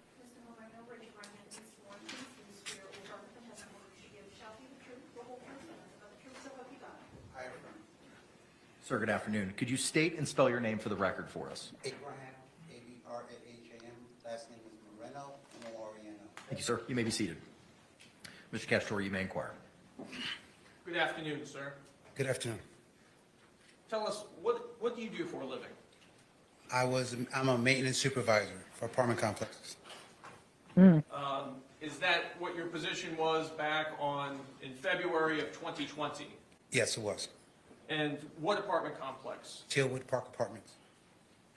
And how long did you work for Tealwood Park Apartments? About 2 years. And tell us, what were some of your duties in your position there with Tealwood Park? Daily, I cleaned the grounds, walked the property, answered maintenance calls, did emergencies, dealt with vendors. Did you become familiar with the residents there at the apartment complex? Yes. Did you have occasion to meet the defendant in this case and also a George Torres? Yes. Let me turn your attention to February 24th of 2020. Do you recall that date? Yes. And on that date, did you have occasion to come in contact with the defendant in this case? Yes, I did. And tell us, what was the circumstances in which you came into contact with her on February 24th, 2020? I was called by the manager and the assistant manager to come to her unit. I believe she was already sitting outside at that time. And when she was sitting outside of her unit, what, if anything, did you observe about her and about the unit? The police was there, her ex-husband was present, she was sitting outside, and that's when she decided she wanted to talk to me and the managers. And what did she tell you? She's confused, she's not exactly sure what happened. She pointed out that she recalls that they were playing a game of hide and seek.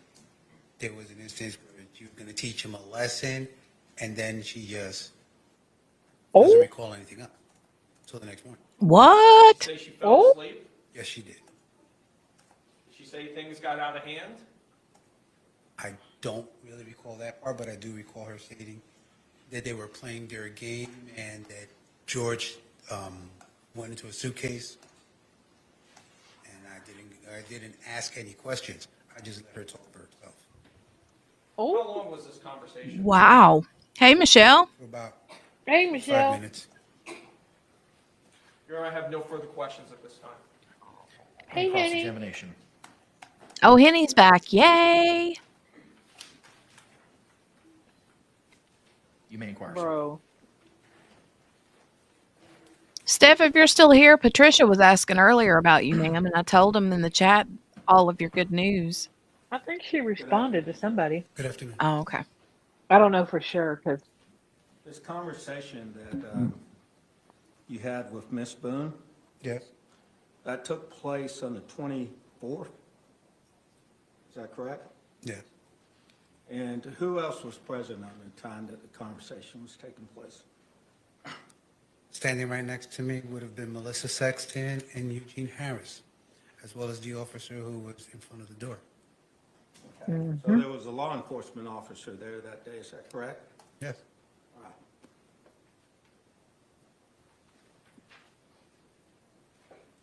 Now, on the 24th is when you said that Miss Boone made this statement to you.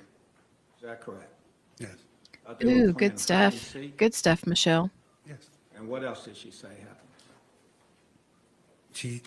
She had told me that they were playing hide and seek, they had drank, she was trying to teach him a lesson, and that was that. She went upstairs, she went to sleep, she woke up, she doesn't know what happened. Okay. So that was on the 24th. Yes. All right, on the 26th, were you not interviewed by law enforcement? Yes. Okay. So I may have my days wrong, but it all happened on the same day.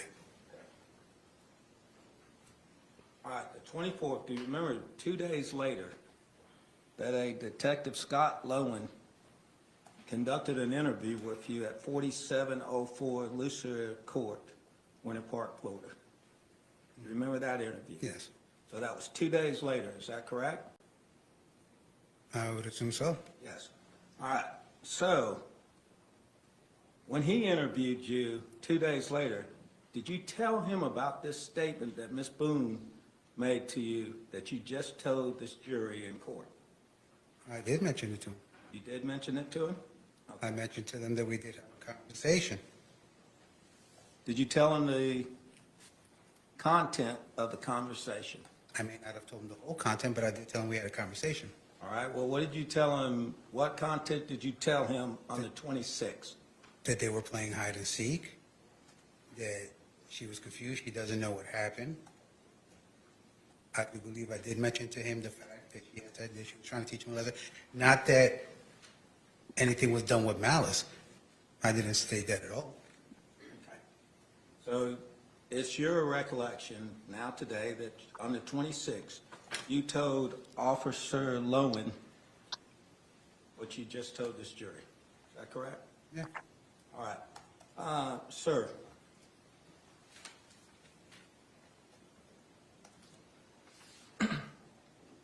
in preparing for this case, did you have a meeting with the Assistant State Attorney on September 23rd of 2024? Did I have a meeting? Yes. A brief chit chat over the phone. A brief chit chat, it was over the phone? Yes, sir. All right. At that point in time over the phone, did you tell him,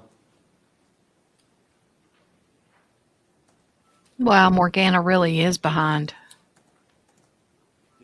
that Sarah Boone, the defendant, stated that she was teaching him a lesson and things got out of hand and that she fell asleep? Yes, Is that what you told him? yes, Okay.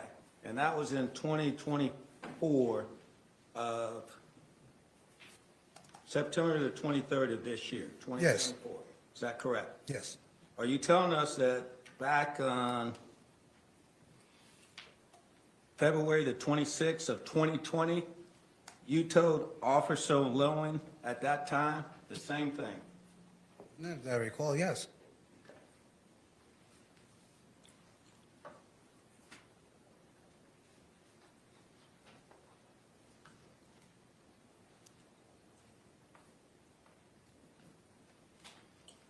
So did she ever tell you how things got out of hand? No, Sir, you testified that you knew both Mr. Torres and Miss Boone, is that correct? yes, You actually knew George Torres from a different time, didn't you? yes, I did. When did you first know George Torres? In the 1990s. In the 1990s? He was a teenager and he lived down the street from me and my wife.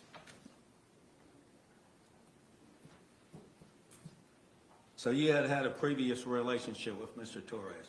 No, not at all. Not at all? You just knew him from then? Yes, as I stated, he was a teenager, and I was an adult. Okay. During this time, though, that you became reacquainted with him, did y'all establish a friendship at that time here in Orlando? I wouldn't say a friendship, but an acquaintance, yes. Okay.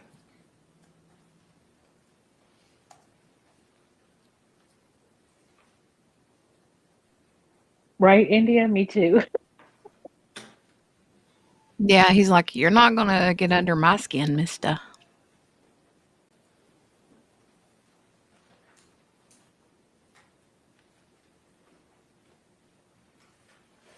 Sir, on Monday, February the 24th, that would have been the day that you were with Ms. Sexton and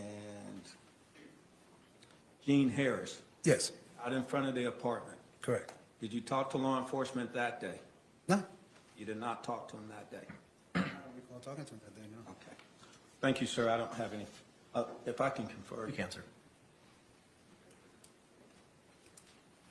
Thank you, sir. I don't have any further questions. Any redirect examination? Just brief. All right, thank you. Back in the 90s, when you had previously known George Torres in this case, where were you living at that time? I lived across the street. I lived on one block, he lived the next block over down in the middle. In what city? Philadelphia, Pennsylvania. And when did you move from Philadelphia, Pennsylvania? 2018, I believe. So in the intervening years, See you, Steph. from Love your you. move from Philadelphia to coming to work at Tealwood Park, did you have any contact with George Torres? No, as a matter of fact, I moved from that particular block in 2005, so I don't meet Judge again until I work at Tealwoods. When did you start working at Tealwoods? 2018, 2019, roughly there. No further questions. Can this witness be released? No, Your Honor, just subject to recall. All right, sir. You'll be released subject to recall. Thank you. Thank you, Your Honor.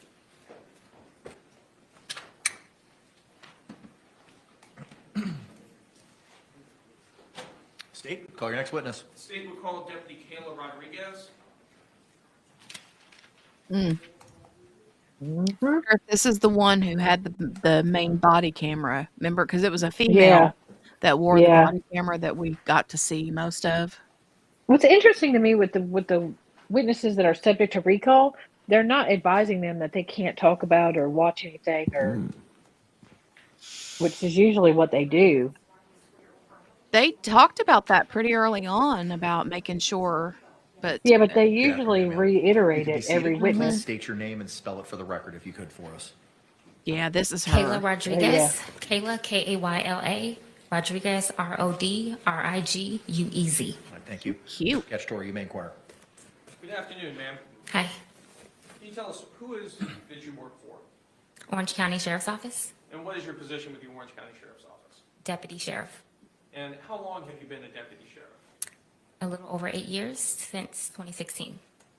And tell us, what are your duties as a deputy sheriff? As a deputy, I respond to calls for service, anything from a over with call, like a car being keyed the day prior, or a 911 emergency. And what type of training do you need to be a deputy sheriff? So for me, I obtained my bachelor's degree from UCF in criminal justice in 2014. After that, in 2016, I was hired by the sheriff's office. Right after being hired, I went straight into the academy. The academy is 5 months of training. We go over everything from case law, scenarios, defensive tactics, physical training. After that, I do 2 more months with the sheriff's office where we go specifically into policy related to Orange County specifically. After that, I do 3 months on the road with a trainer where we are evaluated periodically through that process. You have a partner, you respond to calls for service during that time, and you slowly learn how to handle calls by yourself. Do you also undergo continuing training as a condition of your employment. Yes. Tell us, were you working on February 24th, 2020? Yes. And tell us, what area of the county were you working in? Orange County, unincorporated Orange County. And did you receive a call in regards to this case? Yes.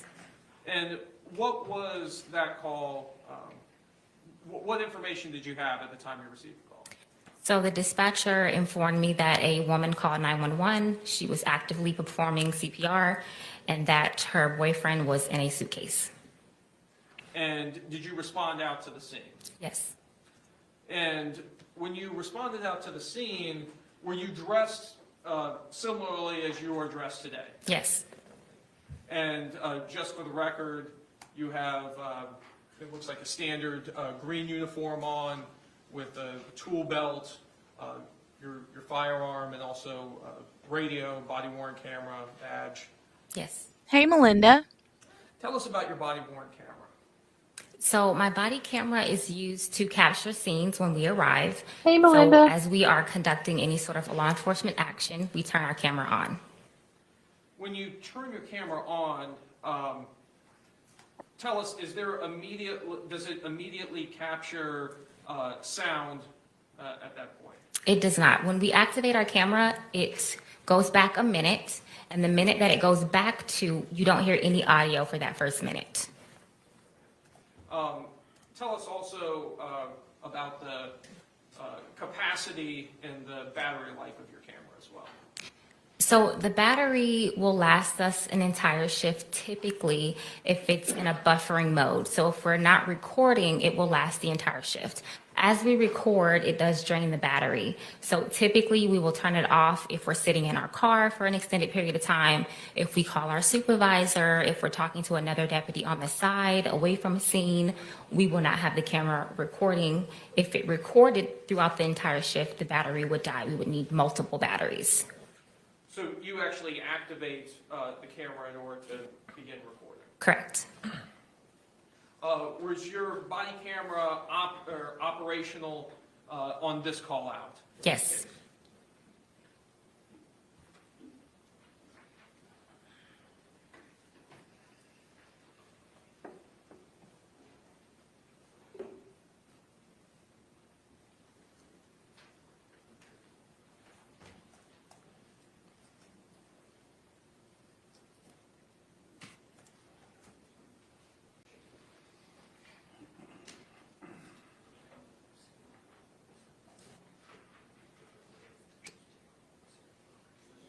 Well, neither of those options, Mo, Your Honor, would be sufficient. No. Neither a duffel bag or a suitcase, please and thank you. Yes, you need it. That have been shown to defense? You may. Also, duffel bag? You a contortionist? Ma'am, I'm first showing you what's been marked for identification as states I. Well, I mean, let's be fair. Some duffel bags are bigger than the suitcases. Suitcase, if that's true. But that suitcase that George was in is a big one. But still, Camera from the day of the I couldn't fit my whole leg in a suitcase that size. I couldn't put my foot in there. And is that your initials on the disc? Yes. And does that disc fairly and accurately represent the contents of your body-worn camera? Yes. Yay, we get to watch this I'd like to move what's previously been marked for identification as states I. crazy body Any camera. objections? Hey, Susan. What was pre-marked as I will be received into evidence without objection as states 4.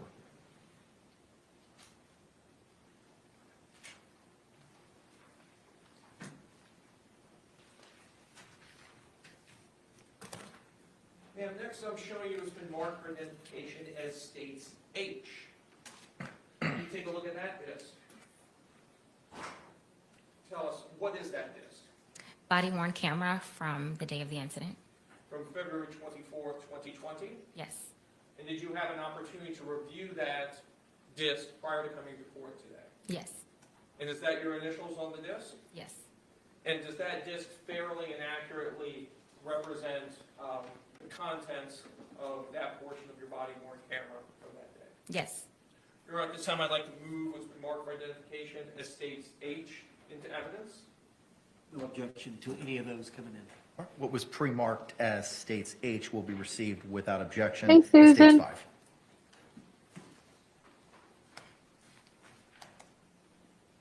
And lastly, ma'am, I'm showing you has been marked for identification as stage G.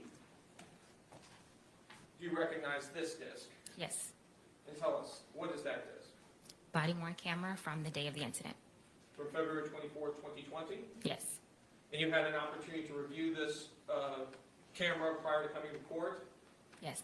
And that's your initials on the disc? Yes. And it fairly and accurately represents your conduct on the body-worn camera? Yes. Your Honor, at this time I'd like to move what's been marked for identification as states G into evidence. No objection. Thank you. What was pre-marked as states G will be received without objection as state 6.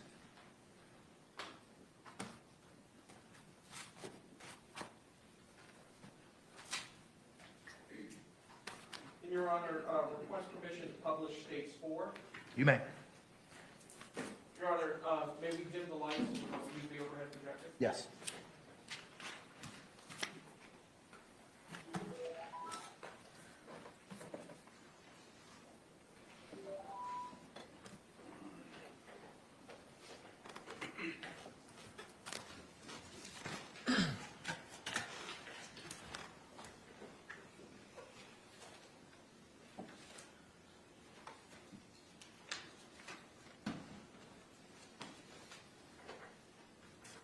They gonna blow her whole battered spouse defense right out the water. Exactly.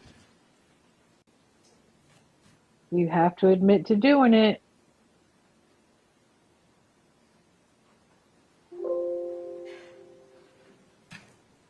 Also, Medicare needs to stop sending me stuff.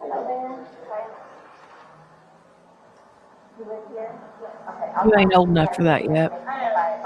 Thank you.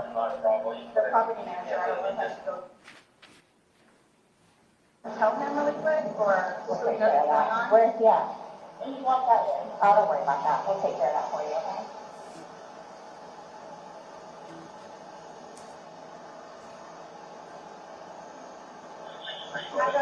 I had a cigarette, though. Okay, wait 1 second, okay? I really need something to drink. Okay, well, I got my Dr. Pepper on the counter. Okay, we'll take care of you. 1 second.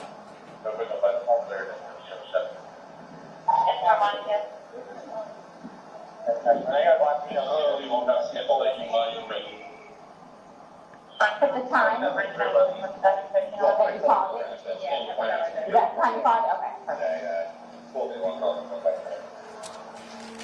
Time is 20. 20, go ahead. 7:07 at 13:07.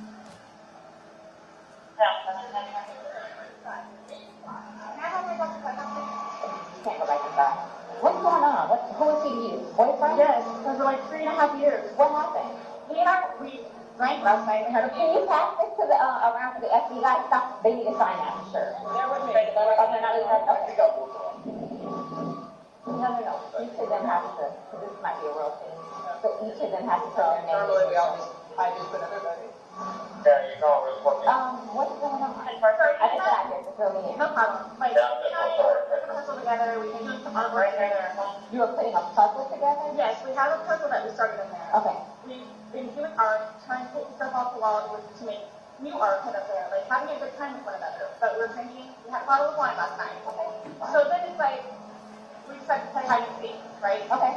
So he gets in the suitcase. Okay. Who is that? That's my ex-husband. My former husband. He lives here with you guys? No. I called him over here. Okay. I didn't know what to do. Okay. I didn't know what to do.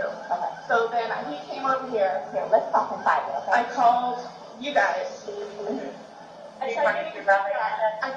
The problem is I fell asleep. When did you do CPR? This morning. When I found it. Before you called? Yes. 1 o'clock right now. I tried. I was awake, but I actually got out of the bed at like 12:30ish, whatever. So I came downstairs, and I was like, oh, he's in the suitcase still. That's when I found him, and I took him out, and I tried doing CPR, and then I called him, and then I called you guys. Did he be here before the fire department got here? Who? Your husband or your ex-husband? Okay. Where's he at? Right on the street. Okay. So you were planning to get some up there? I did, but then I fell asleep. Okay, no, you're okay. I wasn't here. I'm just trying to figure out what happened. Like having aneurysm or a heart attack or what? What kind of medical conditions did you have? None that I know of. None that you know of. None that I know of. No. All we had was a bottle of wine. Literally, just a bottle of wine. Okay. Do a ton of artwork. Then we decided to go ahead and see. That's all that happened. Okay. But I really had a heart attack or what in there. Like, I don't know what happened. So how long were you doing CPR on him prior to calling 911? You tried that all morning? Yes. Okay. And then I called him while I was in CPR. What time did you start probably giving me a ballpark? Here, let me fill this up in, okay? Please, may I have my Dr. Pepper? I am still cutting out right now. Ma'am, and you can't talk to him until we get down to paper, okay? Just don't leave, okay, Brian? Thank you, ma'am. Okay, here's my thing about her. India says she's not being honest. So this was something I caught quite a while back. But she said, yes, she had given him CPR before she called 911. That's a lie. Right. For one, she didn't want to give him CPR when she called 911 and the guy's trying to get her to do it. And then when she moves him, she says, oh, he just gurgled. He would have already gurgled had you been giving him CPR at that point. Also, I don't know. I guess we'll find out what kind of contortion his body was in because she said he was stiff. That's what I want to know. I want If to he know. was stiff, he was in a fetal position. You ain't giving him CPR if he's stiff and in a fetal position. So Morgana.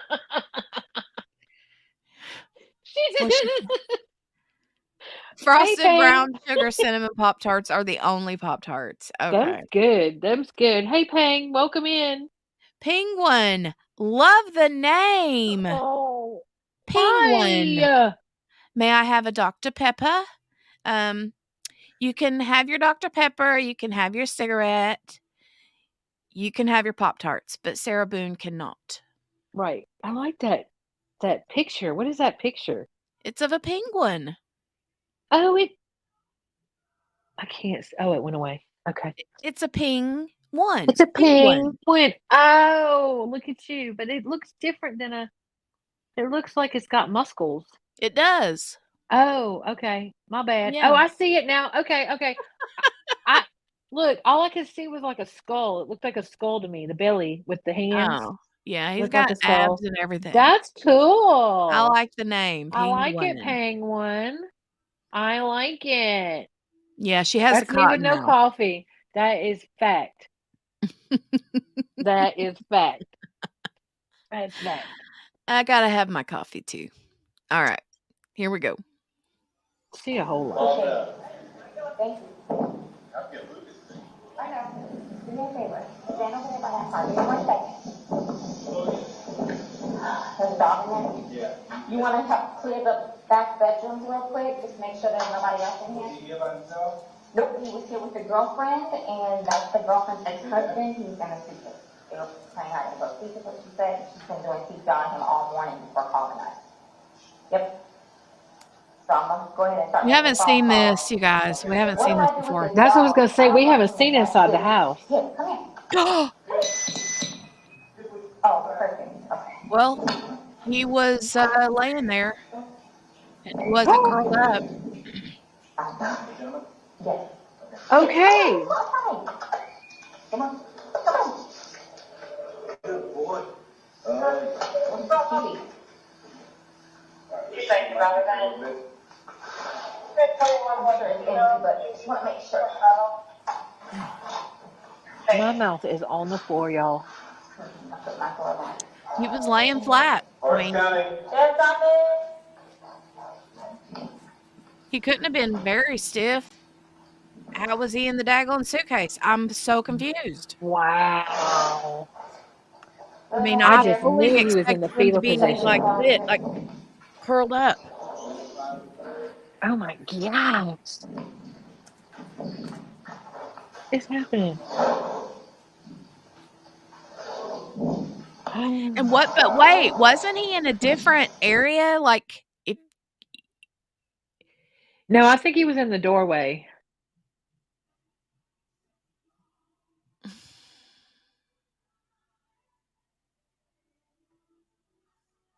Was he facing the floor? I thought he was face up. I thought he was face up too. I could be wrong. I don't know. Okay, let's go. Let's go. Let's go. Go to garage. Go to garage.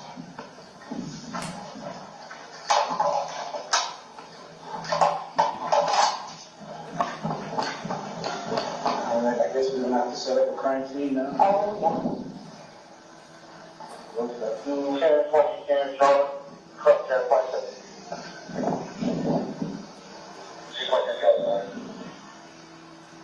Just give us a second, okay? It's on the counter. I can't move anything from out of the house. Here, I want you to sit down, because I don't want you to pass it out. This is probably a lot for you to deal with, right? Water. I can get you some water, okay? Just, I want you not on your feet, because I don't want you to pass it out. I need to find water. Okay, I'll get some for you. Keep trying, hang on.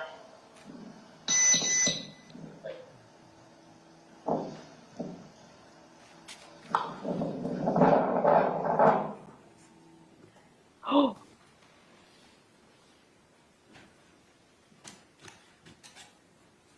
Did you just gasp? I just can't believe that they showed. Request permission to publish States 5. You may proceed. Oh,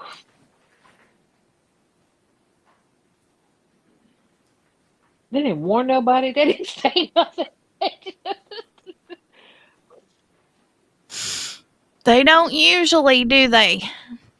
I'm gonna rewind it back myself and see if I can see if he was face down or what. I'm gonna do it on my phone though, not here, not on the screen.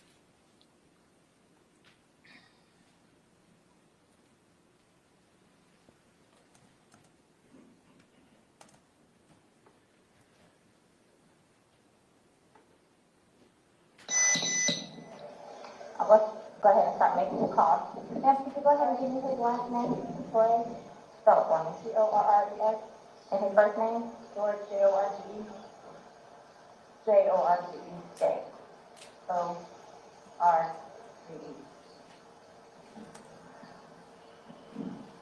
His birthday? 2/13/78. And this is the boyfriend? Yes. How long? 3.5 years. Living together that whole time? Yes. Okay. And your last name? Boone. Spell it. B-O-O-N-E. First name? Sarah. S-A-R-A-H. Birthday? 10/10/77. So, you've had a second to kind of collect yourself. Tell it to me again. You guys were playing last night, drinking a bottle of wine. Putting messes together, doing artwork. Puzzles, artwork. Okay. Got a bottle of wine, and they decided to play hide and seek.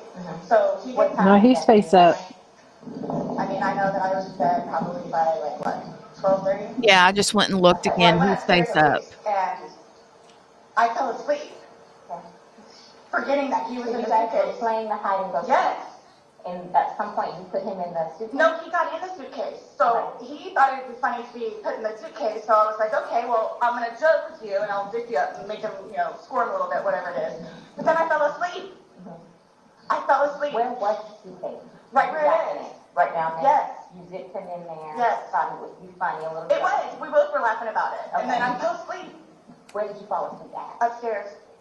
You can rewind it, India, if you need to. That he was in the suitcase gone. Okay. And then you came back downstairs. This morning? Or this afternoon, yes, when I got up. What time? And then come back live with us. 30-ish. Michelle, those are people from his mock jury trial He can tell you there's a lot of class that he does. I/Rita can go job. Yeah, he did tell me. Right, all that good stuff. So I just totally forgot. So you introduced CPR on him? Yes. Yes. About what time this morning did you start doing that CPR? No, it was the afternoon. Because I was awake. But then I finally decided to come downstairs at like 12:30-ish, whatever it is. And I was like, I forgot he was in the suitcase. And he wasn't moving. Nothing was happening. So I unzipped him, took him out and started doing CPR on him. That was so fake. He was on his way up here. I called you when he got here. Once he got here, you called us? Yes. Okay. And like, air was coming out and he was gurgling, but I could tell by looking at him. But you had to do CPR, you were doing that on your own? Yes. Okay. And then the person that was on the phone with me also, I counted with him doing it. And he's got no medical, he doesn't take any medication? I don't know. Like, I don't know medical wise, like, what, I know he doesn't take any medications whatsoever. Okay. The only thing, like I said, I don't know if alcohol had to do with it, but we had a bottle of wine. Okay, all right. Here, I want you to sit back down. A mega pint bottle. Yes, go on. Oh, Lord. I'll do what I can to get you a Now cup. she's drinking out of the water hose. You got the water hose water.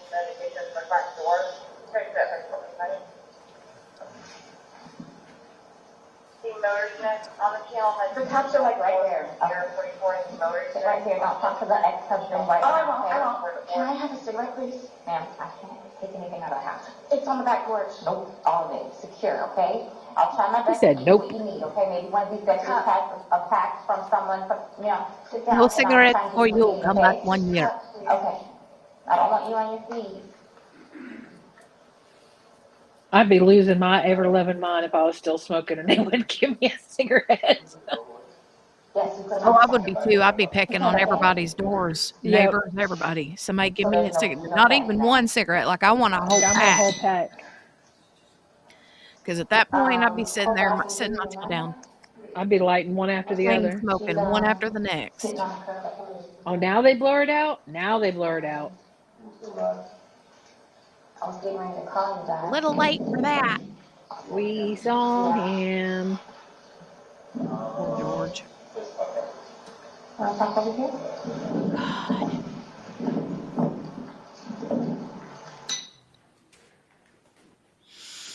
Your Honor, request permission to publish State 6. You may do so. They did, Donnie. Y'all don't talk about Dr. Pepper. I quit drinking Diet Dr. Pepper and I am verklempt. Please stop mentioning it. Henny wants one too. I know. Just the mention of it, I can taste it. I quit, y'all. It's been a week. Good for you. I don't care for the flavor. I'm not a Dr. Pepper fan. I like Diet Dr. Pepper. I don't drink Dr. Pepper. I drink Diet Dr. Pepper, and I would take a whole gallon. Morgana caught it. That's cute. Michelle is our resident drug and drinks thrower. Mm-hmm. I've heard of the Moxie sodas, but I've not had one.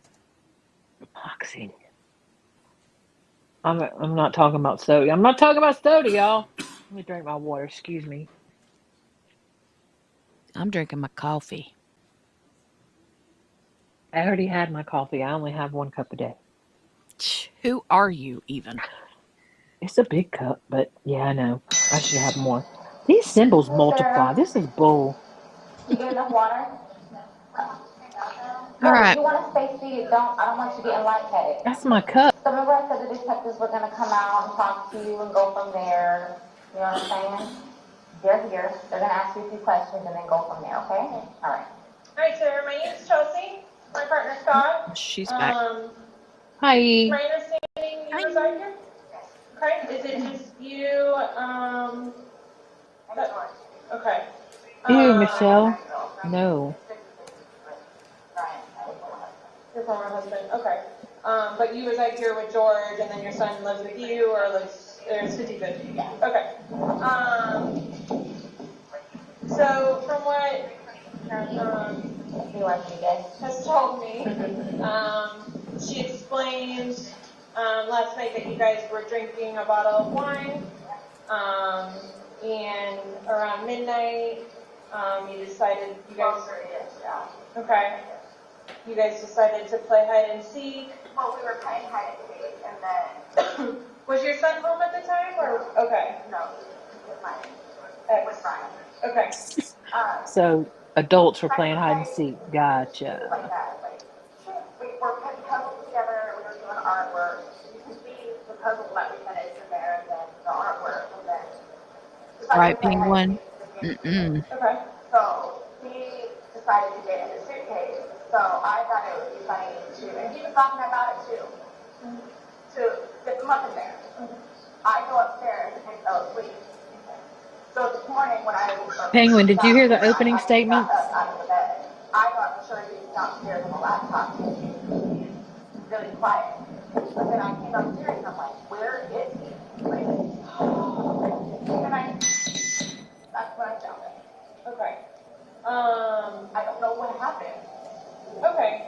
And then you weren't sure about if you woke up this morning It was afternoon. I mean, I was or this afternoon. but I just didn't want to come downstairs. So I Okay. just laid in bed for a little while. And then I eventually came downstairs.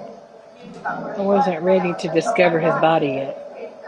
So I pulled him out and I ripped him out and I tried to make CPR on him. I called you guys. So I called Ryan. Okay. And then as soon as he got here, which is 30 seconds on the road, I called you guys. Okay. The person on the phone had me do the concussions continually, so I can count with him until you guys showed up. Okay. And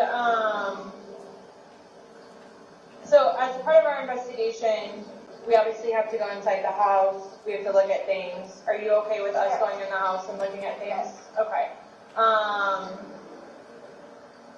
Okay. And forensics, so we have to have our forensics crime scene investigators come out. Are you also okay with them coming inside, taking photographs and? Okay. Okay. Can I ask, is Ryan, or George, was he diagnosed with any kind of medical history? Not that I know of.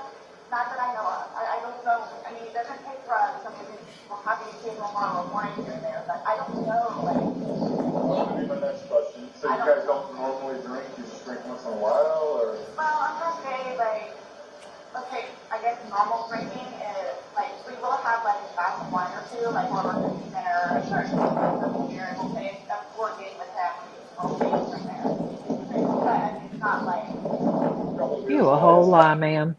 I don't understand though, like, for the little bit that we had, like, not having anything to do with it. Like, I don't know if they had a heart attack or a stroke or an aneurysm or what happened to them. I don't know. So were you guys together all day yesterday? Yes. Okay. Here? Yes. Like neither of you left the apartment yesterday? I drove up to the store to get cigarettes. Okay. But I mean, you could walk there. Does he have any history of injuries? I know he doesn't now, because you said he doesn't, I but don't know. as far as you've ever known him, you've never No. seen him. No. I mean, he's from Philadelphia, and he grew up in Philadelphia, and then he went to Massachusetts, and then from Massachusetts he came down here. So I don't really know, like, a whole lot of, like, medical history or How long anything have you like guys been together? that. Almost 4 years, like 3.5 years. You guys been living here the whole time? Yes. You've never been to the doctor or to the hospital during that time? He and his brother got into a really bad argument at one point. He had had facial reconstruction, but he had been in the hospital from that. And then I talked him into going to see like a regular physician so he could get just like a regular like checkup thing. Yeah. But there were no red flags. How long ago was that? The surgery or Yeah, the doctor? both. The surgery I think was at this point what 2 years maybe, 2.5 years. The checkup was probably a good 2 years too. Okay. And the suitcase is still in there? Yep, I'll let you. Is it normally stored down there, or did you guys travel recently? No, he was going to start picking from donation in there, so that's why it's out? Yeah. Okay. You guys didn't recently travel somewhere or anything like that? After you zipped them up, did you move the bag around the bathroom at all, or you just zipped it up and walked away and we after? were laughing about it, but I went upstairs and I fell asleep. Okay. But what position was he in when you went in? Was he sitting on his rear end and his head up, and he just kind of No, goes over? okay, so like this is the suitcase, like this is his head, and then he's right here, and his feet were down. So he was laying on his side? Yes. Yes. You just closed the flap and zipped it around? Yes. Okay. I was not playing. Understandable, okay. So he said that I needed to tell you guys about his family. Like, who do I talk to about that? We're gonna do that once we walk through and see. Yeah, we're We're not gonna, going anywhere. We're I'm gonna just be telling you, like, yeah, it's gonna be a I'm while. afraid for my life. I want you to know that. I am Why afraid is that? for my life. His family has never liked me. I'm the blue-eyed white devil, is what they call me. So they've never liked me. They've never taken me in. They've never accepted me. I'll put it that way. Have you called any of them? We talked to his daughters yesterday. No, I mean, like, about this. Is No. that okay. That's So what no one's gonna know until we will be making that notification, so they're going to it's, tell me. okay, Do well, they live local? Yes, they're down the road. They're going to tell me. His kids are going to tell me in Philadelphia. They're going to tell me. This was not intentional. okay. They're not going to understand that. They're not going to accept it. We're gonna do a thorough investigation, and we will definitely make sure that you don't feel scared when we leave here, okay? And my 9-year-old. Well, he's at school, and he's with your husband. I know, well, Ex-husband. Your husband said that, or your ex-husband said he made arrangements for your 9-year-old to be picked up. Oh, okay, Mom. Okay? All right, we're going to go aside if that's okay. Yes, please, Fred. Can you guys keep me posted? Of So I course. know what's going on. Yes, ma'am. All you have to do is get their attention if you have a question you need to talk to us. He's standing right there, she'll be right here. Yeah. Okay, but will you guys tell me, like, so you're telling me, like, you won't call whoever it is without telling me, right? I mean, I have all their phone. We're not calling, we're not making phone calls, we're actually gonna speak to them in person. We That'll be are. later They're on. going to, okay. It'll be We'll go later. prior to us making any I'm not contact. gonna be here. They're going to tell me. Okay. We'll address all of that, okay, before we leave, okay? This was, Okay? Okay. Thank you. just stay seated, okay, Sarah? I know you're panicking, okay? Hey, sorry, QB. I didn't realize you were down there. Hi. Checking on you.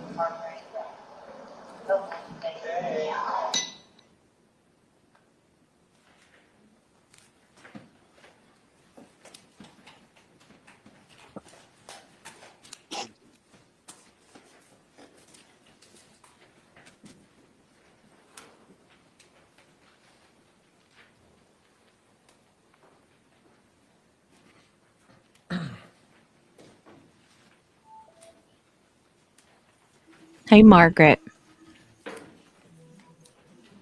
While you were at the scene, did you also make contact with Brian Boone?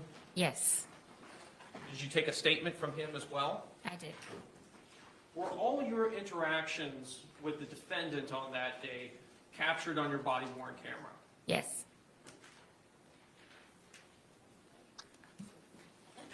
I have no additional questions at this time. Thank you. Any cross-examination? No questions, Judge. Is this witness released? Yes, Your Honor. All right. You're released, not subject to recall, ma'am. Thank you. Thank you. Can the parties approach for a moment? Yes, you can't argue with body cam, can you, sir? Nope. We have no questions. I'm sorry, was that a whole body we saw on your body cam? Mm-hmm. Kind of makes me wonder if they're going to show stuff during the autopsy. It may have been an accident because after that, it was all blurred out every time she went back in. Yeah. Penguin. You ain't Mhm. wrong. There's a couple of them there. They've been there all week. I'm pretty sure he wanted to quit after she didn't take that plea deal. He's probably like, what were you thinking? He had a look of shock and horror on his face when she said, I decline. And the judge was like, I'm sorry, what? And he was like, I'm sorry, what? You They said were all that like, like I know I Melanie did. Little does. It cracks me up. I know, I did it on purpose. Shock and horror. Shock and horror.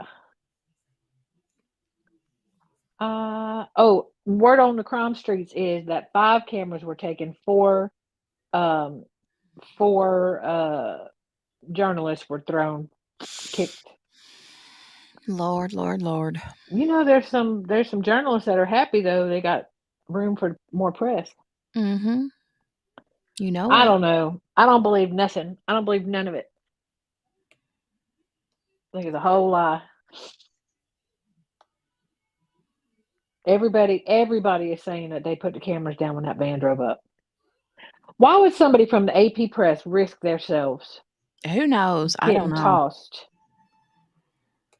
Did they say it was from the AP? They said it. One person said it was from the AP press. I don't know that any of it is verified. I ain't trying to lie out here, but the word on the Twitter sphere. I don't know. You know, everything you read on Twitter is the truth, right? Right, everything. Everything. Did you see that fetch score? Yeah, I Boom! did. Look at you. I know. It was good. It was good. Did you see the one my best friend did was like 8,900 points? I was like, shut up. Now that's Sit down. crazy. Well, she's got 14 people in her house, so I mean, So she is it spends a lot on groceries. right? And she was intentional with her shopping. Yeah, I did that once and I got like, You got a bunch of points too. You know what I yeah. got points for too is the pepperoni. And let me tell you, this puppy Yeah. loves that pepperoni. Now I did one of my fetch orders had the pepperoni on it, and I did that intentionally because I wanted to get them points. Yep. And it was something, Well, I mean, we use them all the time anyway treats for Poppy, but well, we hadn't introduced her to the pepperoni, but let me tell you, only BB has the pepperoni, and she knows. And she's good. She don't try to get it, but when she sees me going for it, she's like, I'm sitting. As much as I can with my tail wagging so fast. I'm sitting. Pepperoni, you got pepperoni? Jay was like, oh my gosh, she knows that you Members have it. of I'm our like, jury, yeah. It is 3:21 at this time. We're going to go ahead and take that afternoon regularly scheduled break. I'm going to ask you to come back here in 15 minutes at 3:37. Similar instructions that I've given you previously. Please don't conduct any independent investigation or research as the person, places, things, or charge involved, and do not have any discussions amongst yourselves or anyone else. I thank you for your service, and we'll see you shortly. I'm going to tell you right now, I don't like the in front of the TV Judge Kranick. He's very robotic. Yeah, I don't like that. Like whenever I was watching some of the jury selection yesterday and please put your paddle up in the air if you do this and if you do that. If you do not do that, then please do not put your paddle. I mean, it's very I just don't like that, Judge Kranick. You know what I mean? Well, I don't know that that's not the regular Judge Kranick. We just haven't seen him with the jury yet. Y'all may be You know what I'm seated. Thank saying? you. Bless you. State anything else we need to address? Bless you. No, Your Honor. Defense. No, Your Honor. All right, we'll be in a recess till 3:37. Thank you very much. 3:37. 3:37. I can fast forward it a little bit because we are just a couple minutes behind. So everybody was kung fu fighting. Penguin, this dog does not like peanut butter. I don't know about peanut butter cookies. Now, my other dog, I mean, it was about the only thing that he would eat as a treat was peanut butter. But she don't like peanut butter. She ain't having none of it. I ain't tried peanut butter cookies because, cookies. I'm not sharing. Do you mean like real peanut butter cookies or the doggy treat peanut butter cookies? Because either because I'm not eating those. My dog loves anything. I'll tell you, my dog loves the Mike sells cheesy puff corn. I know it's not good for her. Don't give her. I got yelled at for giving my dog popcorn.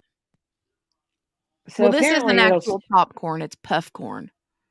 Oh, it don't have the seed, right? Or the It don't have the kernel? kernels. It's all Okay, as long as yeah, that's fine. Is that the stuff that went stale that you had? Was that? No, the stuff that went stale was real popcorn. Oh yeah, that's what I was thinking. Okay, don't give them real popcorn. No. But Poppy likes everything. I mean, she's not picky. She likes cheese, hot dogs, bologna. I mean, I don't feed her these things. I use them as like a treat, like a piece of cheese. Right. Or if I have to give her medicine, I'll give it to her in a hot dog or in a piece of cheese. But she loves peanut butter too. No, this dog does not like peanut butter. I couldn't believe it. She was like, meh. I don't think so. I was like, oh, excuse me, ma'am. How dare you be Sorry. so picky? But she I mean, does I like a don't know. She likes what? pup cup. Oh, the pup cup. She definitely likes a pup cup. She likes squeeze cheese. The Kong cheese Oh, stuff. send them my way. I could eat peanut butter cookies all day long. She said, I'm sick of peanut butter cookies. I like peanut butter cookies. I love like peanut I butter, like period. I like them. You like Whenever it Reese's comes time Pieces? for, oof, yeah, right. When it closer to the holidays we get for like Thanksgiving and Christmas, I make like everything I make that's a dessert has to do with peanut butter. I make like the chocolate covered peanut butter balls. I make Buckeye fudge. Mm. Um, Some of Mickey y'all makes look, these peanut things butter fudge. multiplied. It's Huh? a whole lot. These symbols multiply. It's a whole lot. Oh, I triple dog checked 18 times. maybe he used to be a flight attendant, says Melinda. Maybe. He's very robotic. I don't know, but Me too, Sherry. I like peanut butter everything.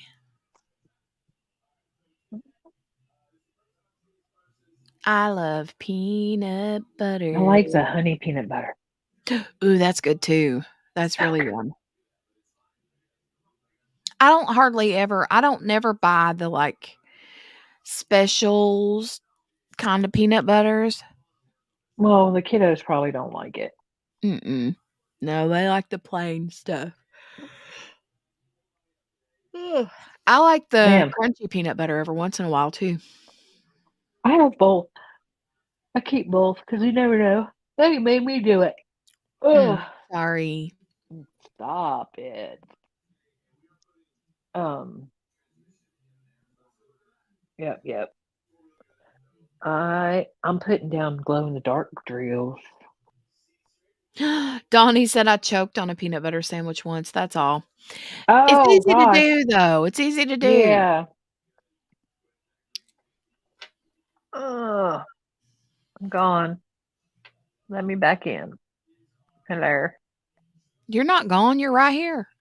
Oh, but I lost you for a minute. That's why it's Mm. fun to give dogs peanut butter because they're like, "Nang, nang, nang, nang, nang, nang." It is easy to get choked on peanut butter. And it's easy to get choked on popcorn too. That's why I don't give my kids I mean, Eli's old enough, but he don't like popcorn. But Jolie, like, I won't give her regular popcorn. I am a grown A double dollar sign woman, and I still choke on regular. So Y'all got throat issues though. I get choked on popcorn. It's the kernels. They get hung up in your throat. There's that dog again. God bless. They get hung up in your throat, and then it causes you to get all chokied. And so I don't let my kids eat it or Jolie eat it. Have you ever tried that booty, the pirate booty? I've had that. It's good. Oh, it's so good. It is good. I got It's it from the very good. Dollar Tree. The pirate booty? Yeah. Yeah, it's good. It's real See, Miss good. King chokes on it too. I'm not the only one. See? All I'm saying. And there she goes, you guys. I swear to God, I did not. That is just like QB. I have played the part of QB before and specifically did that. And all I'm saying is Mean.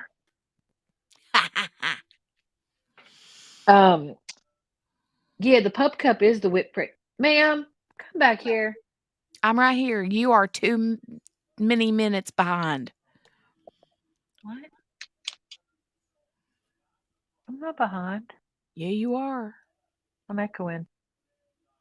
I don't know what to tell you. Bouncing QB, that me. Mm-hmm. Boing. I don't know. It's pretty bad. It hadn't been this bad in a while. It's bad today. Boing, Boing. boing, boing. Ding. I don't know. I got packages. I want to go see what I got. Oof. Another one. Dagnabbit. I swear, how is that possible? What? You check 37 times and there Oh, ain't none, and then all of a sudden there is one. I mean, I got a tiny little section that's color blocking. That's almost one whole thing. How do I have one rogue? It's annoying. Annoying. the life of a diamond painter. Yes, and these special drills are getting on my last good nerve. I'm waiting for that. I'm telling you what, if that putty works like she says it works, y'all hear me screaming from the rooftops. Watch me be done with this kit by the time I get it. I'll be big mad. I thought you already had it. No. Oh, that's Forrest Gump. That's all I have to say about that. Mm-hmm. No, it's on the way. It's on the way. It's on the way. It's on the way. She's I've one of got the one of the sponsors for the fall event. So I'm like, man, let me throw her some love. So, and that's all I have to say about that. That's all I have to say about that. Mama said, let's see what they're saying. What they saying? What they saying? Mama said there'd be days like this. There'd be days like this. My mama said. Why is everybody choking on food? Well, you ain't too far behind, Morgana, ma'am. If you're that close, you're right here. Like She you're must right have at it the on back 2 door, speed. baby. Does she see the body? Morgana. Anyway, so somebody asked something. Oh, Penguin. So in the opening, was it Penguin that said it? They didn't hear the opening statements. In the opening statements, what we could hear was they read the transcript from her the video that she took of George in the suitcase. And for me, what you could hear was powerful.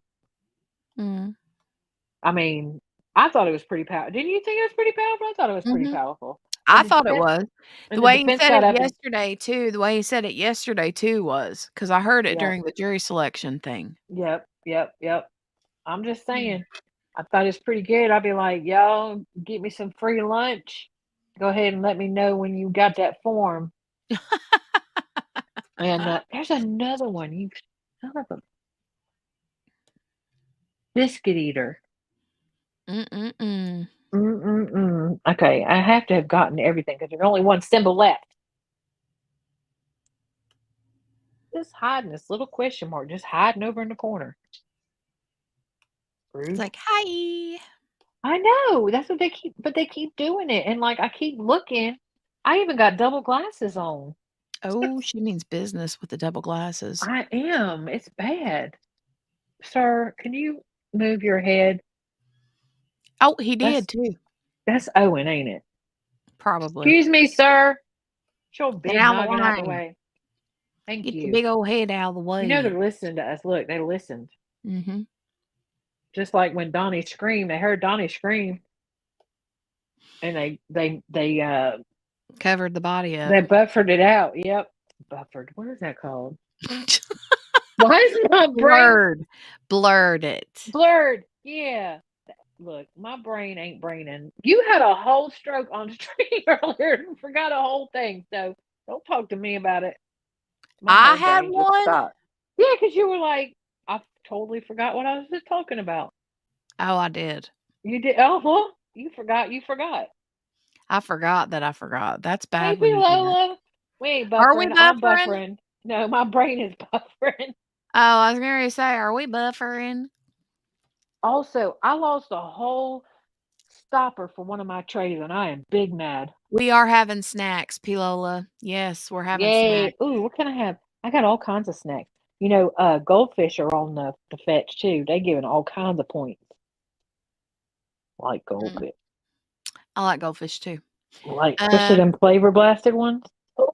Pilola, grab you one of them strawberry Pop-Tarts up there out of Yep, the top right-hand up at the corner of top. the box up here, ma'am. Those are the There's ones some. that are not for not QB. God. Wow. These are not for Sarah Boone. QB can have all the Pop-Tarts. Also, Sarah Boone, not so much. there's some Dr. Pepper in the back. Just look back in the back. And I in got the my fridge little in the coffee back. cup. Yep. Mm. There's some Dr. Pepper back there. Give that baby that cup back. God bless. Stole her whole cup. I did steal her whole cup. Now she ain't got a full set. She got 3 left.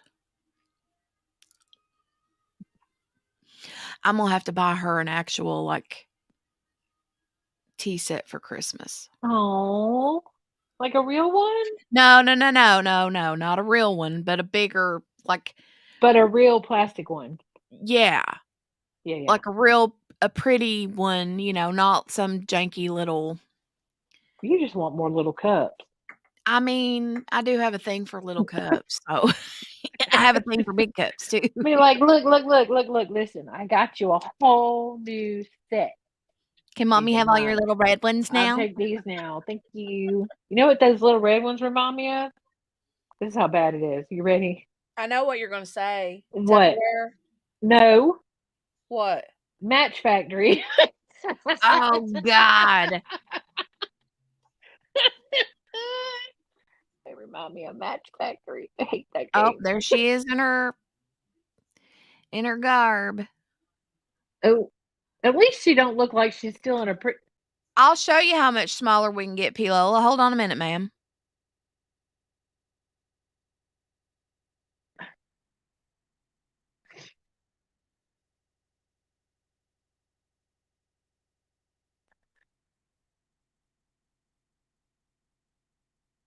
She just thinks she's too cute. That really annoys the snot out of me. You know that whole turning around and waving at people. Hey, girl. Hey. Mm-mm. You better quit Here we smiling. go, Pilola. Brenda, our friend Brenda in the chat. She's not here right now, I don't think. But our friend the Brenda cover sent minder. me a little teacup, a little coffee cup on a platter. The cover minder. Yeah, it's got magnets on the bottom so I can use it for diamond painting. That's a little bitty.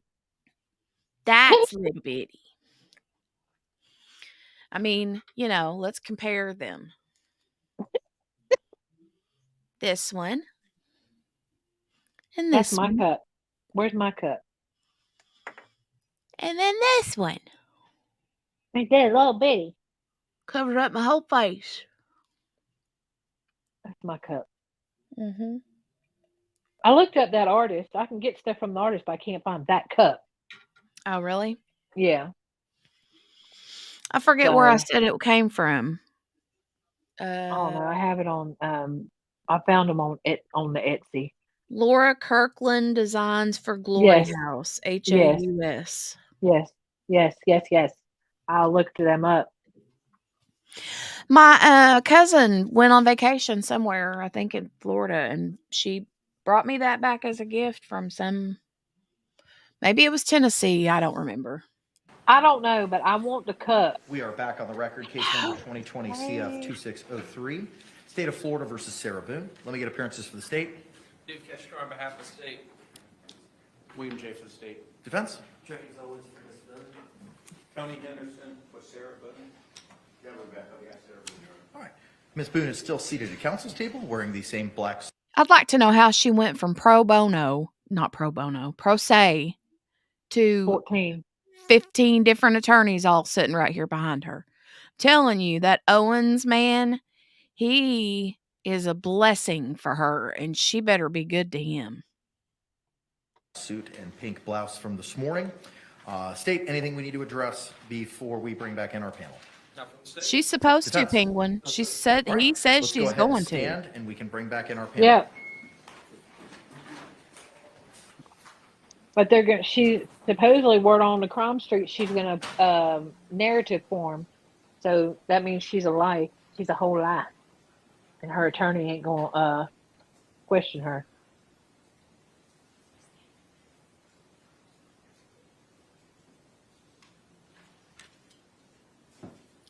Those people back there behind him at the judge's bench, all those 4 people right there. You know what that reminds me of? It reminds me of when you go to the doctor and they come in, the nurse, the With they the, come in there and say, "We have some nursing students. Is no, it with the okay if they students, come in yeah. there in with you, in with me? Is that okay with you?" I'm And you're always at like, the "Yeah, I don't care." OBGYN. Yes, that's the worst. You're like, "Yeah, let everybody come and see my hoo-ha." You're going to do my whole oil change stuff. It's all coming up. I have to cancel my mammogram. Mm-mm-mm. Don't do that. I have to. I can't lift my arm. What are we going to do? One side? Well, one side's better than no sides. Oh no, I got to call them and see because I can't lift that arm. I ain't got no business saying nothing. I still got my box. Did you even schedule yours yet? At least mine's State, scheduled. do you recognize our jury? Yes, Your Honor. Defense, do you recognize our jury? Yes. Members of the jury, again, if you could please raise your hand, showing that you complied with the court's I instructions. thought he said, during our "Did last somebody break." have eye The surgery?" record reflect all jurors have raised their hands. State, you may call your next witness. State will call Deputy John Martinez.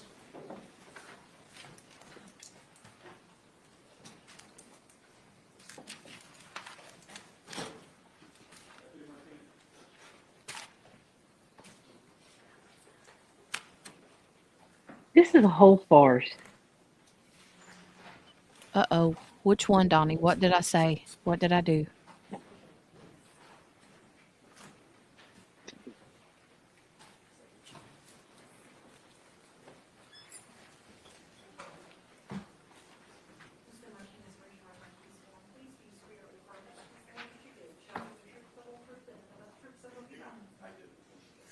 Sir, good afternoon. Can you state and spell your name for the record for us? Deputy John Martinez, Johnmartinez. Thanks, sir. You may be seated. Thank you.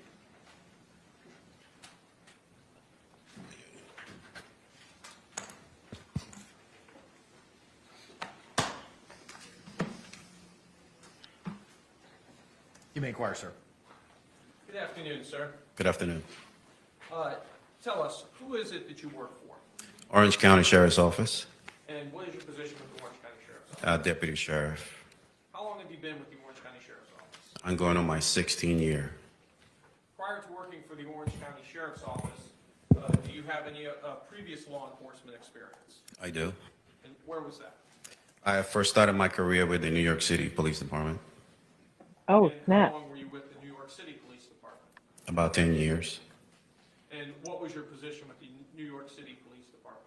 I was a police officer. Is it everybody from way up north go way down Right? south? I mean, it's like Yes. everybody that's been on Yes. the What are some of stand. your duties? That's a whole thing. Respond to calls of service. My primary function is the school resource officer. Oh, thank you, sir. Is continuing training a condition of your employment with the Sheriff's Office? It is. Tell us, how is it that you became involved in this case? I was dispatched to this location. And what was this location? It was located at 4748 France Lane, apartment number 3. And is that here in Orange County, Florida? It is. What are you apologizing for, Donnie? And when you responded to that He called you out about your box. who did you first come into contact with? I came in contact with Miss Sarah Boone. Do you see Sarah Boone here in court today? I do. Could you please point to her and identify an article of clothing she's wearing? The lady sitting in the middle with the black blazer. Your Honor, may the record reflect that the witnesses identify the defendant? Record will so reflect.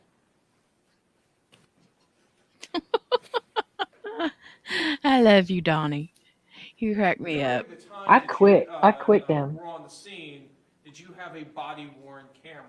I did. And was that body-worn camera activated? It was. were all your contacts with Ms. Boone recorded on that body-worn camera? It was. Trigger warning. Were other deputies also on the scene? Trigger warning, trigger warning. Yes, And was Deputy Rodriguez there? she was. So would both of your body-worn cameras both captured some of the same time frames? Correct, yes. Did you have an occasion to go inside of the apartment? I did. And inside of the apartment, what observations did you make? When I first entered the apartment, I, so too, noticed Lola. a Hispanic male laying on his back and looks like a small nook dining area. Later identified Mr. George Torres. Mm. Mm-mm. Trigger warning.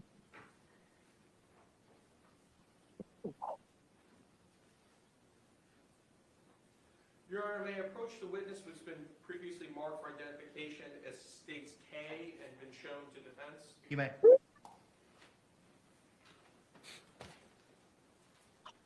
I can't believe they showed his whole body. Identification as states K. Do you recognize that disc? I do. And tell us, what is that disc? Is a copy of my body-worn camera. And does this body-worn camera fairly and accurately depict the a portion of the events that took place on February 24th, 2020? It does. And are those your initials on the disc? Yes, they are. Your Honor, at this time, I'd like to move what's previously been marked for identification as states K into evidence. Any objections? No objection. What was pre-marked as states K will be received into evidence without objection as state 7. Your Honor, request permission to publish. You may. Madam Clerk, can you dim the lights?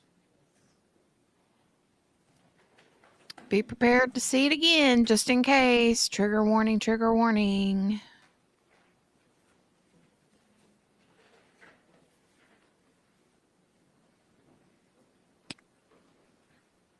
Oh, Jules just posted.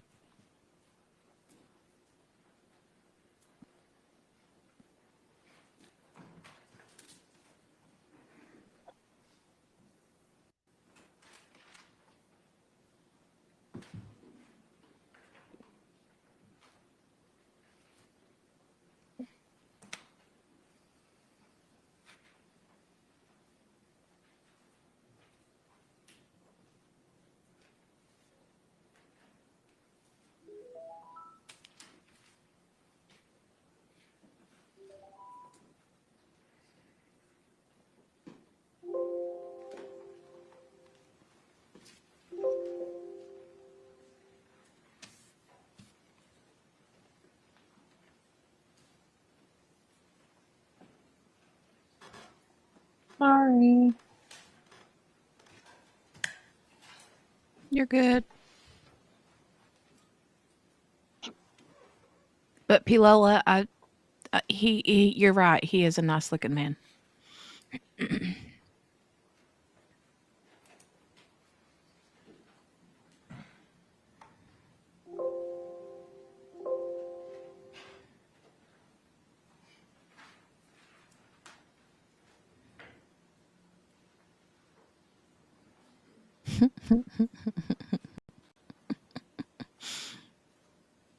Patricia, that's funny.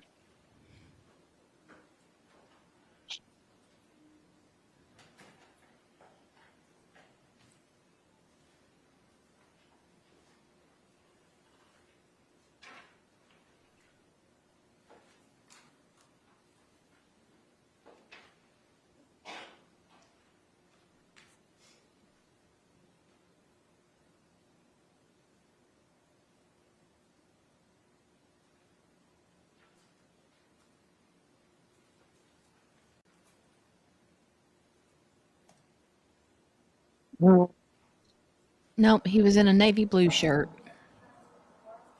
Or a darker colored shirt. I just saw him.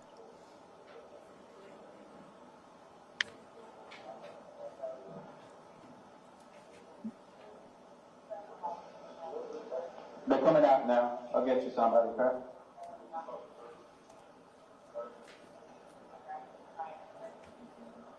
She wants to say something. She wants to call someone.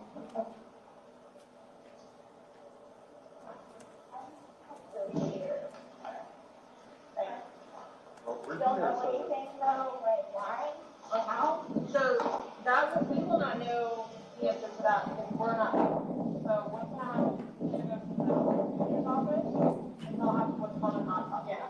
That'll be first thing tomorrow morning. I'll know a lot, hopefully a lot more tomorrow morning as far as him. But I cannot. There's no way I could say how, why. So just by looking at him, like, why is he purple? That's normal when someone passes away, but then it may turn. This is the hard spot to be in the low places, so the low points of the body, and it becomes very, that's almost helpful what happens there. I'm like really scared. I want you guys to know that. Well, we have all these deputies here, so while we're here, nothing's gonna happen. Before we go and make any notifications, you'll have plenty of time to leave or do whatever you need to do, okay? And we can talk about that more in the summer, but, yeah, we're trying to be a surprise. But like, I don't, like, this was totally, like, not intentional. Like, that's what I'm scared about too, like. We'll have all the answers, we'll have a lot more answers tomorrow at the budget, and we'll look at it. Like you said, what you're seeing here is common. This is us coming out. Sort of common. Yeah, it's no real medical history that we That I know of. For those who have passed away, we come out. I know. Yeah. We come out and do an investigation. Medical examiner's office, we send people out, this is what we do. If he was 75 years old and had a history of heart condition, we wouldn't be here. I don't know what it is. Exactly, and that's what we're here to find out, we're just here to give you the answers. The answers that you want, the answers that the family I don't want. really want to see my son. I really need to see my son. I mean, I know I can't go anywhere, but. Right. So do I just like sit out here and wait for you guys? If you would, yes, please. Does anybody else have you to show up or everybody's here that needs to be here? My team's here that needs to be here. The medical examiners will show up when we call them, but we're not ready for them yet. So they're going to take him, they're going to take the photos, take him, but that's towards the end of it. And they'll be called well in advance when we're ready for them, but we're not ready for them at this point. So we won't be calling them quite yet. Okay? So like I said, I got to go do some paperwork. They're going to chat with some people, and then we're going to come back and talk to you if you're okay with that. So just give us a little bit more time, like I said, and you go and do that. So, like, do you guys tell his family, like, today or after tomorrow? You have to.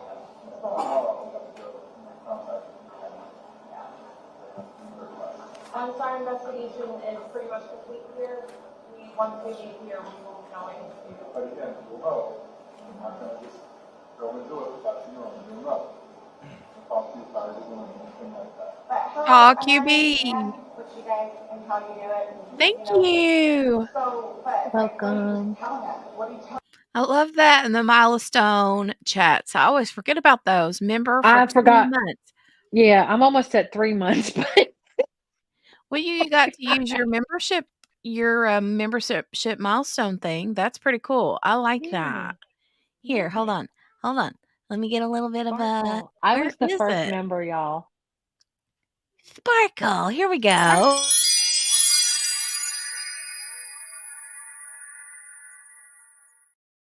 Yay! So cute.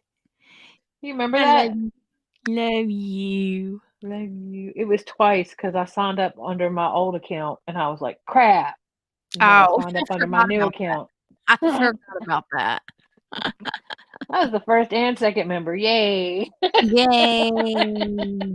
Anyway, back I to the appreciate trial. you. Love you. Like, what's the reason why it's alive? We tell them what we know about them. Yeah. We tell them the truth. And that we're going to be waiting for the autopsy results, and I will get the autopsy in the morning, and hopefully the doctor will be able to give me some of what they think and see. And then you'll be arrested.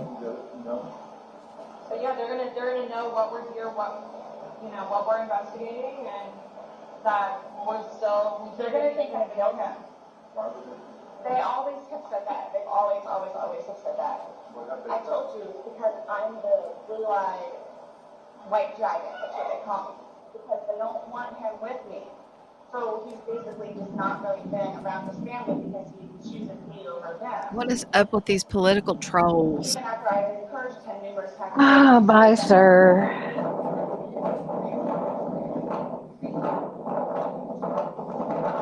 Thank you.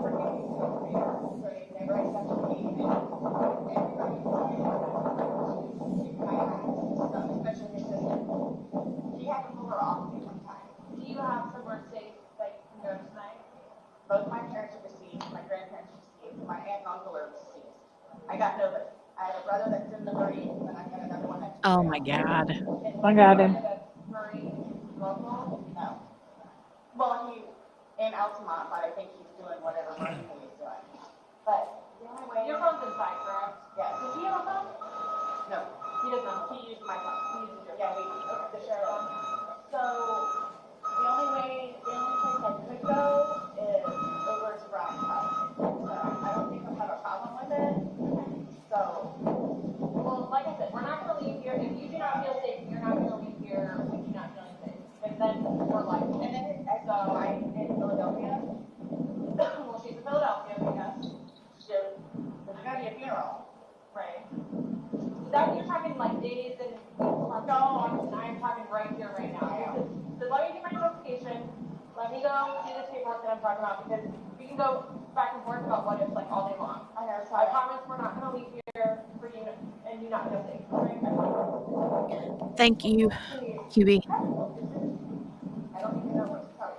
It's okay. Just take a seat, have some water, give us a few minutes, let us do our thing, and we'll be back tomorrow, I promise, okay? Let them know. Sure. Thank you. Okay. Thank you. You're welcome. Yeah. Go ahead and say. Okay.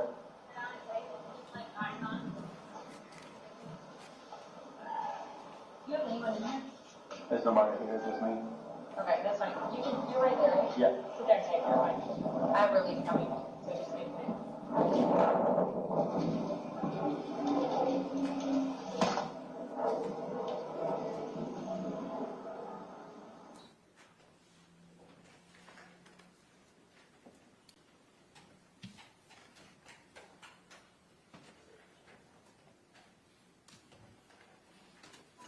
Right, Morgana. I got the fatty and I'll raise him one. Thank you.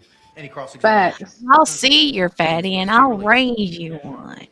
Thank you, sir. You're released, not subject to recall. Thank you. Thank you. All right. Who's the next one? State, you may call your next witness. State would call Melissa Ruff.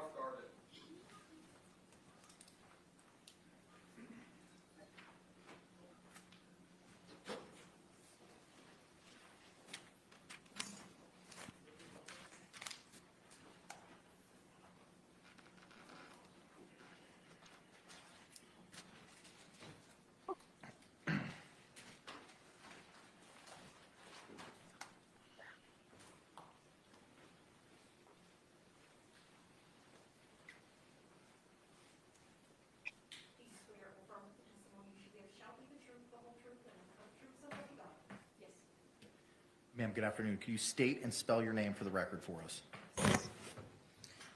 Melissa Ruffgarden, MELISSA ROUGHGHGARDEN.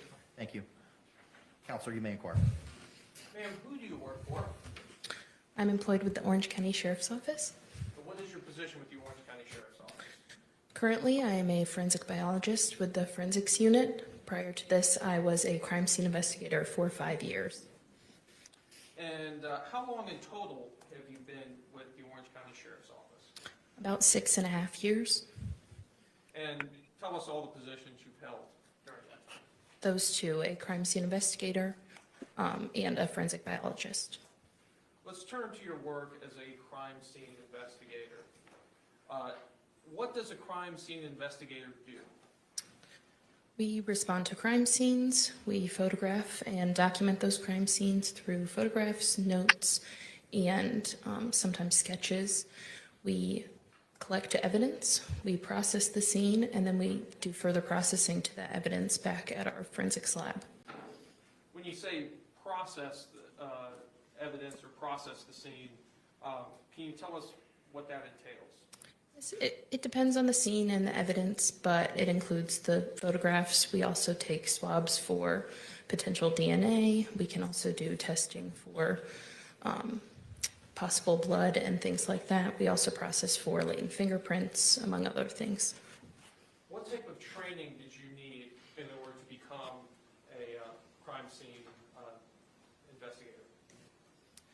Upon being hired with the sheriff's office, as a CSI, I completed a 16-week training program, which includes in-house processing as well as going out to crime scenes with trained crime scene investigators to observe and then assist, as well as taking on calls with the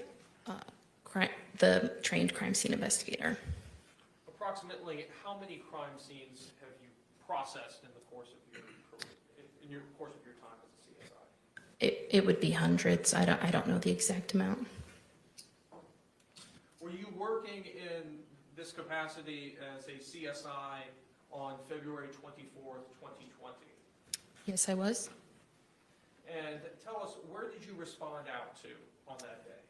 I responded to 4748 Franz Court, apartment 3. And is that in Orange County, Florida? Yes, it is. And when you responded to that scene, whom did you make contact with? I made contact with the homicide detective, Chelsea Kepsel. Did you receive information from the detective? Yes, that it was a death investigation. Did you walk the scene with the detective? Yes. And tell us, what does it mean to walk the scene with the detective in a homicide? We go into the scene and just observe. We don't interact with anything and discuss what we see. When you walked this scene, did you see George Torres? Yes, I did. And where was he located? He was located on the floor in the living room of the apartment. Did you, with the detective, identify potential items of evidence to be collected? Yes. You had mentioned previously about documenting scenes with photographs. Was that done in this case? Yes, it was.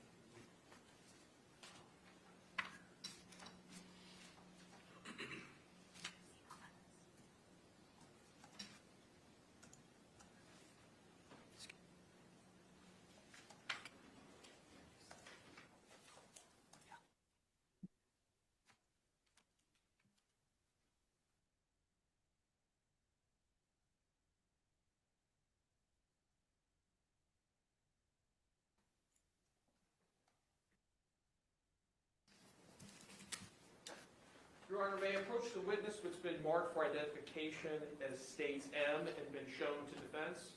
You may.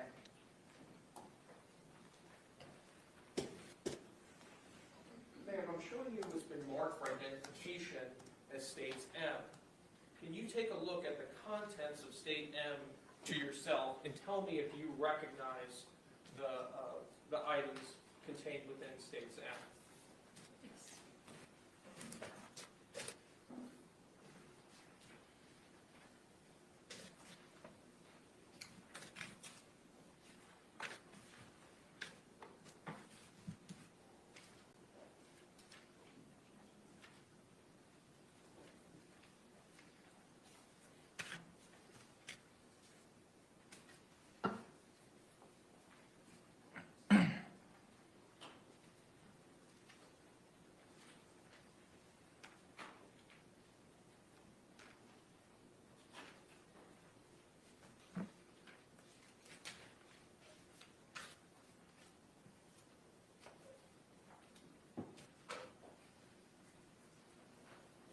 Right, Patricia? I was just thinking it was kind of rude since she can't have one. I know. I'm Oh well. sorry. You can't I, have one, but I'm gonna have a Celsius. Okay. you know what? Let me just hide this Pop Tart and eat it from behind. So you can't see me. You know. He's probably got some lifesavers in his pocket. Oh Yes, my I do. God. Tell us, what is the contents of State M? They are photographs I took on the crime scene. Oh crap. Okay. So trigger warning, just in case. On February 24th, 2020. Oh, trigger warning, Yes, they trigger do. warning, trigger At this warning. time, I'd like to move what's previously been marked for identification. The State Hopefully they M. blur it out or move the screen, but if they don't, just be prepared. Do you have a total? 111. No objection. All right. What was pre-marked as States M will be received into evidence without objection as States 8. I mean, Patricia, when you want a Pop-Tart, you want a Pop-Tart. You know what I mean? Sarah Boone, I got 2 boxes over here. They ain't got your name on it, though. Nope. I'm sure she gets Pop-Tarts through commissary, but she's probably got to pay a pretty penny. But who puts her money in her account? I have no idea. Like, She's is Brian giving her money? I mean, possibly, but to be fair, she's probably got fans. Because Oh, there's no, sickos out what do there. you mean to be fair? She's got tons of money. I mean, tons of money. Tons of fans, remember? All her fans. Yeah, They need yeah. to see her. Just wonder how she affords commissary if she doesn't have family supporting her. Is it just the alimony? I don't know. Ruh-roh. Stand by. What? Whoop, whoop. What? My headphone was dying. Oh. Y'all were tearing a whole, my phone was dying. Y'all draining all my devices today. We're electric. Wookie, wookie, wookie, wookie. Old punk rocker, hi. Hey, yeah, hey, old punk rocker. Probably. I'm telling you, she works for commissary. She's going to be their legal counsel. Hold on a second. You know she's resourceful. I mean, you know. I'll be back. Okay. This is the front door to the residence. Again, trigger warning, just in case, just in case.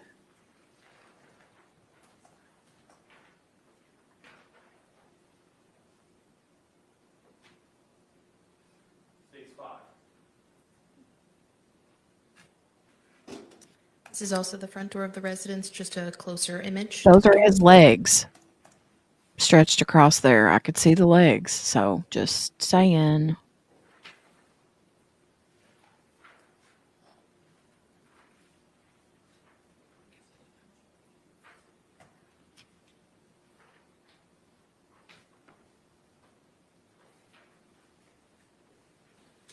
When you enter the residence, what is the first area just off to the right of the front door? That would be the kitchen.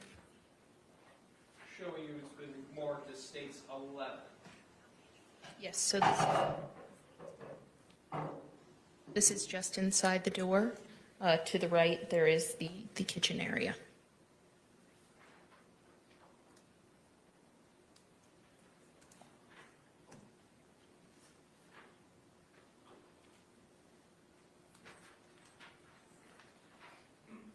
Showing you States 14. What is this a photo of? So this is the counter with the sink in the kitchen, and there's also the open area just above where you can see into the living room.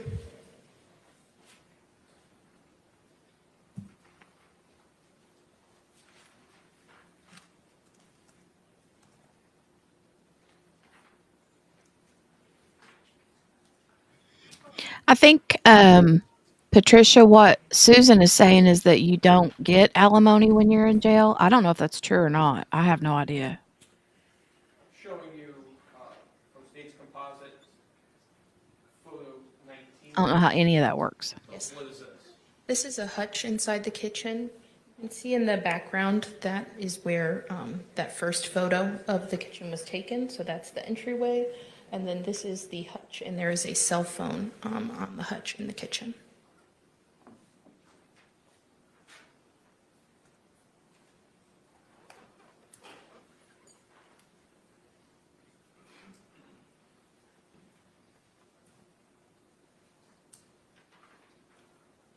Showing you states 22. This is the trash can in the kitchen. You can also see the hutch we were just looking at there on the side.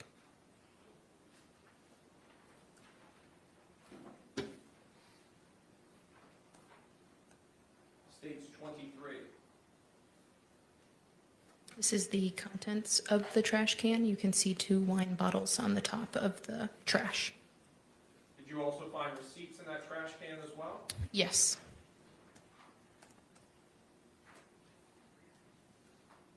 Okay, thank you, Susan. I didn't catch that. Thank you, thank you. These are those same wine bottles and 3 What, baby? Publix What? receipts that were removed from the trash can. Did you I'm back, sorry. take these items and collect them into evidence in this case? Yes, I did.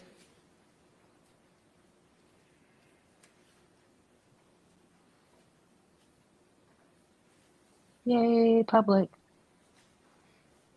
Oh, kiddo made the cutest little scarecrow today. I want to It's see. cool. It's so cute. Hold on. Jolie, bring it here, baby.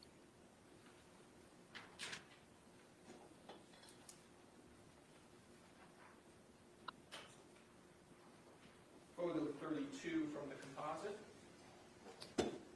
Yes, this is just in further into that entryway. You see You it? can see the living room. QB? Oh, look at the scarecrow.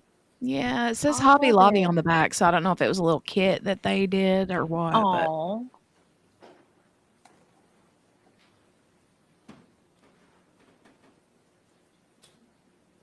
Photo 35. tell her I said great job. This is another photo of the living room. You can see the victim located on the floor. she with said, a "Oh, suitcase in the thank bottom you." corner She of the said, photograph. Oh, they're not showing it. Oh, yeah, she did a great job.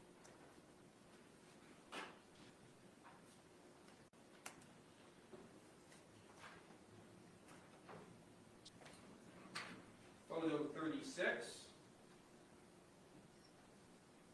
Thank you This for not is showing the another picture. photograph in the living room. This is that wall we saw in the kitchen. "Yeah, it looks there like they with the opening. being They're not very, showing it. You Yeah. can also yeah. see a wooden baseball bat leaning against the wall. Oh my God, the That wooden ball baseball bat." bat collected into evidence That in this could case? be Yes, it was. Squeegee doing that because that's their feed. You know, he's got it tilted so you can't see it. Yeah, maybe. So good on him.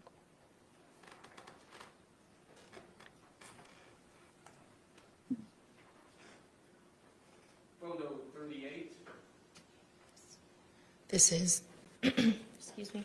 This is also a photograph of the living room, just the other side of the room.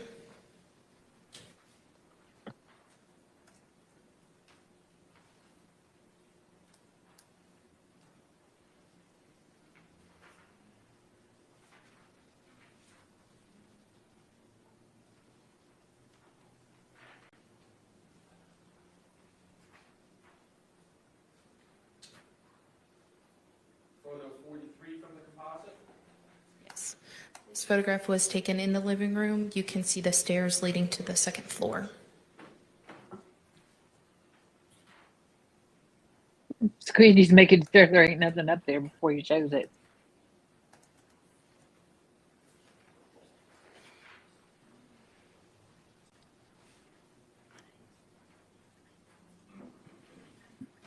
Photograph 45. This is a photograph of the living room just from the other side of the room. You can see the front door in the middle back of the photo.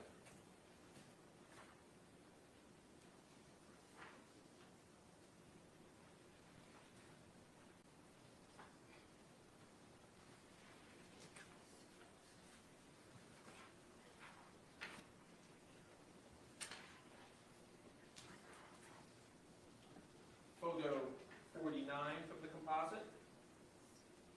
This is a more close-up photograph of the suitcase.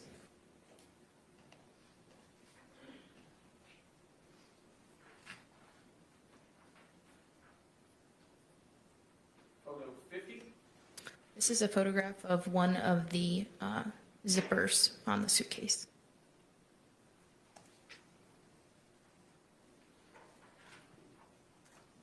Photograph 51. This is a close-up picture of that same zipper. There is no zipper pull on it. It appeared to be a small wire of some sort, the pink wrapped around the zipper.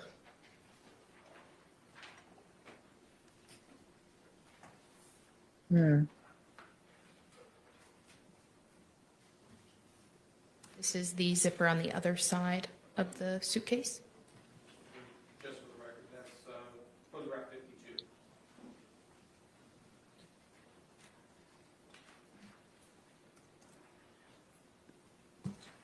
States 53 from this composite. The close-up image of that same zipper. There is also no zipper pull on that one.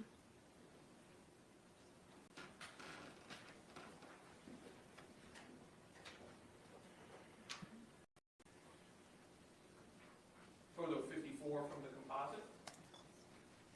This is the contents of the suitcase after just lifting the lid.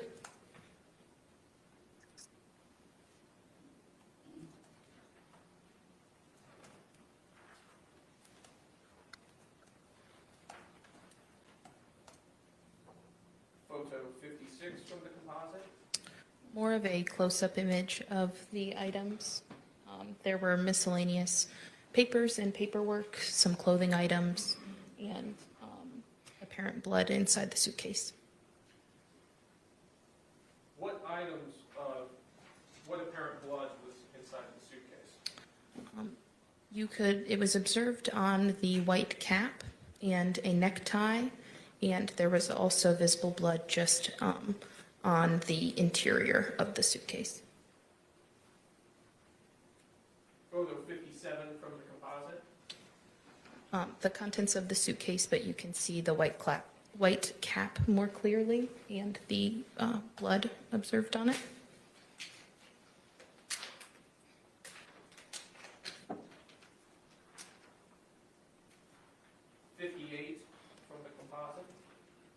You can see the necktie with blood. It appeared to be silver multicolored. And then there's also a diazepam syringe in the plastic casing there. It was prescribed to the victim.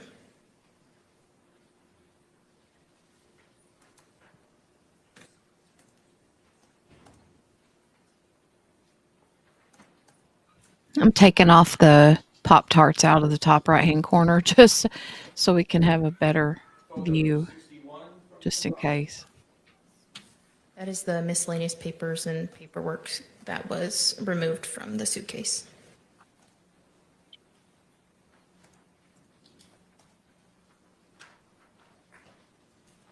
Photo 62 from the composite. That's the suitcase after all of the items were removed.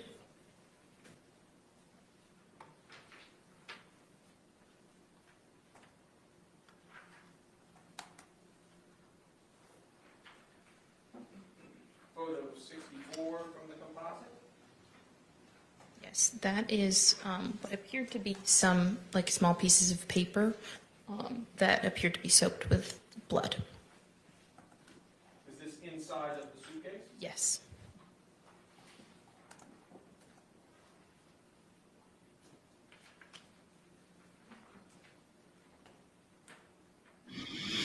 So, okay, would the blood be from Is the baseball bat that was leaning against the wall in the living room? injuries, or would it be from like the body releasing things after its death? You know? I don't know. Yeah, it depends on where the blood is. Because the gurgling Yeah. would have probably had blood in it. If she ever did push on him for CPR, he could have spewed blood, if he was already gone. Miss King brought up a good point about lividity and his legs being straight. And so, not lividity, rigor mortis. And so the thing is about rigor is that once it releases, it doesn't fully release. I'm not quite sure how how his legs are so straight Mm-hmm.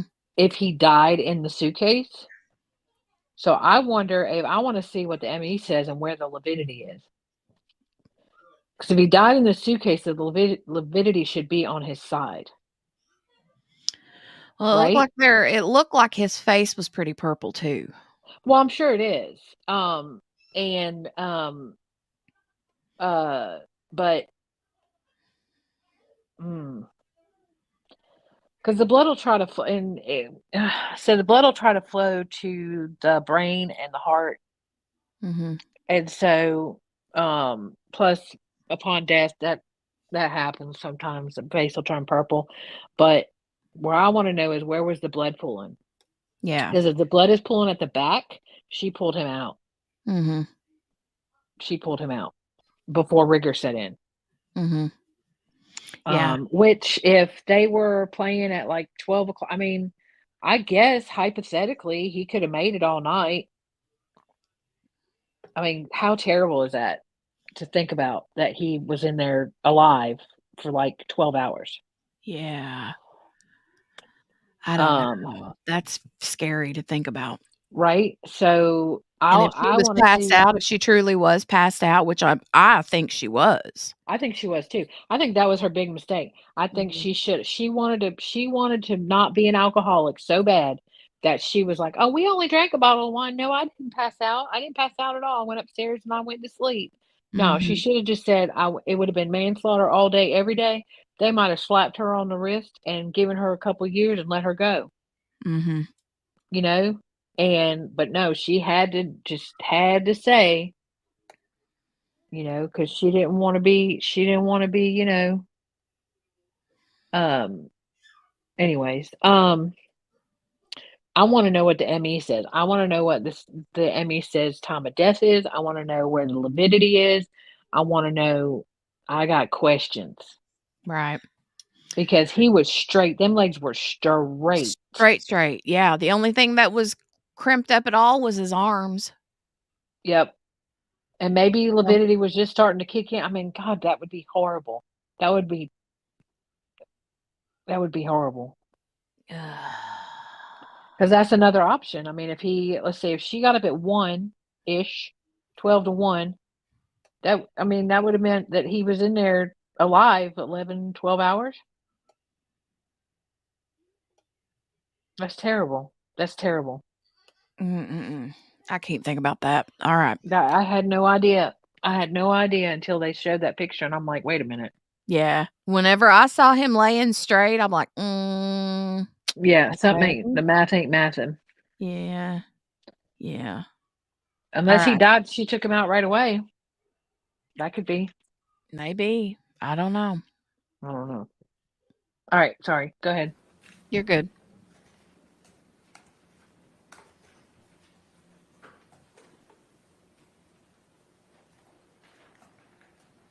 Photo 68 from the composite.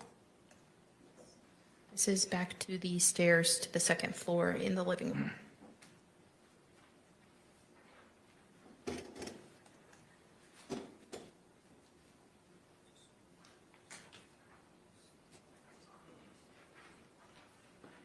Photo 69 from the composites. This is moving closer to the stairs to the second floor.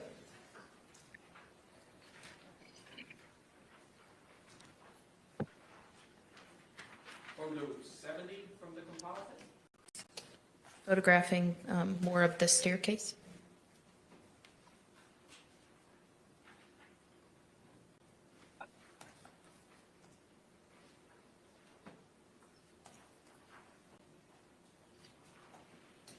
These are the steps leading to the second floor before I proceed up to the second floor. This is photo 71 for the record.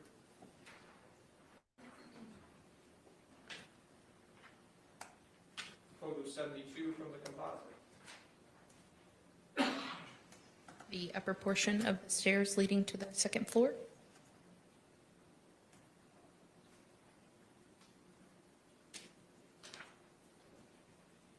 How many bedrooms were on the second floor of the unit? There were 2 bedrooms.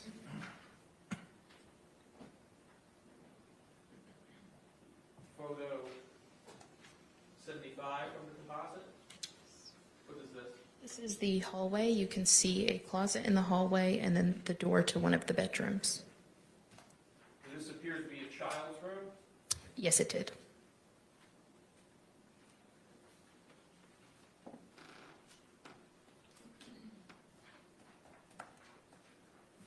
Photo 79 from the composite?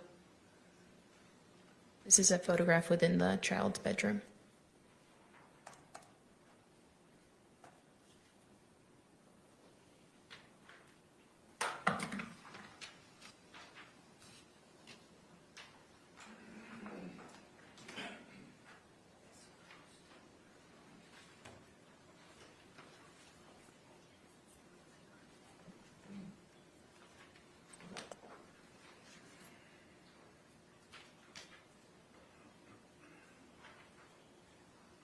Photo 86 from the composite?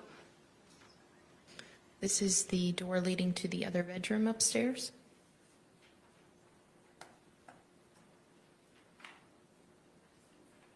Did this other bedroom also contain a bathroom?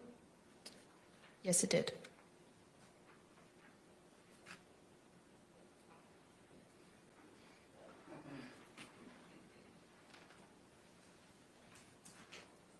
Photo 90 from the composite?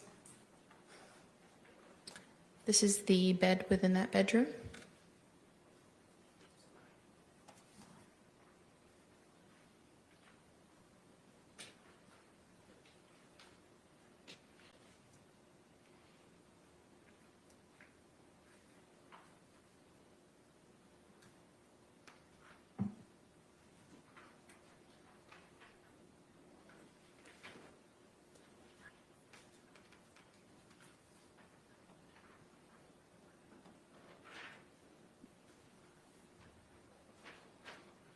Photo 97 from the composite? This is the bathroom. In that master bedroom upstairs? Yes. Did you also have an occasion to photograph the defendant? Yes, I did. You see the defendant here in court today. Yes, I do. Could you please point to them and identify our article of clothing they're wearing? She is right there with a black blazer and a pink shirt. Your Honor, may the record reflect that the witnesses identified the defendant? Record so reflect.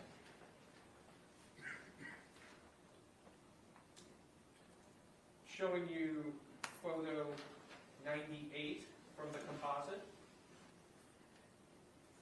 This is the photograph I took of the defendant. Why is it that you are photographing the defendant at this point? I collected her buccal swabs, which is a DNA standard from the inside of the mouth, and it is part of our procedure to photograph that person for identification purposes.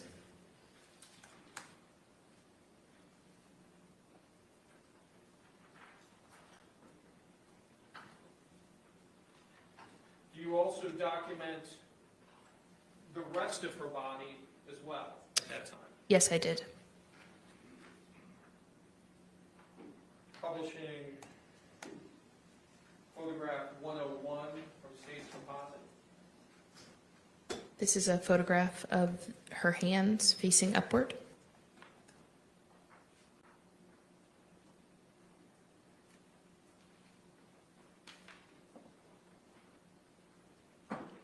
Photograph 102. This is her right hand facing upward.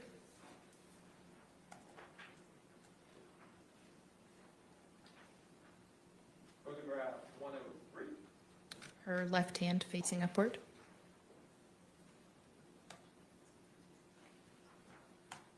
Photograph 104. Both of her hands facing downward, so the tops of her hands.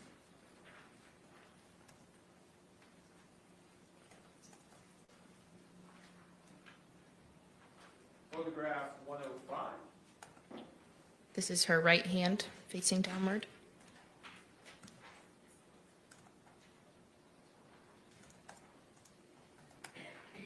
Photograph 106. And her left hand facing downward.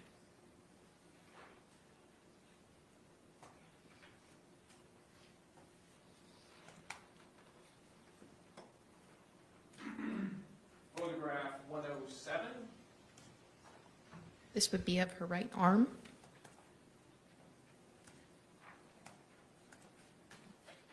Photograph 108. Her left arm.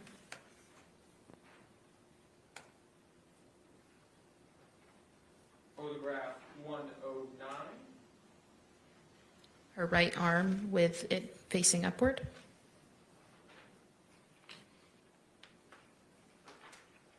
Photograph 110.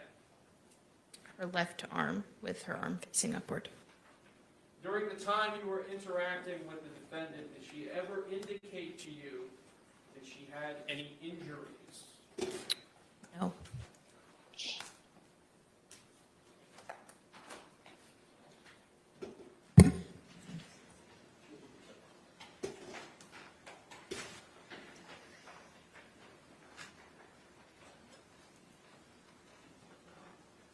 You had previously testified that you also collected physical items of evidence from the home as well, in this case. Yes, I did.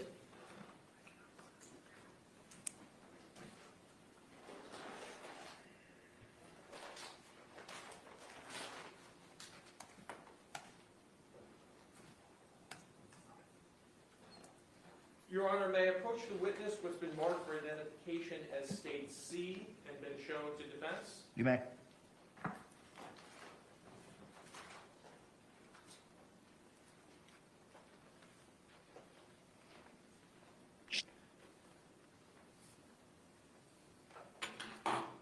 Ma'am, I'm assuming it was remarked for identification as State C. Can you take a look at that package for me?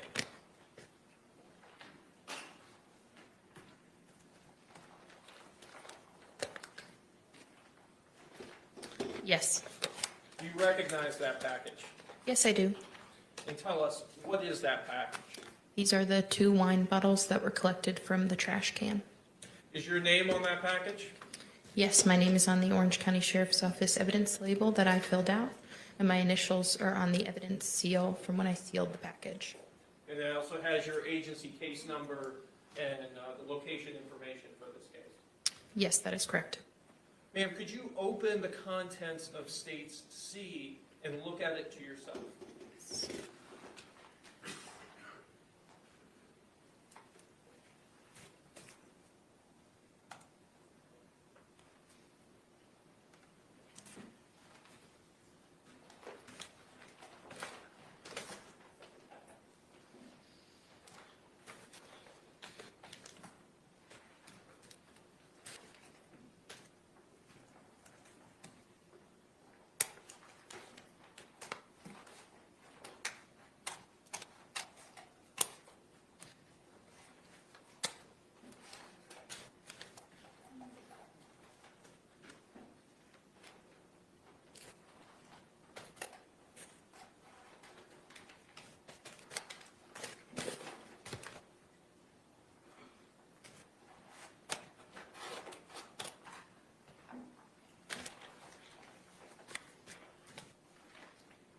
Pull them out to recognize the item. They're wrapped in bubble wrap. Sure, just out of view from the corner.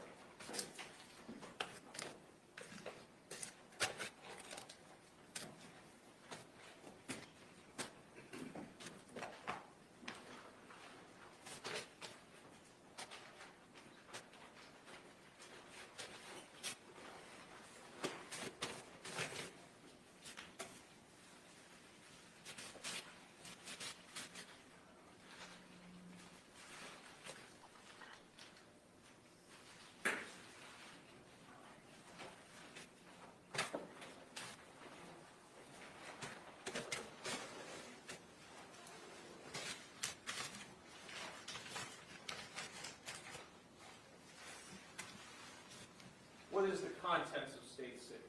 These are the 2 wine bottles that I collected from the trash can. Are these wine bottles in the same or substantially the same condition as they were at the time that you packaged them on February 24th, 2020? Yes, the same time I collected them that day. Your Honor, at this time, I'd like to move what's previously been marked for identification as states C into evidence. Any objections? No objection. What was pre-marked as State C will be received into evidence as States 9 without objection.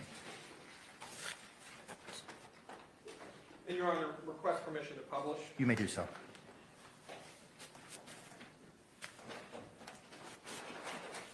You can unwrap them now.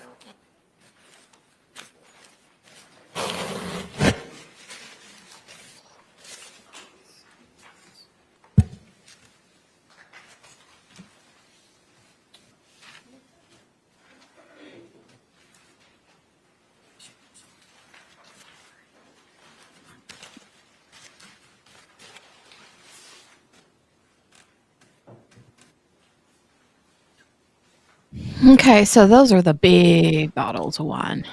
That's what I'm saying. We only had one bottle. That's a mega pint of wine. They probably each had a bottle. Yeah. We're gonna see the suitcase Mm-hmm. like today.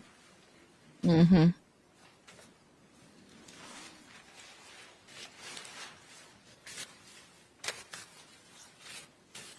Hey, Brenda. Hey, Brenda. Look, Brenda, I was showing off your coffee cup a while ago that you'd sent me. She's trying to drink coffee out of it. Did you also have occasion to collect the baseball bat? That little bitty one. Oh, Yes, here I comes the did. baseball bat. Oof. Here it comes. Somebody was saying earlier that That was on my something bingo about, card. somebody was saying something about her whenever he would, and I don't know if this is true or if this has been admitted to, talked about, but apparently whenever he would like stick his fingers out of the hole, You would hit him with the baseball bat. she would hit him with the ball bat, hit his Yeah, fingers with the ball bat. but I heard too. All right, so baseball bat's on my bingo card, y'all. I need to go back and check my bingo card. Bingo cards, do they automatically? Yes, just remember to save the freaking URL because I'm not keeping track of all y'all's bingo cards. Yeah, I think I don't see the baseball bat on mine though. I see the wine though. Do you have the wine? I don't have the wine on mine. I have the wine on mine. Yeah. We'll mark it. Yeah, Penguin, that their opening statement was terrible. Even if we could have heard them, I think it was terrible. Can you take a look at this item?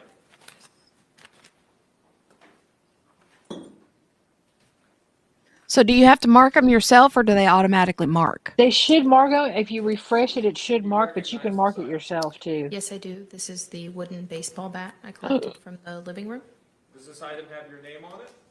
Yes, it has my name on the Orange County Sheriff's Office evidence label that I filled out, as well as my initials on the evidence seal. And it also has your initials and your agency case number as well. Yes, it does. Ma'am, can you open States B and look at the contents of it to yourself without displaying it to the court? Yes.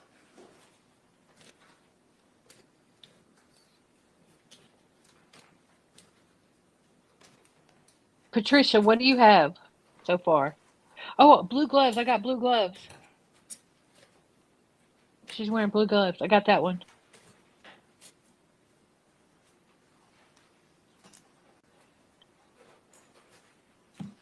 I got 3 too. Whoop, whoop. Brenda said those big balls.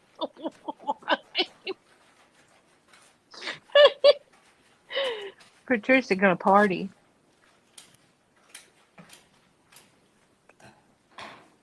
Hi, Squeaker. Yeah, they were all trying to blame you for eating my campus today. Yeah, Susan, Recovery Addict has a whole billion, kabajillion dollar get up over there in his little his channel, I don't have that kind of equipment, so I can't make the volume any louder than it is from here. He's got a whole booster system. I don't have that. I wish I 911 did. cam and 911. I have 911, the bat, and the blue gloves. The wooden baseball bat. And is that bat in the same or substantially the same condition as it was at the time that you collected it on February 24, 2020? Yes, it is. Your Honor, at this time, I'd like to move what's previously been marked for identification as States B into evidence. Any objection? No objection. What was pre-marked as B will be received into evidence as States 10 without objection. Why they didn't show it? And that's a little baseball bat. That's like a billy bat. That's like a policeman's club. Yeah, that's not like a full blown. It's more like kids. Not even a kid's. Not. I don't know. That looks like a billy bat. Squeaker, ma'am. That's a giveaway bat. Exactly. You may. Why didn't we get to see it? She's gonna go ahead and let him, I think, unwrap it now. Oh, okay.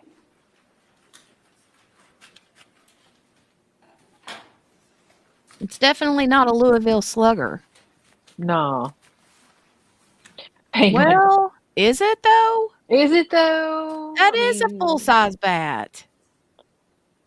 Oh wow. That's a full size ball bat.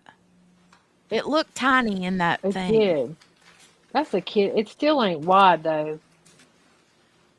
And it might actually be a Louisville Slugger. It looked like it had a Louisville Slugger emblem on it. You also had an occasion to collect a suitcase as well in this case. Yes, I did. Prior to placing the suitcase into evidence, did you process it? Oh. I took measurements of the suitcase. What are the measurements of the suitcase? It was 28 inches in length, 20 inches wide, and 8 7/8 inches deep. Your Honor, Shut up. witness step down from the stand and approach the clerk's area. Yes. What are we shutting up about? What? I couldn't flatten myself to 8.5 inches. It was 8.5 inches deep. Yeah, there's no way. Shut up. 28 inches long, 20 inches wide, 8.5 inches deep. Shut up. Yeah, I can't get my big toe in that. Identification as States A. Tell me, do you recognize this item? Tell us, what is this item? This is the suitcase I collected Come. from the living room. And how is it that you know that this is a suitcase you collected from the living room? Patricia, I know he was tiny, but 8.5 inches? The item description. It also contains my name and the agency case number, and my initials are also on the Oh, God. Ma'am, at this time, could you open States A and look at the contents of it to yourself?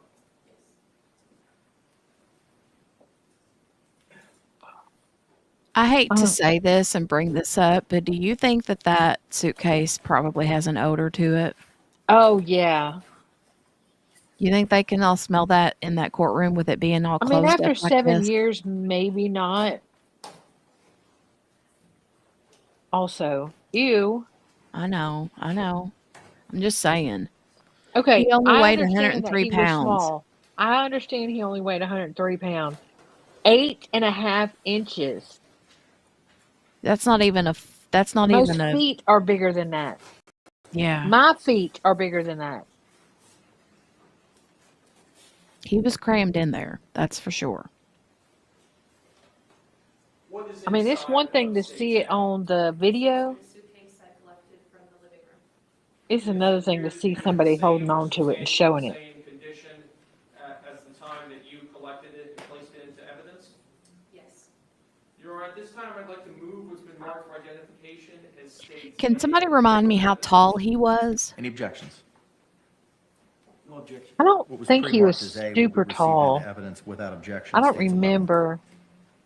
And Your Honor, at this time, I ask for permission to publish State's A to the jury. You may. Here we go. She's pulling it out. Oh, God.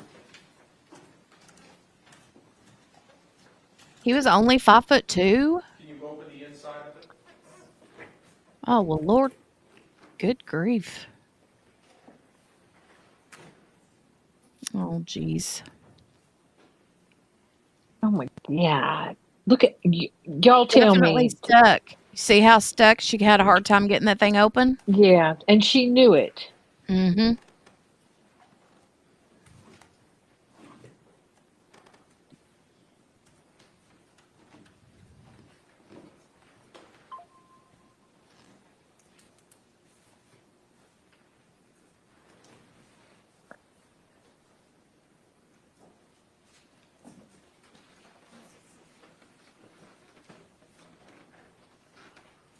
Y'all.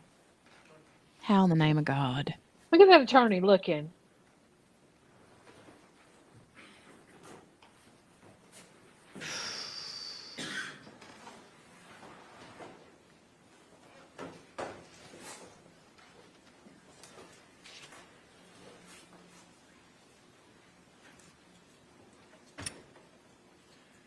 I How easy remember is it that, to Patricia. operate the zipper that closes the suitcase? It was a little difficult.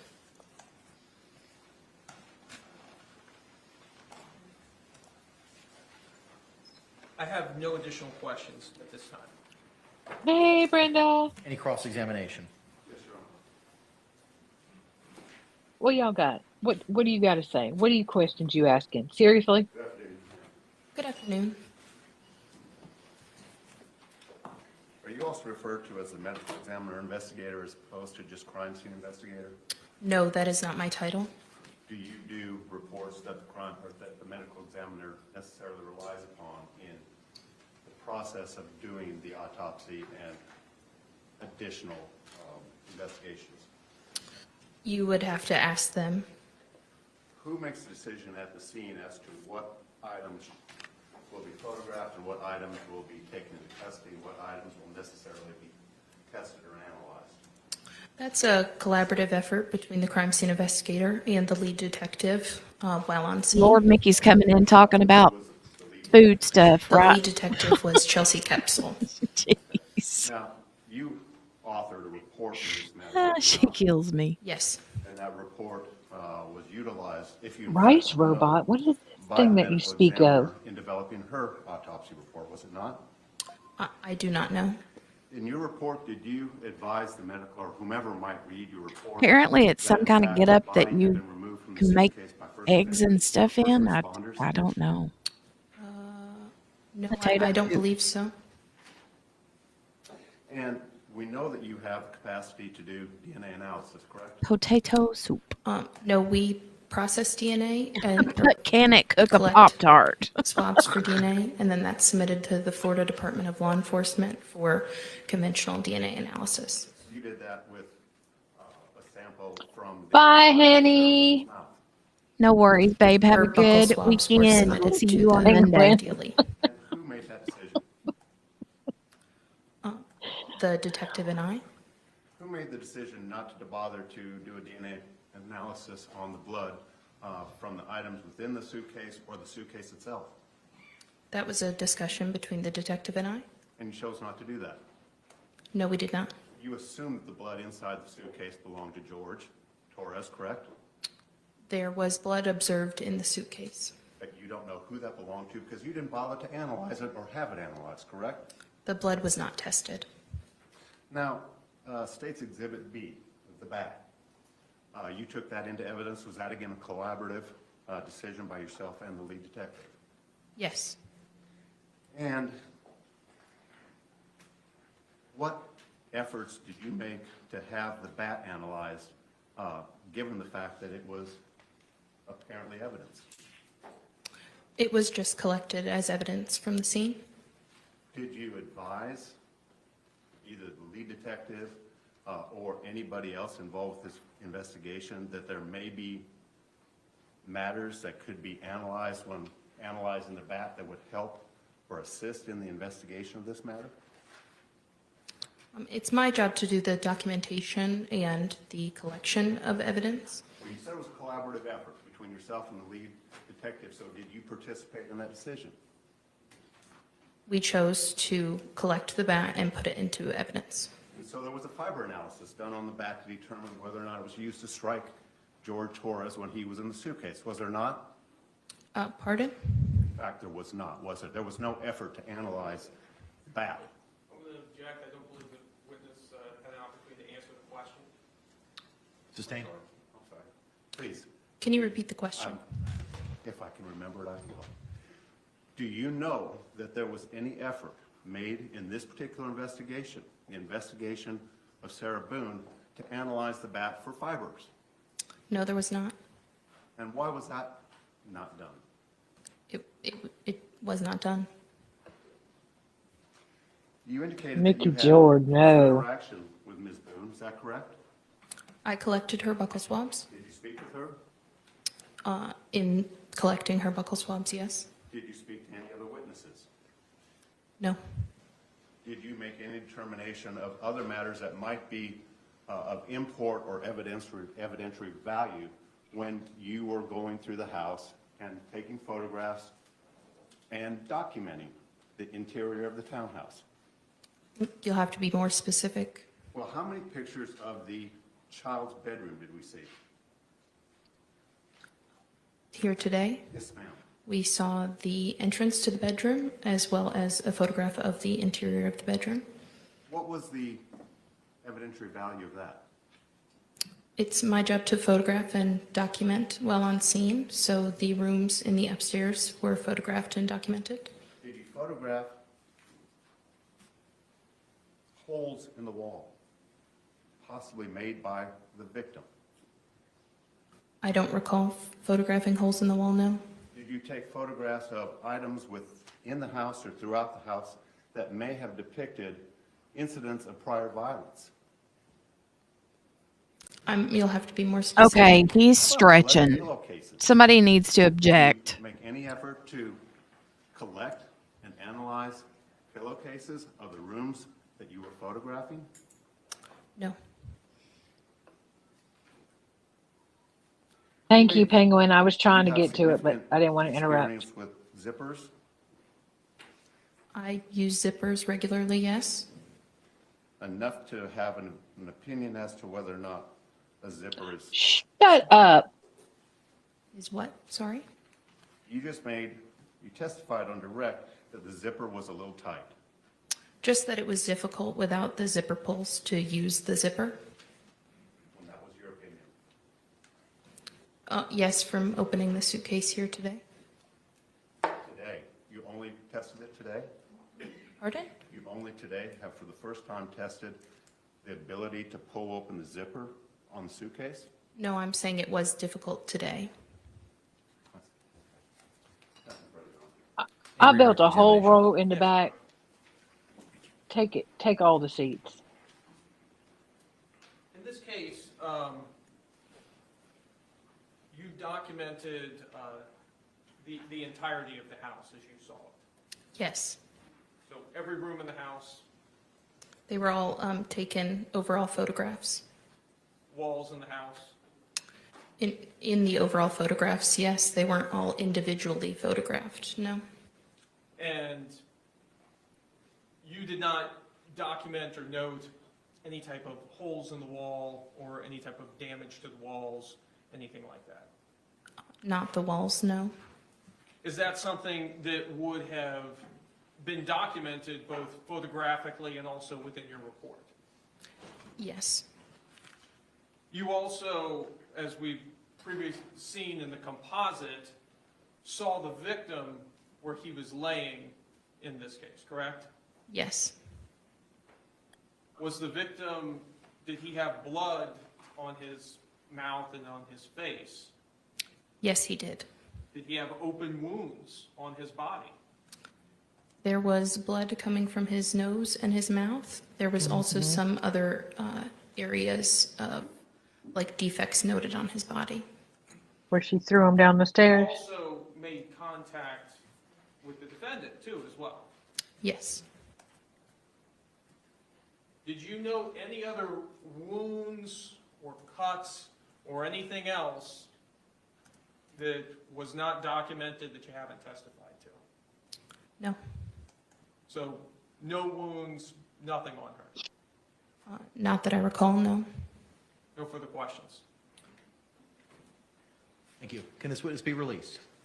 Yes, Your Honor. Mr. Owens, can this witness be released? Judge, we'd like her to be on call. Subject to recall, ma'am. Thank you. I don't know why they didn't test the blood inside the suitcase. I don't know why, because it seems they should have. It doesn't change anything.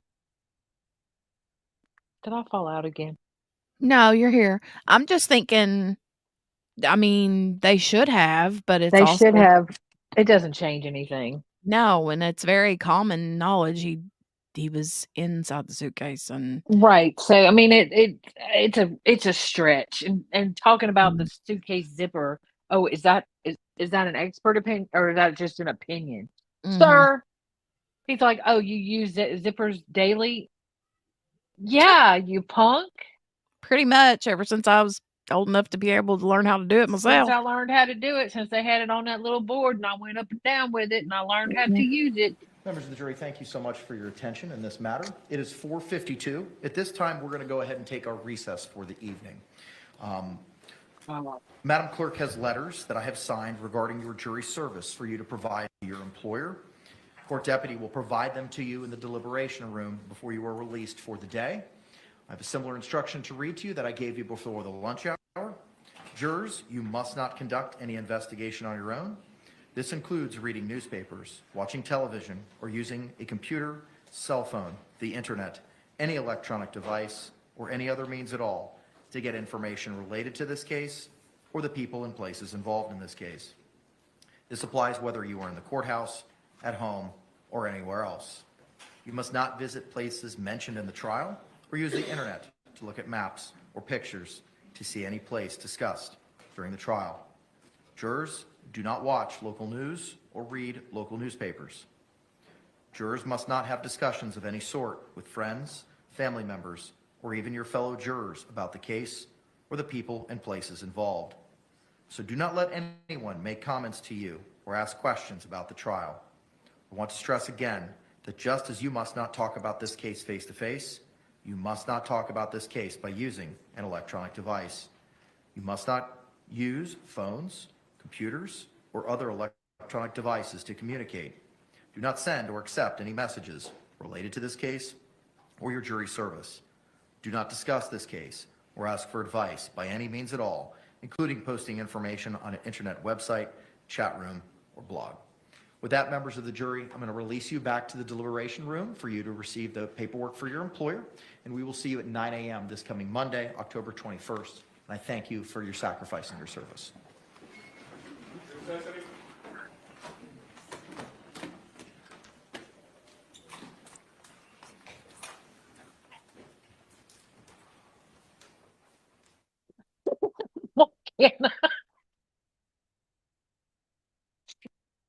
What?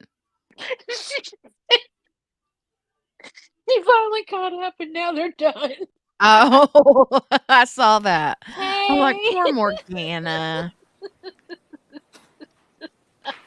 Y'all may be seated. Thank you.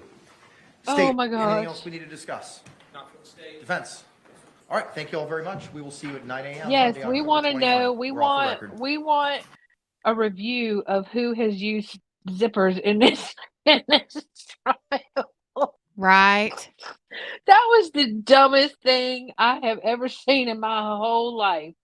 Well, and they're probably also like, she should have said, yeah, and you know what else? I can snap snaps and button buttons, and I can count from 1 to 100 and say I my use them alphabet. on the reg daily. Every Also, day. I have a child that I have taught to use a zipper, so we use them Uh-huh. there too. India, Right. that's I haven't seen anything since the last update. They're probably ending for the day, and hopefully we'll get somebody will come out and give an update. Yeah, I've got a couple things on Twitter I'm gonna share before we leave for Yeah. the evening. But I'm Brenda says, a I'm big a girl big now. girl now. I'm a big kid Girl now. now. Yay!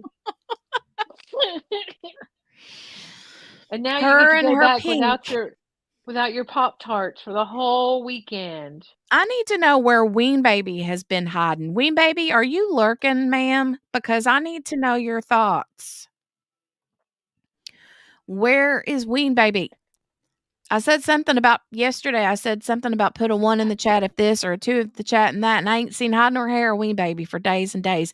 And she plops a big 1 or 2 out. And I'm like, there you are, ma'am. Where are you?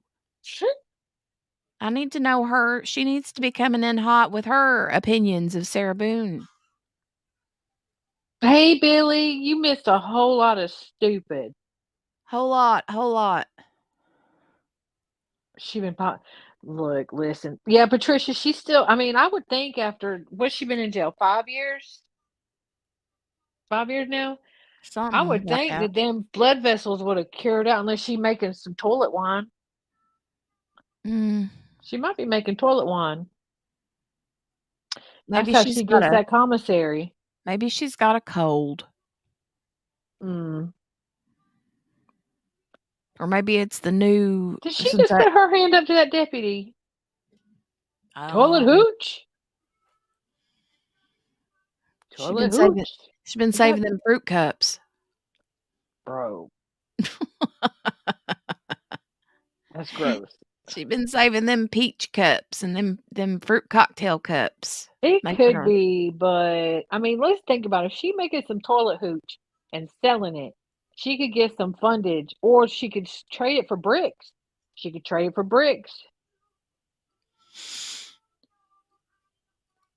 Yeah. Yeah. She could trade it for bricks, and then she could trade them for Pop-Tarts. Mm-hmm. Look, she's acting like she's getting dressed for the Emmys. Look at her doing her, fixing her suit and stuff. Mm-hmm. She put her whole hand up and said, hang on a minute. And that deputy was like, ma'am, get up. Mm-hmm. Hi, India. Are you leaving India? Oh, wait. Are we just thank you because I don't know. Huh? She said thank you, and I thought she was leaving, but then I don't know. No, I got to see her tell that officer to hold on a minute. She sure did. She put her hand up. She put her whole hand up. I got to see this again. Right there. Okay, yeah.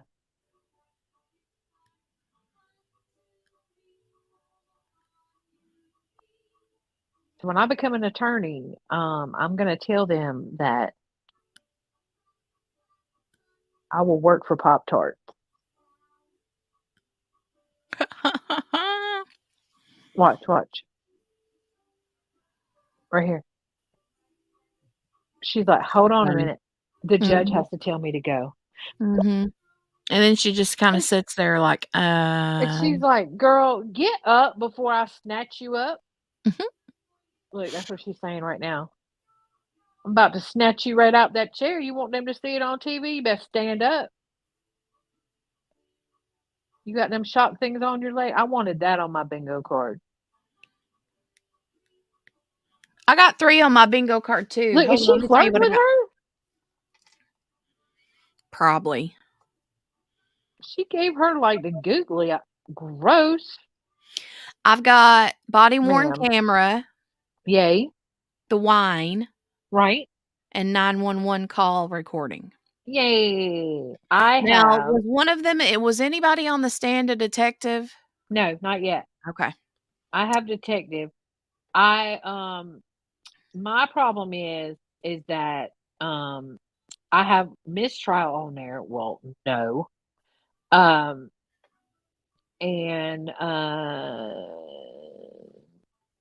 everything else is a possibility. I don't think she ever did a Google search. Do you remember her doing a Google search? I don't remember her doing a Google search. Oh, Susan, go get you a bingo card. Hold on. Let me find it. Hold on. Stand by. I don't remember it. It's Feels trial like that bingo. there was something about her. See, I was thinking that too, but I Feels like she can't. did some kinda Googling about something about alimony or Yeah. but I don't Trial really bingo. remember. Here we go. Susan, I'll put you a linky link in there. It's trialbingo.com, I think. Stand by. Oh, you got the Stand same ones, by. Patricia? Um, there you go. Oh, she popped out again. Hold on a minute, folks. We got the bouncing QB. God. There you are. Hi. Hi. Trialbingo.com. It will automatically update, or you can update it. Save the URL, because if you get kicked, you cannot get it back. And if you ask for a new one, then you're out. It voids everything. So don't. No, I don't. I guess. Then you have to tell Toyo that you got bingo. You just let one of us know, and I can let them know. If you're not on the Twitters, because it's on the Twitters. Here, let me show you. For anybody that's on the Twitters. Oh, that baby's coughing. Why's she coughing? Honey, No. allergies. She's always coughing. Okay, there's the link. You can put your screenshot on the Twitters. Let's see. Oh, that girl's got the bat. Oh, they got the wine.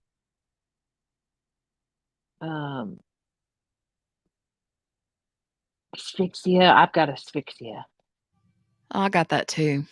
That's definitely gonna be a thing. And Celebrate. I can't remember if they used a Celebrate or not. I know that they looked at her phone records and stuff, but did they use Celebrate, or did they just drop her, like do a drop? Hey, Super Fuzz, you are not wrong. You I are love not wrong. another hot commenter coming I in know, I hot. love it. Super Fuzz. Super Fuzz. This woman is beyond screwed. She is going she's going up for 30 years minimum. Hey, Penguin, nice to meet you. I hope you'll come back and see us. Yeah, come back, Penguin. Hit the notification bell. You get notified when she goes live. Never know when she might show up with a Ferris update. I'm just saying. Hint, hint. Yeah. Hint. Yeah, I What? know. Hint. Hint, I know. hint. You ain't wrong. It was only 3 hours. It wasn't long. Nice to have you join us, Penguin, and I do hope you come back. Sorry I saw a skull before I saw a penguin. I need new glasses. I have double glasses on. So it's a problem. I'm going to share this tab, and we're going to run over and look at a couple of little news clips. Tweets. Yeah. Tweets. Oh, the girls.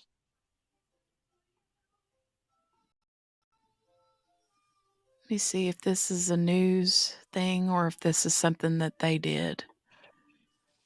Hold on a minute. Got to let it load. Load. Shouldn't be needing to, though. Hold on a minute. Let's take a look at this real quick. If the state fails to prove each element of the murder charges beyond a reasonable doubt, you must find the defendant. Everything's being wonky. Hold on.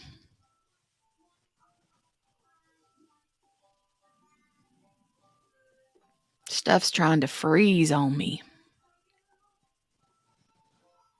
Let me turn that off. You can still play, India. Go to the trialbingo.com and get you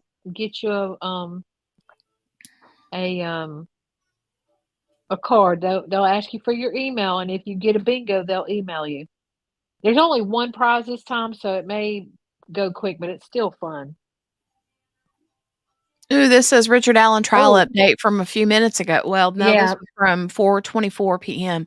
Post lunch, 3 witnesses have been called: Kelsey Siebert, which is Libby's sister, right. Derek German, Libby's dad, and Anna Williams, Abby's mom. They have served as proof of life and timeline witnesses. Derek Mm, German testified that he made the girls banana pancakes in the morning. This is significant when we get to the medical examiner's testimony as far as yeah. stomach contents in attempting to establish an approximate time of death. Let me go back. Notifications. Is today Friday? Yes. Okay.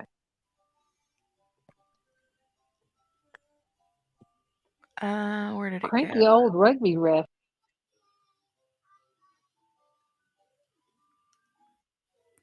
Where'd she go? Okay. You didn't hear that? Okay. Didn't hear what? Somebody named Cranky Old Rugby Ref followed you. Followed me? I shouldn't be laughing. They are beautiful, India. I don't know what that video is, but that picture there is sweet.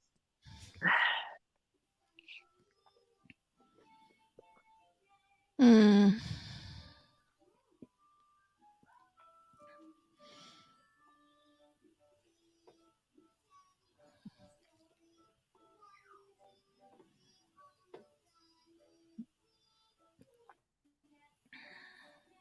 Yeah, so he's doing that every day. I think a breakdown. He does Mhm. like 12 at the end of the day. He'll do, he did it yesterday. He'll do like 12 posts of like stuff that happened throughout the trial, Yeah. like a recap. Looks like he hadn't done it yet today, but um Here, let me share this tab.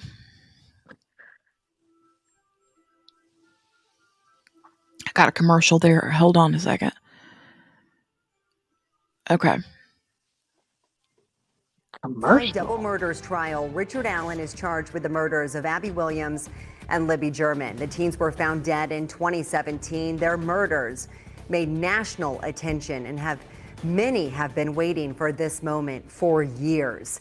CBS 4's Russ McQuaid was among the first in line for court this morning. He joins us now live with the dramatic start to this trial. Russ? Good afternoon, Melissa. It was attorneys for both sides, the prosecution and the defense, that laid out their respective cases for the guilt or innocence of Richard Allen. The prosecution says he confessed and knew details only the killer would know. The defense says there's no evidence linking their client to the killings. In the past, you've seen video of Richard Allen arriving here at the Carroll County Courthouse for other hearings. However, you won't see any fresh video now because Judge Fran Gull has banned video of Allen or herself or jurors entering and exiting from a cordoned-off corner of the courthouse. The families of Abby Williams and Libby German arrived just before 8 a.m., and Allen's family is there too, as a dozen jurors and 4 alternates listen to opening statements of both the state and the defense. Prosecutor Nicholas McLeland went first, and over the course of 20 minutes told jurors that Richard Allen is Bridge Guy, the man who stalked Libby and Abby on the bridge that day, whose image was captured on Libby's cell phone. And he matches the description of a man seen on the Monon High Bridge in the minutes before the girls were abducted. And that Allen has confessed that he knew details only the killer would know. And investigators found a bullet that matches Allen's gun at the site where the girls' bodies were discovered. Defense attorney Andrew Baldwin countered that the witness descriptions are inconsistent. Allen suffered a mental health crisis that led to false confessions. The bullet testing was inconclusive, and that the girls were likely abducted on Monday afternoon, February 13, 2017, driven away from the bridge, killed elsewhere, and their bodies were placed not far from the banks of the Deer Creek. That early Tuesday morning the next day, several hours before they were found. And law enforcement, he said, this week is scrambling to explain the hair intertwined in Abby's hands that didn't come from Richard Allen, and that there is no DNA linking his clients to these murders. Judge Gall also ruled against the defense and in favor of the state. The defense wanted to include those two sketches we've seen for a long time, an older man, kind of bearded, a slouch hat, and a younger man, curly hair, dark features, that have been trotted out by Indiana State Police sketch artists for the last several years, saying these are either suspects or people we're looking for who may have been on the bridge that day. The defense says these don't look anything at all like Richard Allen. We want to show that to the jury that this case is flawed. The prosecution said, we don't think it looks like Richard Allen either, but it wasn't meant to be Richard Allen. It was only meant to be an investigative tool. The judge ruled in favor of the state. Those sketches and any discrepancies and doubts. Okay, not supposed to be him, but you know. Russ, now a few questions before you go. Another big moment this morning. We were told some of the media was removed from the courtroom. What happened there? Well, they weren't removed from the courtroom, but they were banned from the trial and they were banned from the courthouse because just before 8 o'clock this morning, they violated, allegedly, the judge's orders to not shoot video of a cordoned off area where she, the jurors, and the suspect come in away from cameras. It's a security issue, and of course, they don't want the jurors' identities shown on TV. A network news photographer had his camera confiscated.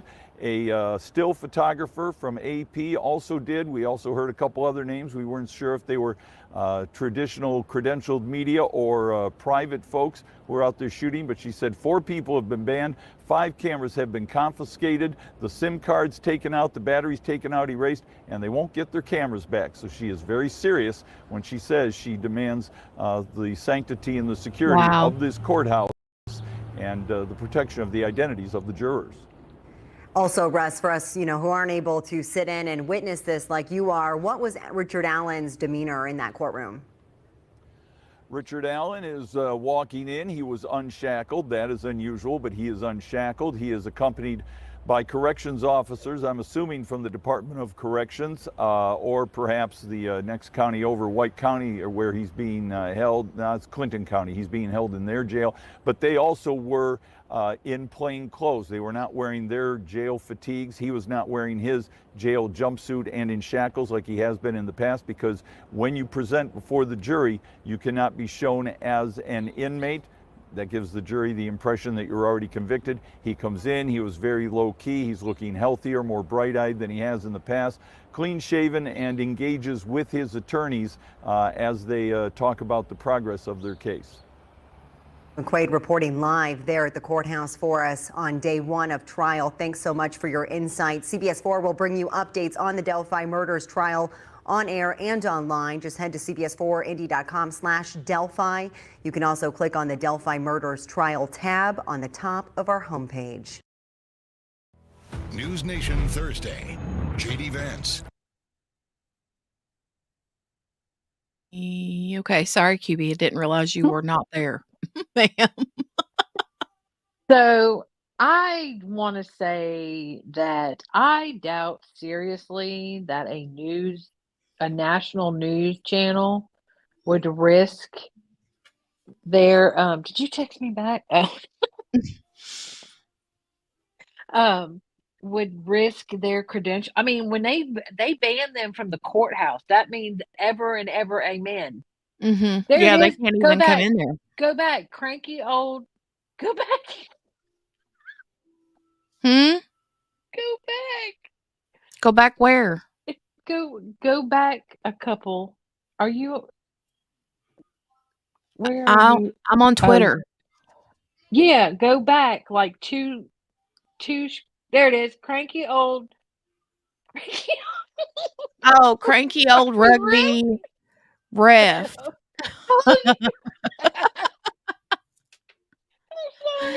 I was like, what? I didn't see that. When That's funny. I'm blind as a bat, but I was like, cranky old. Okay. I want to see what this one is. Oh, the next one, the Yellow Jacket one, you need to read too. That Sleuthie reposted. Yeah, that's the one I just opened up. You are going to have to quit looking at me on your TV because you're always way behind. Shoot, I'm sorry. Okay. My Every bad. time she does that, I'm like, what are you talking about? I'm so confused. I'm You need to watch sorry. you need to watch on StreamYard and not on Okay, I'm watching on StreamYard now. Thank Okay, you. you're welcome. Thank you. Yeah, I read that one earlier. Okay, attention. Then what's his alibi, crowd? And why won't they tell us what his phone data shows, crowd? ABC News reports defense attorney Andrew Baldwin questioned the timeline and cell phone evidence in the state's case, holding up a phone to the jury and saying, forensic data on these phones don't lie. Baldwin said the Delphi prosecution claims Abby and Libby were dead by 4 p.m. on 2/13 and abducted at 2:13 p.m. He said Richard Allen's cell phone data shows he was gone by 2:15 p.m. Wow. And there you have it.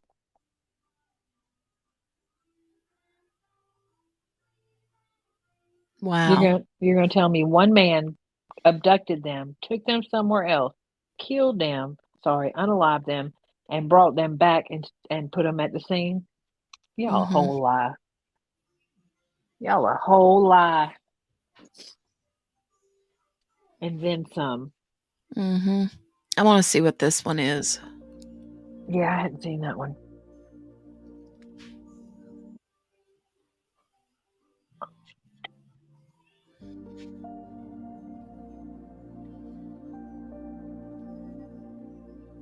Pretty girls.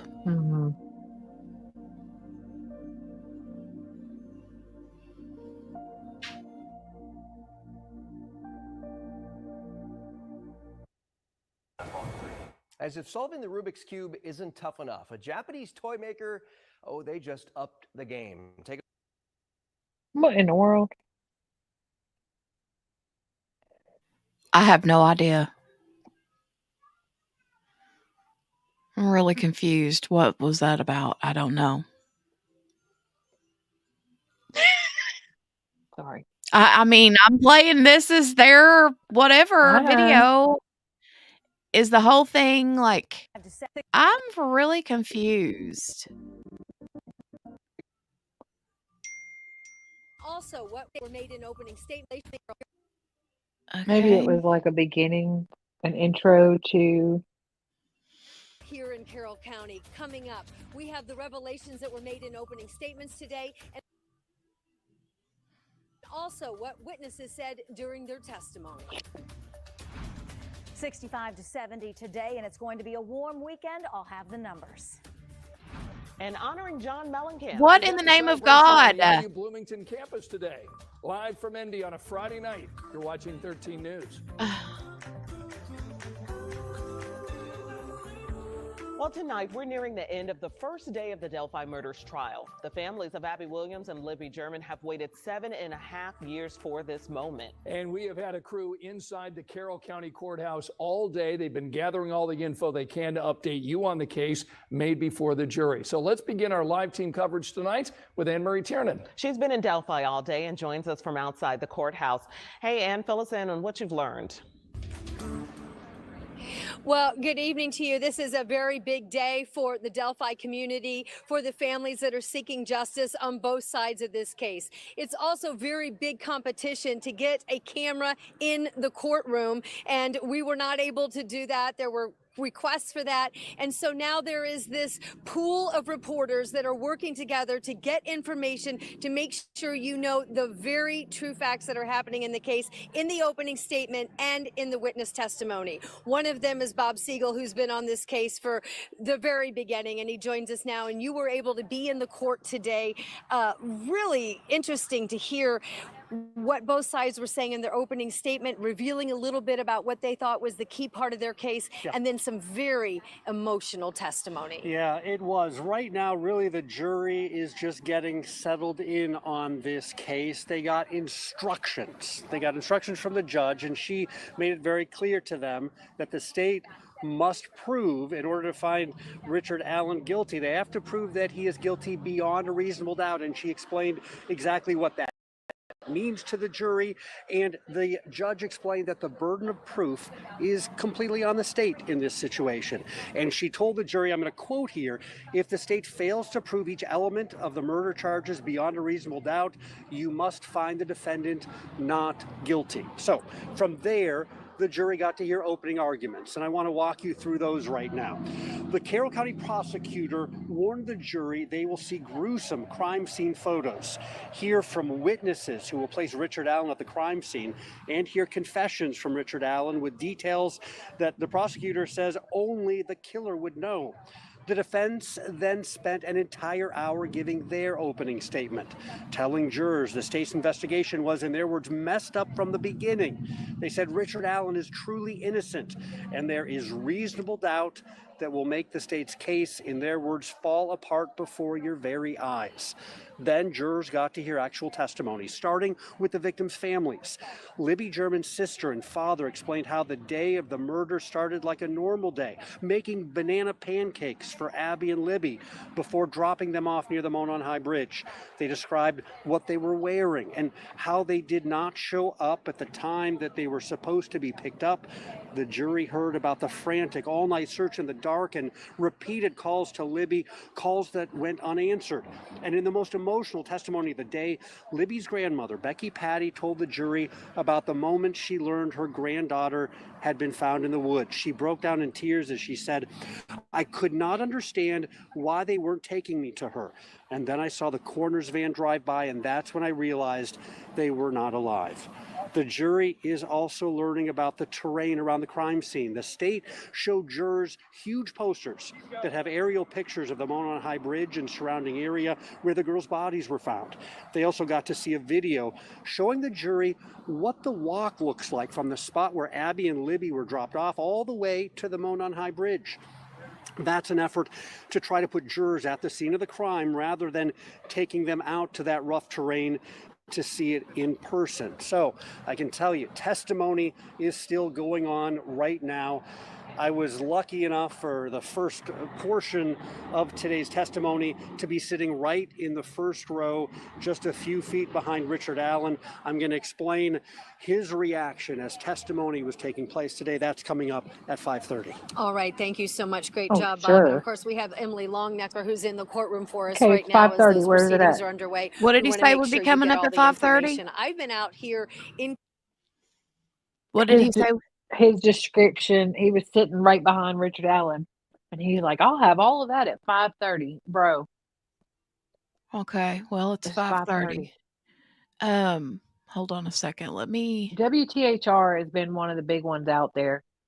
And Yeah. I'm following them so I can get the updates. But Lord have mercy, they tell me everything. There was a wreck on the freeway. Somebody got shot. Okay. Thank you. Oh.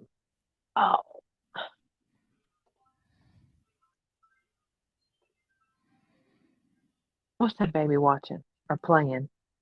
What's she doing? She's in there watching Coco Melon, I think. Coco Melon. First day of Delphi murders. Trial near its end. 5 p.m. update.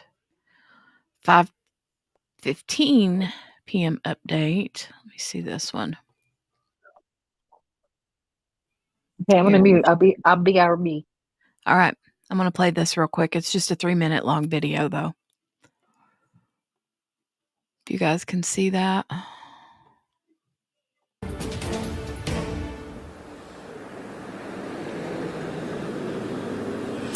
I'm Anne-Marie Tiernan reporting live from Carroll County, where the trial for the murders of 2 young girls from 2017 is now underway. We have Emily Longnecker, who's in the courtroom as testimony is getting underway. We've had several witnesses already testify today.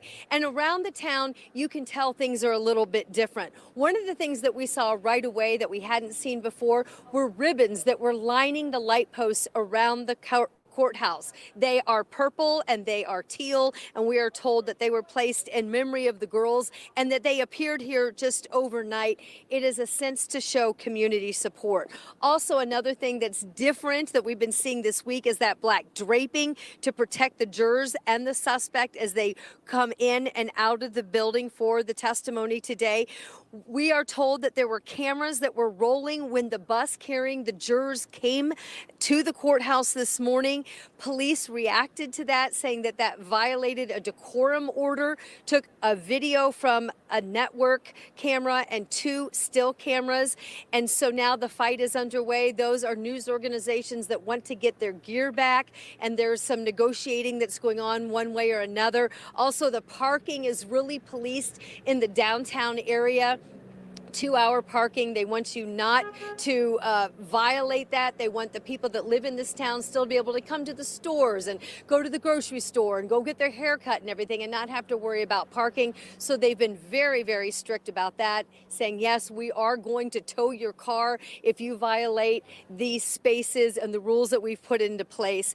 Also, this is a different thing for this community. The national news is here. If you watched NBC this morning, if you watched Court TV, if you saw CBS this morning, they all had correspondents that were here reporting on this case. Now, we have had big cases here in Indiana. You know, we've had the Mike Tyson case 25 years ago when he was accused of rape. We had the Jared Fogle case that was about 9 years ago.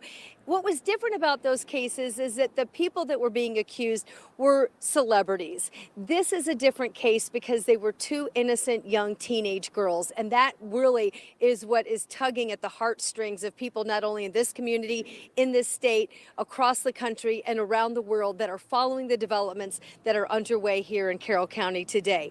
This is a small town that's in the spotlight right now. The people that lived here moved here because they don't want to be in the spotlight, and they're ready for this to be justice and then wrap up and for us to move out. That's the big signal and message that we got today here. Back to you. All right, day 1 of what is expected to be a month-long trial there in Delphi. Anne Marie, thanks so much. I can't say that I blame them. I mean, good grief. You know? Yep. Well, I mean, Patricia, I kind of get that because if it's 2-hour parking, you can't be getting there so you can watch the trial. You can't be taking up that 2-hour parking. But yeah, they're not making it easy for anybody to come in and watch. They're not making it easy for, no, it's totally undercover, and it makes it look nefarious. Right. And the thing, so those blue and purple ribbons, the word on the crime streets last night was that they were going to be placed on the courthouse, like physically on the courthouse, and people were going nuts because that's not okay. Yeah. And so, I mean, I'm not saying there shouldn't be ribbons for Abby and Libby. Please, nobody come at me think I'm saying that. But we're innocent until proven guilty, and we ain't putting that on the courthouse. So, I mean, I'm glad to see they're up around town. But they were talking about they were going to place them on the courthouse, and somebody ixnayed that.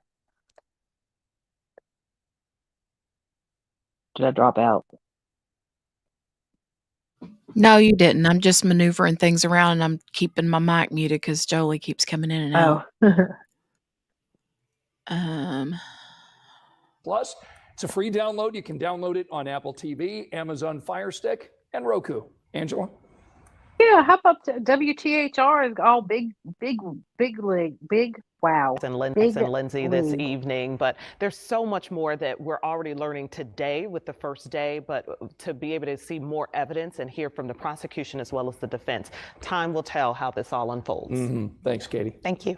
Well, Katie's going to stick around. She's going to help bring It won't let me play it back from the beginning. And Lindsay this evening, but because it's live. And Lindsay this evening. And so it won't let you, like, it won't let me rewind it, you know? Rude. But if I can get it to show up over here on their videos on YouTube, Yeah, it might take a little bit of time for them to Yeah. upload it. You can watch it on your Roku though. I didn't Mhm. realize they had a whole app. I was like, well, look at you. But then you know what? What's going to happen is you download their app and then they're going to be like, who's your news service or who's your TV provider? And I'll be like, I don't have a TV provider. And they'll be Mm. like, we're sorry. You have to have a subscription to watch this. Probably. And I'll be like, that's why I'll be watching it on the YouTube or the Twitter.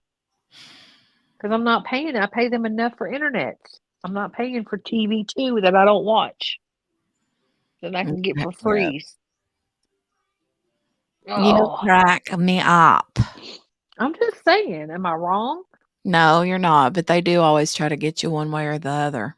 They're You know? like, oh, it's a free download on your Fire Stick or your Roku. Then I download it and Roku be like, who's your service provider? Nobody. I don't have one. Okay, well then you're screwed. You can't. And then I try to bypass them, be like Spectrum, because that's who I have my interwebs through. And they're like, yeah, but you don't have a TV.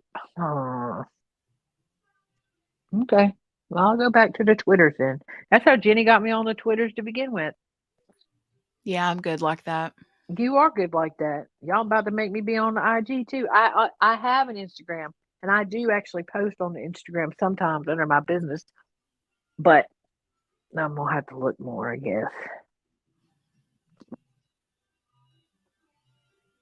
I'm waiting for somebody to get a picture of Richard Allen in a suit. Well, you know, the prosecutor, Nicholas McClellan, told jurors this for the... Barbara, opening statements this morning. I know throughout the last few days we've been learning a lot of new things. What did we learn about the case in openings today? Well, you know, the prosecutor, Nicholas McClellan, told jurors this morning that for the first time we get to hear the rest of the story, and he laid a lot of that out in his opening statement. He took only 15 minutes to deliver that.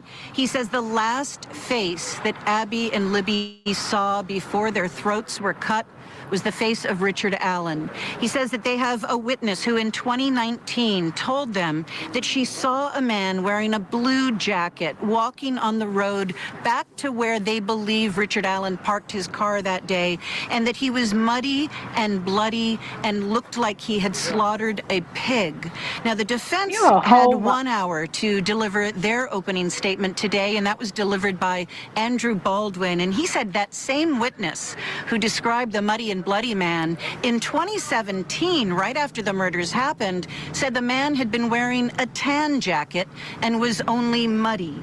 The defense is going to be attacking the timeline. They say the timeline does not match Richard Allen's movements that day, and they say that there is evidence that his car was gone from that parking lot by 2:15 p.m. And of course, the abduction of the girls, as evidenced by that video on Libby's phone, happened at 2:13 p.m. So that's going to be interesting to see how that plays out. We also found out today that there were two different weapons used in the murders of these two girls. One a serrated edge, one was not. Michael and Ted? Okay, and then we heard about the hair the other day as well. We are learning more. And got a little bit more detail about that hair as well, is that it does come from a female, and according to the defense, that hair was never tested against any of Abby or Libby's relatives or friends. You know, the girls were wearing borrowed sweatshirts that day. Libby had on her own, but Abby was wearing one that had belonged to Kelsey. She has long blonde hair. It is perhaps Kelsey's hair from that jacket, but it was never tested, and the defense says that's a problem. They say the state is now scrambling to get that testing done. Those sketches, the defense wants to bring them in to say, hey, these sketches don't look like this guy. What did the judge say about that? The judge agreed with the state, and they will not be coming in. The state called those investigative tools and said they did not lead to the identification or arrest of Richard Allen and therefore are irrelevant. And the judge agreed with that, so they will not be entered into evidence. We do know that there are some witnesses already being called by the state. The first one's up, Becky Patty, Libby's custodial grandmother, Derek German, Libby's father, who was to pick the girls up that that day and was the first to discover that they were missing. And Kelsey German Siebert, the sister of Libby, who of course dropped the girls off at the trails that day. Wow. So, Oh, this is Patricia, cool.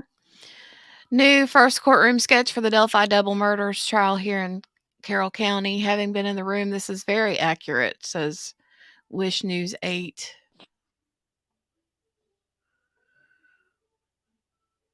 I love courtroom sketches. that one's kind of cartoony, more Yeah, than it usual. is. Patricia, when you said waits 2 years to come forward, what were you meaning?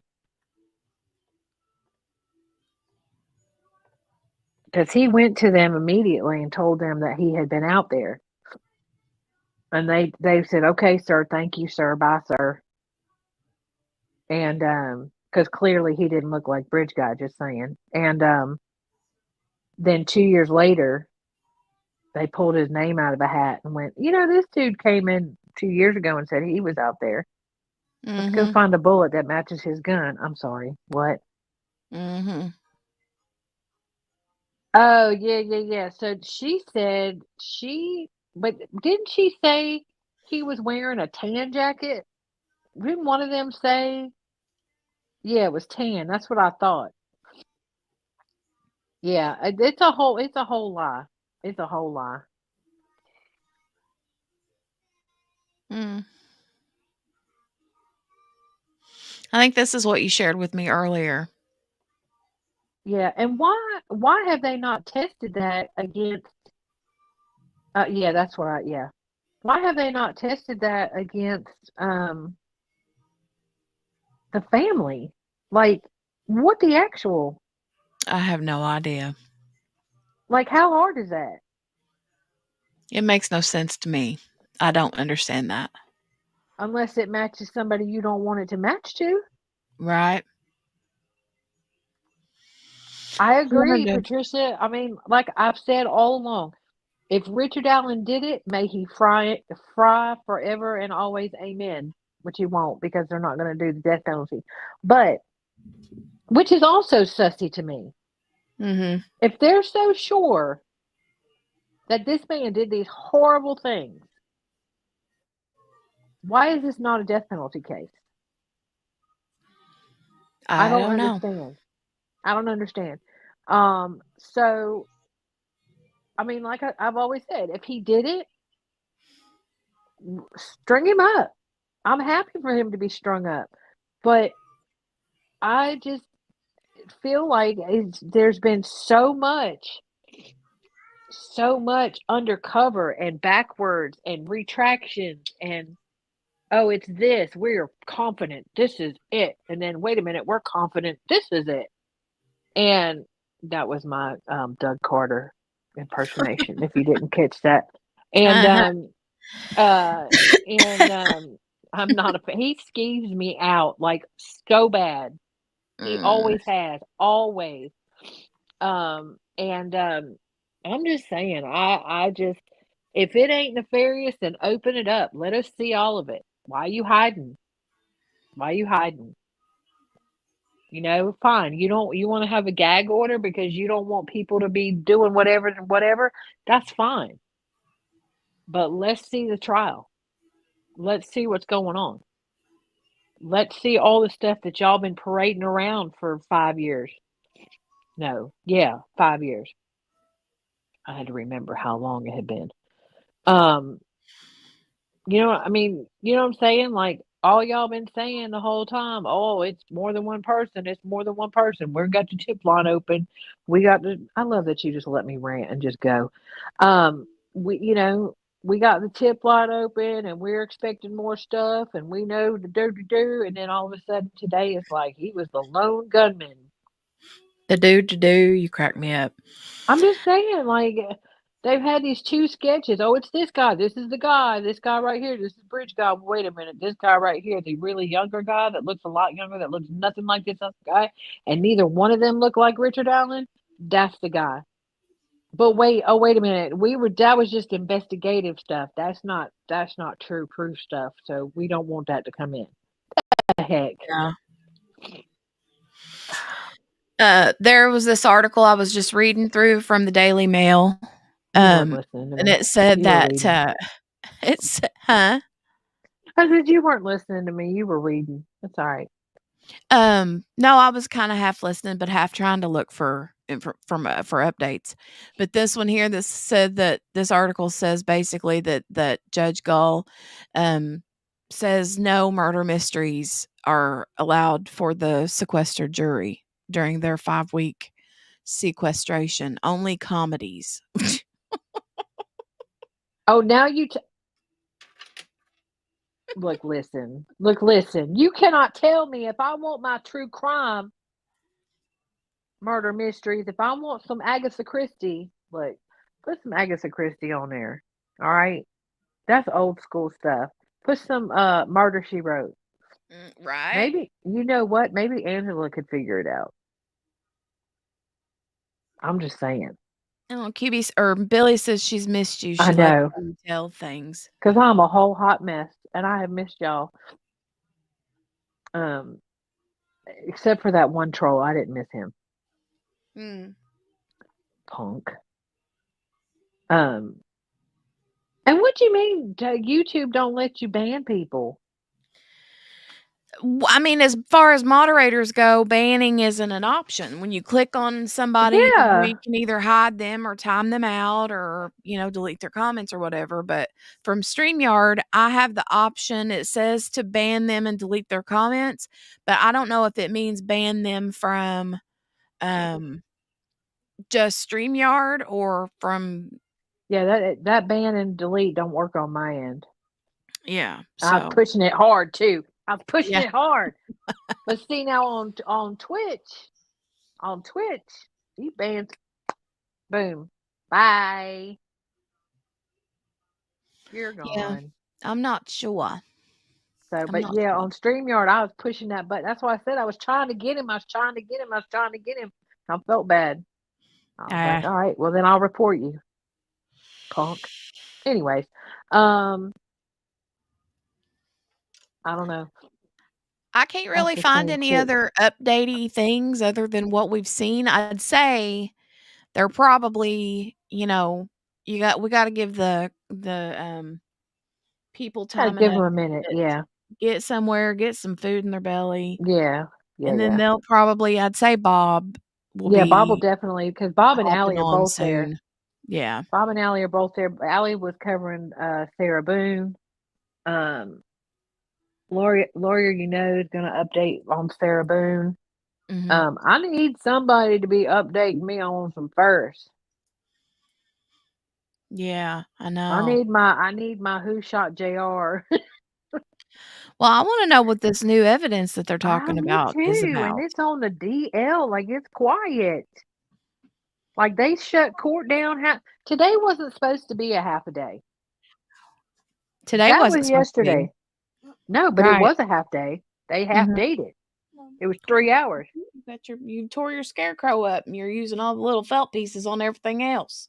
Hi, Jolie. Why do you got sick looking eyes? Because she's coughing. I told you that baby was coughing.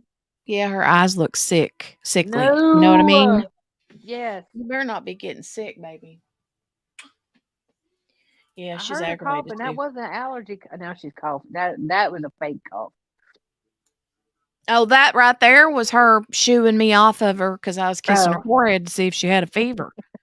She's like, get off of me. That's so old school.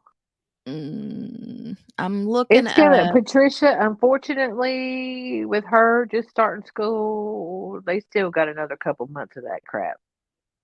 The doctor told me when she first got sick the first time, she told me She's like, oh, hold on. Let me see if this is new, fresh right here. Hold on. Of testimony as jurors begin to decide if Richard Allen killed Libby German and Abby Williams nearly 8 years ago. Our Anne-Marie Tiernan is in Delphi today. I don't think Anne-Marie, so. I know people around the world have been following this case and have really ever since we first reported these girls missing nearly 8 years ago.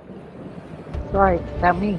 That's right. It was a very shocking case, and social media and YouTube and blogs have made it very possible to have a global audience for this. You know, we have been coming here to Delphi for years to cover this case. It's a small town, just about 2,300 people in Carroll County. It's northeast of Lafayette. If you take your kids to Camp Tecumseh, that's about 7 miles away from here. It's a very small town. It's the kind of place where everyone knows one another. And if you don't know one another, your friend knows who the other person is. And so that's why this hits so hard, because if people didn't know these girls personally, they knew the family. They knew the family was affected, or they had a friend who knew the family. And there was also the concern, what about my kids? Is someone still out there? There really was this effort that people wanted to come together and take action. So one of the things that they did to honor the girls in the loss was to raise money and create a park. And they did fundraising for 3 years. They had big bike events. There were so many people that contributed money to try to make this come together. It made them feel like they were doing something that was positive. They created this 20-acre park. We went out there today. We saw that there were families that were out there. They've got ball diamonds, they've got swing sets, they have an amphitheater. They also have these memorial bricks that people bought where they mentioned the girls and showed their respect for the girls. And I talked to a dad who said, you know, when I come here, I'm mindful of the origins of why this park is here and what's happening in town. Frankly, it's a circus. I think it's a little bit of everything. I do think it's I think there were some people that slept outside the courthouse last night, which is kind of crazy. Some of those out-of-state people and stuff. And social media has obviously played a huge part in this case. Some of it negative, not so good. But yeah, to have all these people descending on such a small town, well, you know, everybody here knows everybody pretty much. So all these out-of-towners and stuff coming in, I think everybody's relieved and happy that we're going to get some kind of closure, and that the trial's finally here. But at the same time, I think it brings back some of those emotions from back when the girls went missing and were found and all that. So I think it's just a little bit of everything. Means different things to different people, probably. You know, and we certainly felt that that was the case today. Some people are caught up in the case. Other people are caught up in the emotion. Others are weary and worn out about it. A couple things. That park takes a lot of money and maintenance and work to keep it at the standard that they want. So I think some people are using that as a place to funnel their energy and their time. But something, Dustin and Felicia, that I found just amazing to me today is I was talking to a family. There was a little boy in the swing, and his name is Hudson. He turns 3 on Halloween, okay? And when I was talking to his parents, he said, there was a guy that hurt those 2 girls. And it just hit me so hard that this innocent child who was born 4 years after this crime even happened knew what was going on, knew what was going in this community, had this awareness how pervasive it is, that even in the mind of a little almost 3-year-old child knows Why what's are they going telling on. that baby that? Hit me hard. What an impact on every single person who lives in that small community. I don't know. Who knows? Okay, I call BS on that mess. Yeah. Why are you telling that baby that? Come on now. Mm-hmm. I can't with people. Don't make no sense. Also, FYI, for the cafe party, Lunchables has a new grilled cheese that's frozen. But you know how the Hot Pockets have the little thing that you put the Hot Pocket in to keep it crispy? Oh, yeah. Okay, so this grilled cheese sandwich has 2 of them. Oh, God. You put it in one and then you put it in the other. Really? Yes, and it is the crispiest grilled cheese sandwich Oh, that's cute. I love it. It's not small either. I'm just saying. Anyways, and then they have one that's grilled cheese and one that's grilled cheese with pepperoni. Oh, I my ain't mad Lord. at it. And you get tons of points on Fetch. Just saying. Ooh. Can you tell I'm trying to figure out what we'll eat for dinner? Right. No. want I some mean, made I of don't know soup. what we're gonna have, but well, Mickey said that about potato soup a while ago, and I'm like, God, Well, with that man, grilled cheese sandwich, I want some made of soup, but I ain't got none. I love So I'm tomato like, soup. let me put that back. And then I was like, ooh, let me make some Chinese. And I was like, oh, I had Chinese yesterday. And then I was like, then I was getting loud, and I was like, they gonna start yelling at me because I'm making all kinds of noise. So I was gonna wait. I don't know what we're gonna have for dinner. I don't know. I think I may have bougie pizza rolls. Ooh, bougie ones, huh? Yeah.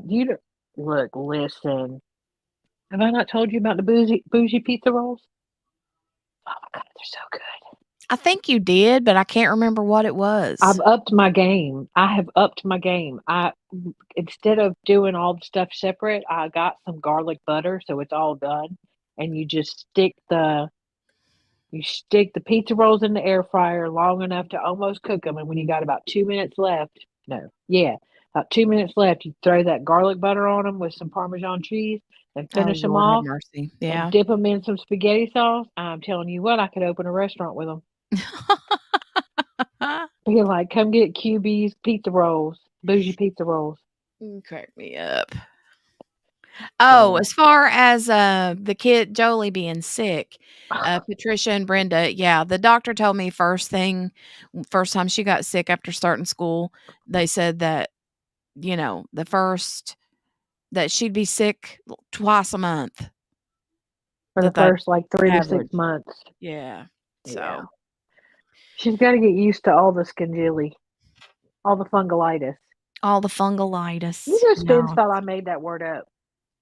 I remember her saying that the other That's day. a whole word. She's like, I learned Look. that's a real word.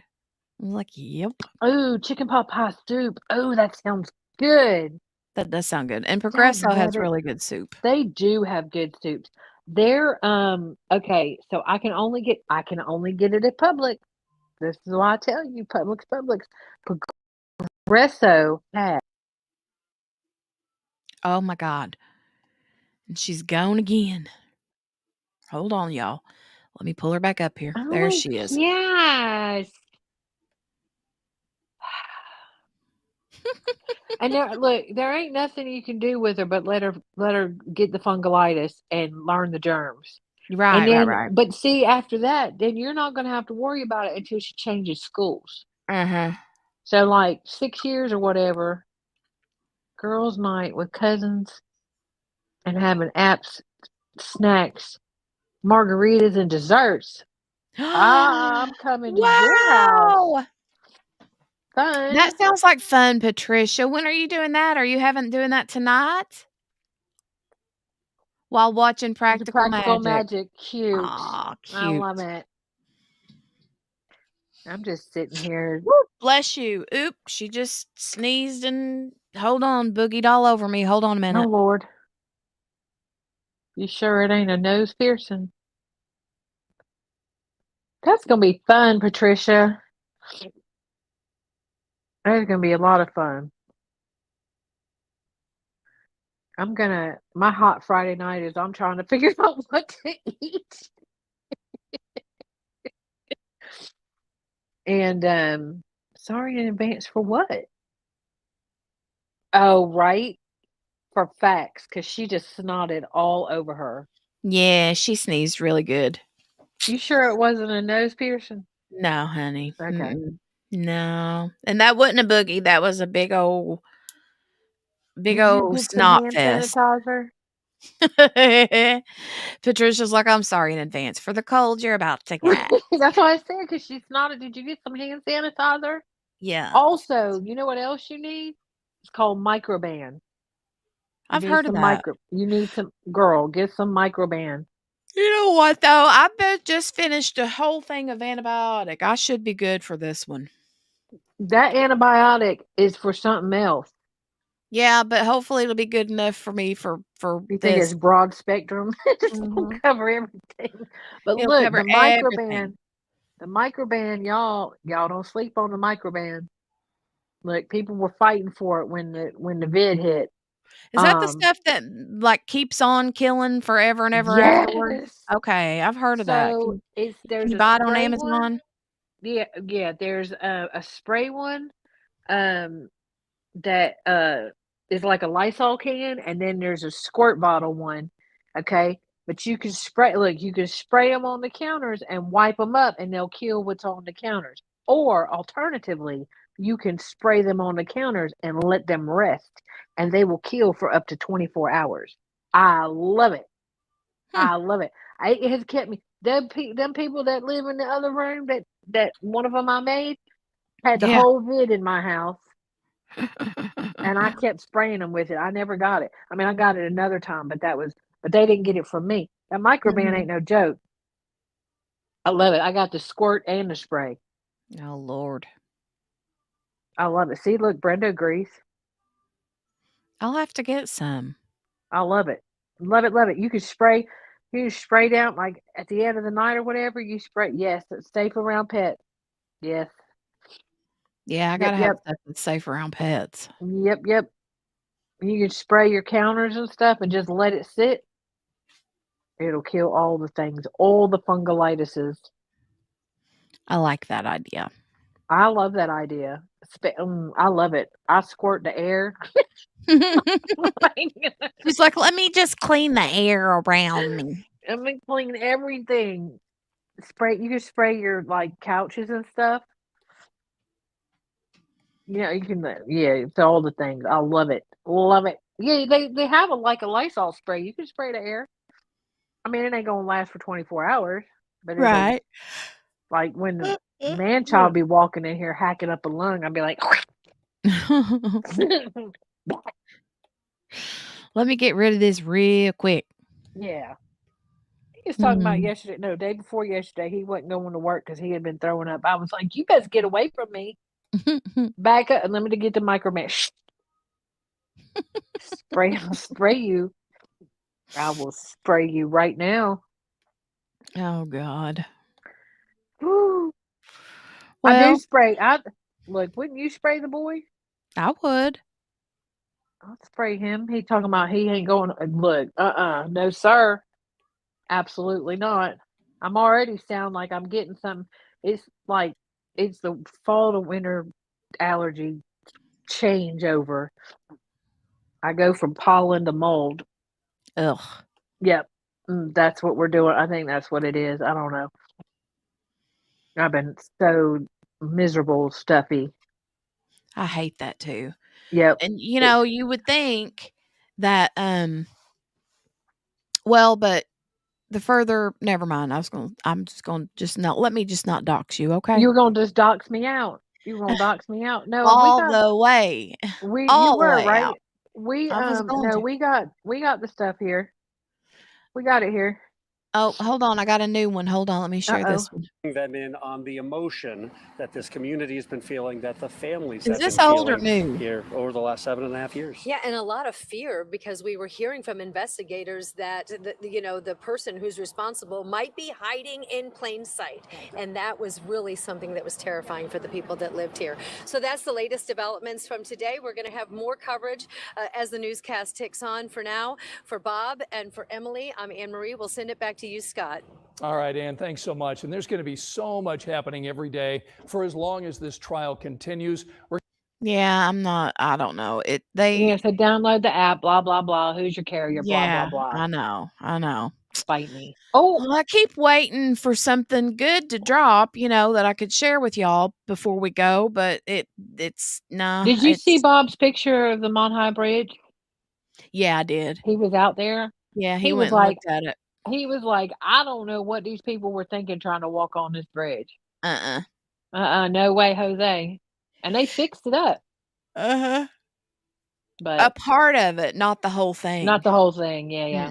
No, the vast majority of it is still like that. The only part that they really done anything new to was the first just the first little section. chunk of it, yeah. Well, that's because so many people were going out there. Yeah. And you can't walk on the bridge now. You can't go No, past that you can't certain get. part. But Mm-mm. Oof, except for them spooky people. Where were them spooky people at with them yeah. spirit boxes? Oof, hmm oof, oof.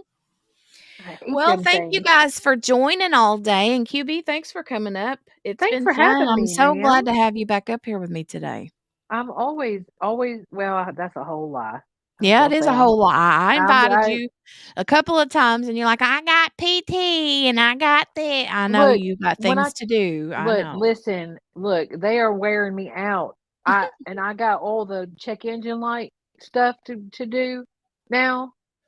You know, I got the well, I don't want hmm to talk about it, but I got the check engine light and I got so many doctor's appointments coming up. It's like, did I tell you they scheduled my MRI for 7:15 on Saturday morning? What in the what? Mm. But it's not in Jacksonville. I guess they got that bill. They got that bill from driving me up there, and they went, did I just say that? I did say that. You better. And it's after 6 hours, honey. I can't do nothing. It's okay. I'm not in Florida. That's where I'm not. Okay, so there you go. Anyways, yeah. So So Patricia's having her girls' night tonight. who do? It was good to see y'all or hear y'all or whatever. I'm glad to. Yeah. Oh, let Anyway, me quit yawning. Goodness gracious. don't start that mess. I got to find something to eat. Yeah, I think I'm gonna go find me some dinner. I may have another Pop-Tart. I'm gonna find me some mom juice. I'm gonna diamond paint. I'm gonna watch some more true crime. I'm gonna live it up, and then here in about 3 hours, I'm gonna try to my best to hang out till about midnight tonight. And it give me about 3 hours, and I'll be going. I'll be out like a lot. Well, I'm gonna make something to eat, and I think I'm gonna. Are you gonna do? What are you doing about Ferris? Are you doing anything about Ferris? What are you doing? I'm gonna watch what I missed today. Oh well, yeah. Okay. Yeah, and then I mean, if there's any, I mean, maybe. I don't want to say that I will stream it over the weekend. I'd like to with you I'm not guys, gonna. but I'm not trying to put you on the spot. I just put you on the whole spot, didn't I? no, but I don't know. I mean, I'm gonna have to figure out how to manage between that and we've already talked Yeah. about how we're gonna try to do this. I don't know yet. So maybe talk to you over the weekend and see if we can figure out. I mean, really don't know what's gonna be what until what are you gonna do me that way for, QB? She sends me the face palm. 3 face palms in a row. That was for me. Yeah, I don't know because I mean Delphi we can kind of update during the day. During the you're the professional. I am not the professional. I am not a professional nothing. I'm a professional sit on my butt person. That's my profession. I'm a professional coffee drinker even. Delphi we can do during the day because I mean that's kind of getting The and only then way we're like going to be able to do Delphi anything is if I review somebody's stream from the night before. well, and that's kind of what I was going to say. If what I was going to say is that um during the day we can give the updates during the day, and then like this morning when we came in, you were like, "Hey, this is what happened yesterday." Mhm. Like this is what was updated overnight that we didn't catch during the day. Yeah. Was that you? Yeah, sorry. Cha-ching! Sorry. Cha-ching! So yeah. But then Ferris, I don't know, because you got me all. You know what? I was not gonna watch that daggone trial, Yeah, I know. And It's you're good. like, we're gonna do this trial, and I had all the stuff going on, and I was like, I ain't watching nothing. And then I was watching it, and I was like, oh Well, my the thing was, god. I was just gonna watch Ferris because I figured it'd last for a week, and then we get all up in it, and I they're like, know. I "Oh, this remember is when. gonna last for 3 or 4 weeks." I'm like, "Wait, what? I didn't Oh, sign up for that." that weren't me. Yeah, I remember that because I was watching it, and I remember hearing you go, "Wait, what?" Mhm. That's a good that I'm telling you, that one,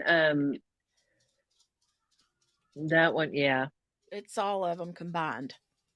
Yes, if they had It's a baby. I heard all that of when I them. woke up the other day when you had called me out of a whole sleep, you were like, "This is Passions," and you were saying all the old school ones. Mhm. I was laughing. I was like, "Not the Passions." Yeah, somebody said Dark Shadows, and Oh, yeah. yep. But anyway, we'll chat about it. I'm gonna try to figure it out. We'll have to do some sort of an update for Delphi on the daily, because that's the only thing we can do. As far as Ferris, I don't know if I'm gonna have to buckle down and do like just a brief summary of some of the better good, like the really good testimonies. But like, I want to watch what happened today because I know the granddaughter was back on the stand Look, in the you for the done lost Zoom. Laura. Yeah, Laura's like, bye. Laura's But I like, "Love really you, want to know bye." what this new evidence is and whether it's Me for a too. good thing for the prosecution or for the defense or what. Was that the Who? same granddaughter, or was that a new granddaughter? No, it's the same granddaughter they were doing on Zoom because she had to reschedule after Oh, that that's right. big That's right. That's right. rigmarole with the technological issues. So That's right. That's right. yeah, Well, she don't call her I saw them noting she don't call her Grammy no more, whatever they were calling her, Glammy, Glamal. Glamal. Which, come on now, stop Mhm. it. I know it. All Anyway, right, youngins, I'm gonna get out of here. I hear kiddo in there hollering, and Dale sounds like he's about to have well, y'all a. get some emergency Yeah, I and got some of that. some elderberry. I told you to get that baby some elderberry syrup. Honey, it's all I can do to get the stuff in her that I have to get in her Oh, anyway. she'll like the elderberry. It's Well, good. you say that. She don't like none of it. She don't Okay. like her grape. She don't like her bubblegum flavored stuff. She don't like the cherry flavored stuff. She don't like none of it. The wild berry flavor. She don't like none of it. So Mm. All right. Well, y'all love you, mean it. See you next time, whenever that is. yeah, hopefully, you know, you'll be back soon. Like very, very soon. Yeah, of course. All right. I I say love that, you. and then Monday I've got like 3 appointments. I know, right? That's all right though. It'll be over soon, I hope. We'll take you when we can get you. All right. All right. I love y'all. I love I'll you. see. I'm gonna Thanks, jump down. QB. I'm gonna jump down so you can do your goodbyes. All right. All I right, love y'all. you. Love you. Thanks. Bye. Bye. You guys, our QB's awesome. She's so awesome sauce. We love our QB. Yes, we do. Yes, we do. We do. We do. We do. We do. I was checking my little top knot up there, making sure it was in okay shape. All right, you guys, thanks for joining today. Thank you so much. It was good to be here with you guys all day. QB is awesome. We miss her when she's not around, and then we really miss her whenever when she comes into the chat. Now, see, I do have this going on here. What's up with this? Whatever. I can't. I think I'm gonna go cut all my hair off and cut it to like cut me in, make me a bob. That's what I think I'm gonna do. My brain is a whirlwind today with crimes, trials. Here comes this one back. You guys, I will see you on Monday. I might accidentally plop in over the weekend with a Ferris update if there is one to, do. But we'll figure it out. We'll work around it. We'll figure it out little by little, right? Make sure that you guys give the video a thumbs up. No way. No Sarah Boone haircuts. No. Nope.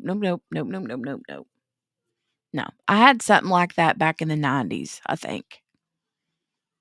Early 90s. Like a Dorothy Hamill of some sort. But I love you guys. Make sure to hit that thumbs up on your way out. And if you're new, I would love for you to subscribe if you want to. Make sure to click the notification bell. #replay. All those things. You guys have a great weekend, all right? I'll see you later. Bye.